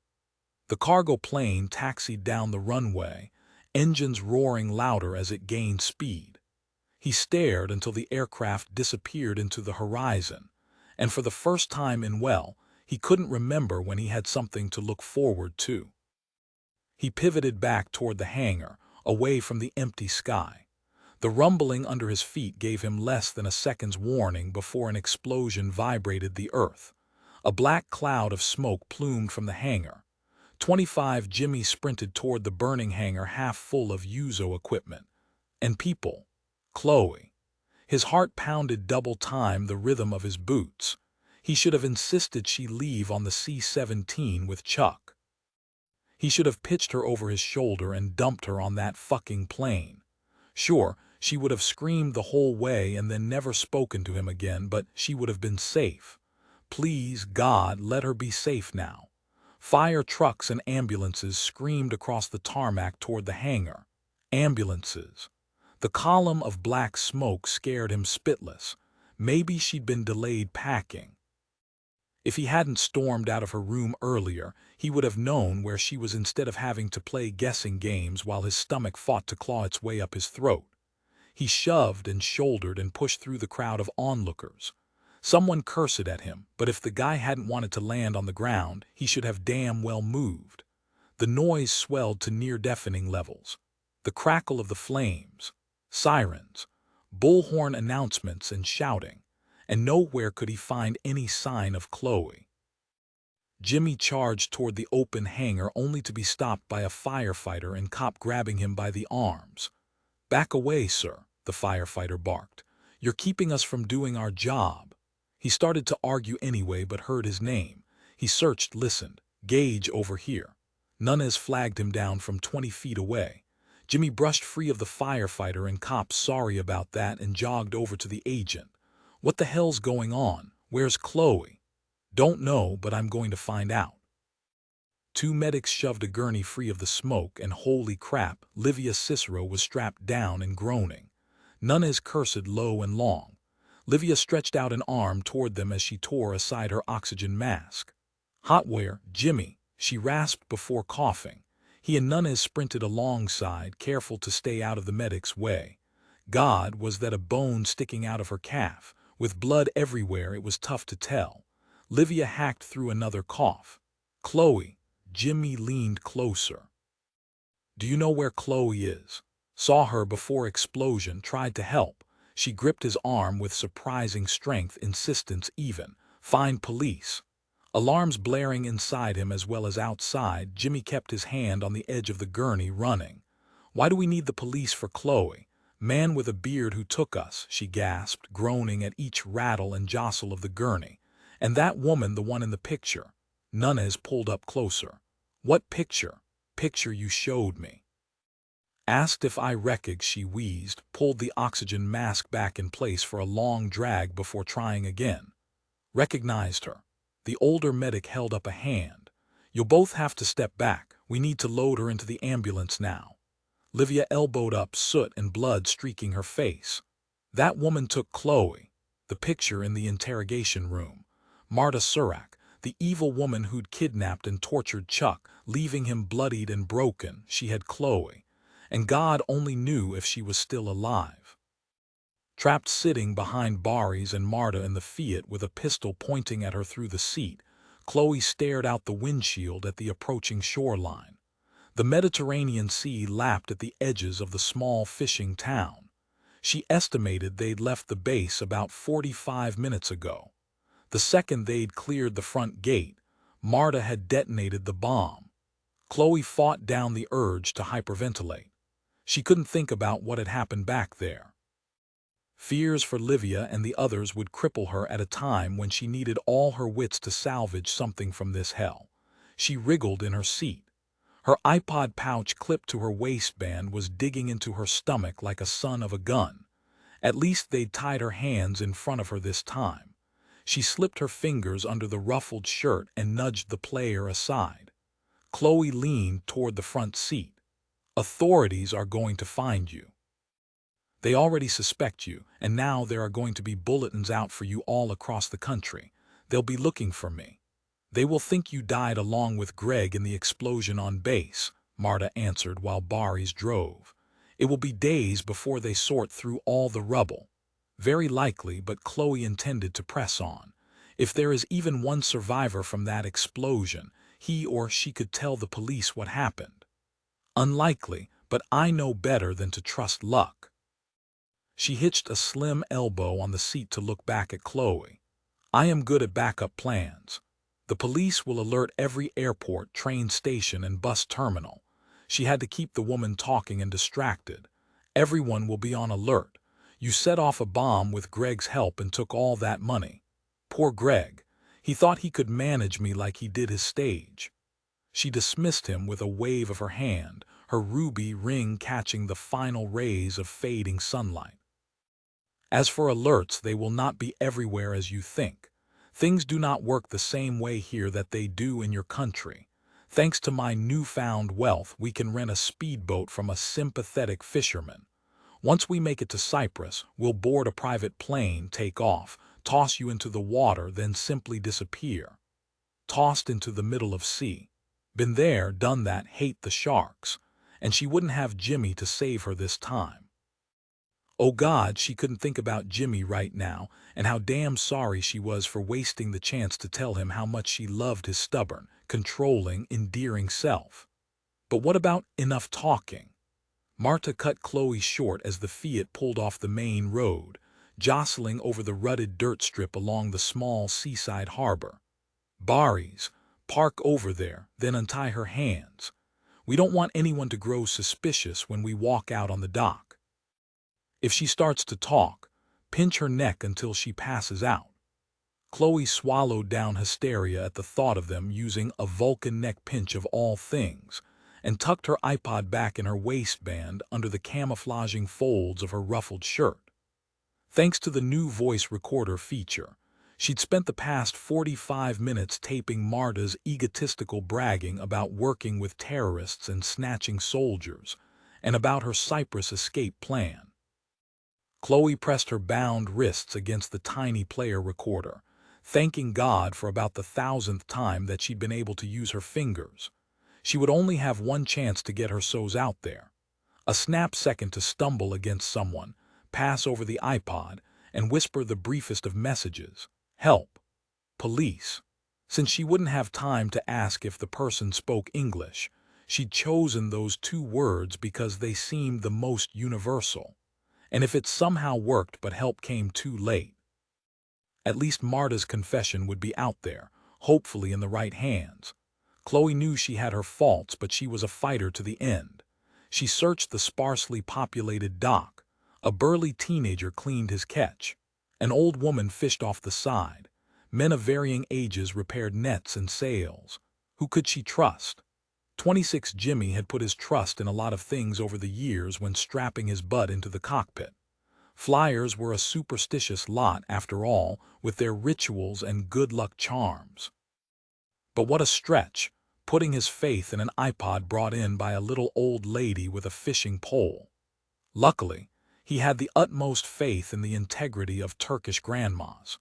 Cruising his CV-22 out over the Mediterranean Sea, Jimmy prayed this grandma was as honest as he believed, prayed the Turkish authorities' take on the taping was accurate. Once they'd gotten the word of Chloe's recording, they'd been airborne in minutes. His crew couldn't waste time listening to the lengthy playback again, given Marta's head start. Jimmy plotted coordinates in flight for possible sea routes from the fishing village to Cyprus. He had to shut down thoughts and rely on routine training instincts. Chloe had given them a window of opportunity. He wouldn't let her down. Vapor maxed the throttles and peered through the windscreen, searching for the fleeing boat. I'm not seeing shit out there, Hotware. You're going to have to find them. I'm looking.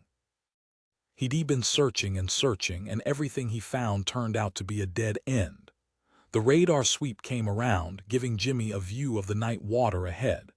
Bright blips appeared in several spots on the display. Maybe this time. I have 7 contacts. One is heading back to shore, and so is that one. 2 are too far north to be our contact. That gives us 3 to look at. Come right 15 degrees, about 4 miles out. Vapor angled the stick, guiding the aircraft. Jimmy slewed the infrared camera toward the contact and locked on the boat. He studied the screen and shifted his display back to radar. Frustration cranked up the heat until sweat dripped in his eyes. Damn, it's a barge. Come 30 degrees left and I'll check another one. He waited until they were lined up on the next target and switched back to the camera. He locked up and zoomed in for a closer look, grateful as hell for the technology that allowed him to see as much on a pitch-black night as anyone else saw in broad daylight. A speedboat, racing ahead in the dark with just the right heading to hit Cyprus. And please God, let it be carrying Chloe alive and well. He couldn't stop the insidious fear that they'd already dumped her body into vast depths of the Mediterranean, that he might never know what happened to her. This could be it. Dead ahead 2 miles. He stared into the screen and counted heads, zeroing in, tamping down hope. I see 3 people in the boat. Do you want to come up from behind or offset to the side? Vapor looked into the darkness, appearing to weigh the options. Let's blow right over them and see if we can give them a jolt while you get a closer look to confirm it's Chloe. It had to be. He refused to accept any other ending. He refused to lose any more people he loved, and hell yes, he loved Chloe Nelson. He'd just been too stuck in the past to see what was right in front of him. He kept his eyes locked on the screen, ready for that up-close view. The speedboat appeared ahead, chopping through the waves. The CV-22 swept over the boat about 50 feet up. He zeroed the camera in tight. Chloe's profile filled the screen, her hair trailing behind her. Just a flash of a look, but enough for him to be sure. It's her. It's Chloe. His gut turned to stone at the sight of her with a gun to her head. Vapor broke into a hard left turn and climb. Bring up the distress frequency and tell them to stop. It was a long shot that Marta Surak would give up easily, but one worth taking. Anticipation hammered low and distracting in his gut. Jimmy dialed up the frequency and hailed the fleeing boat. Attention speedboat 6 miles west of Antalik on a heading of 274. Heave to immediately. I say again, heave to immediately. He watched, waiting for any reaction, but the boat powered ahead. Not unexpected, but still. Fuck. Vapor's cheeks puffed with a sigh. All right then, let's put a shot across the bow. Jimmy homed in his focus tighter than ever, because if he thought about bullets flying around Chloe, he wouldn't be of any use to her. Roger that, arming the nose gun. A second later he added, nose is hot. He closed his fingers around the controls. The co-pilot's turret gun was the newer, less tested of the two weapons on board, but with a more precise optical sight. And as much as Jimmy trusted his crew, this was Chloe. He had to be the one to take the shots. Nobody argued. Vapor flashed him a thumbs up. Hotwire single burst in front of the boat. Boss man, could you please take control of the infrared and keep an eye on the folks outside? Roger that, Lieutenant Colonel Scanlon answered. I have the camera. Jimmy put the aim point in front of the boat. No second guessing. Firing. The aircraft hiccuped and the sky lit up as the gun fired.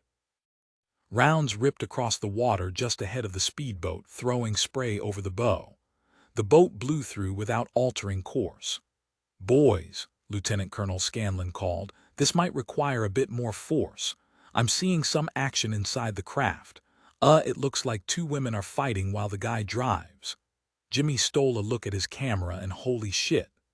Chloe gripped the older woman's hands overhead, fighting for a gun, kicking, kneeing, rolling out the moves he'd taught her and a few he'd never seen. Fear for her popped a cold sweat along his brow, even as he couldn't deny a gut-slugging admiration for how she held her own. Not that he intended to leave her to fight this battle alone. Marta Surek had tortured and killed. Drop back, Vapor. I'm gonna put a burst down next to the boat, see if I can offer Chloe the edge of a little distraction. Roger that. The CV-22 slid back, and Jimmy lined up the gun 5 feet to the left of the boat. Firing. Water spewed, eclipsing the boat from view. The speedboat cleared the spray in time for Jimmy to see Chloe score another wicked right cross. The weapon flew from Marta's hand into the sea. Just as Jimmy started to savor that major victory, the woman stumbled backward, grabbing a fistful of Chloe's hair. Both women toppled overboard into the water. Chloe's head slipped from view. The speedboat started circling like a shark ready for the kill. Jimmy's hand twitched on the controls, ready to pop the bearded bastard who'd taken Chloe twice now. 2 in the water. Need to shoot the boat. Vapor keyed up the interphone. Boss man, what do you think? Hell yeah, nail it. He didn't need to be told twice. All his rage narrowed in as Jimmy locked onto the boat and speared a burst into the engine compartment. The boat erupted in a pillar of fire. Vapor turned the aircraft back toward the wake of the burning craft. Murky waves crested and rolled. Debris flamed like floating candles, casting small circles of light. Where was Chloe in all that churning water and wreckage? And what about the woman who'd hauled her into the sea? Colonel, do you see Chloe or the Surek woman? Roger that. Think I've got them. Slow her down. Dots prickled his vision. He blinked fast to clear it, along with the relief threatening to rock him to his knees. Both. 2 women, and we're damn near over them, Scanlon answered. Looks like one is unconscious and the other is struggling to keep her afloat. I can't make out who's who, but I think we can safely assume the Surek woman would have let Chloe drown. Only Chloe would have saved the person who tried to kill her. Let's get a move on, Vapor. We don't want Marta Surek waking up and drowning Chloe. Roger that, Vapor responded. I recommend we descend all the way down, rather than take time deploying the rescue hook. We can reach right in and haul them up the back ramp. Jimmy was already unbuckling. Colonel, come swap seats with me so I can help smooth pull them out. You guys are interested, but I am involved. Scanlon double-clicked his microphone in response. Jimmy hauled ass out of his seat on his way back, passing the colonel heading front. On the run, Jimmy snapped on a walk-around safety belt. He pulled up alongside Smooth at the open back ramp just as waves started slapping up into the CV-22. 3 feet to go.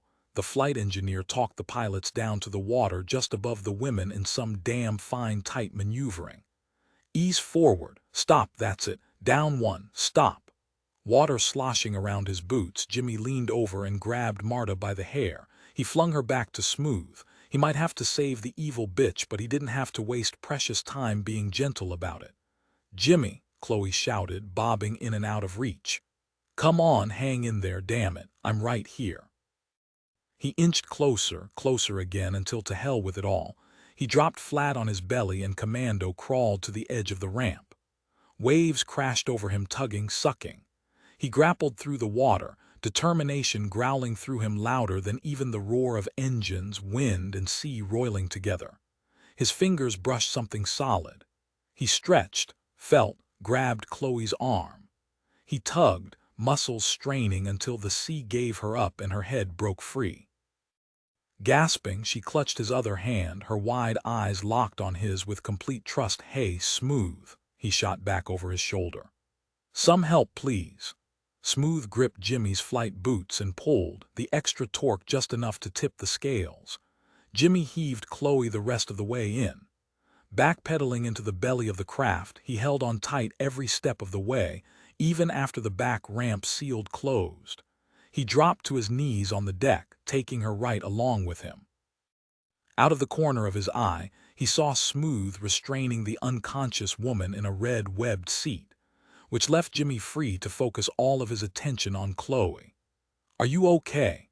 She scraped away her dripping wet hair from her face. "You're really here. Because you're here."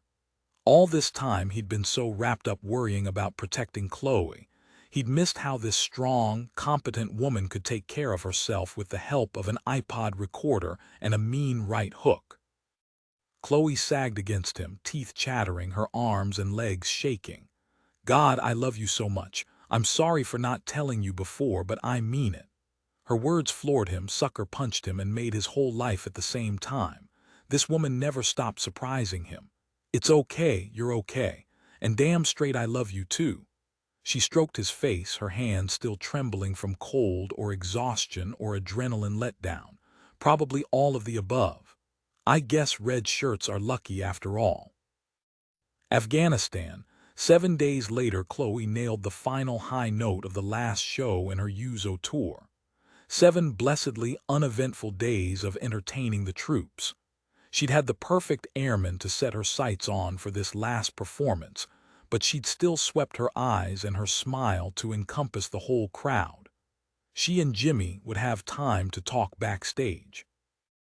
With Marta in jail, Greg dead, Stephen cleared, and the small terrorist cell apprehended, the Yuzo had inventoried how much backstage gear had made it into the C-17 before the bombing.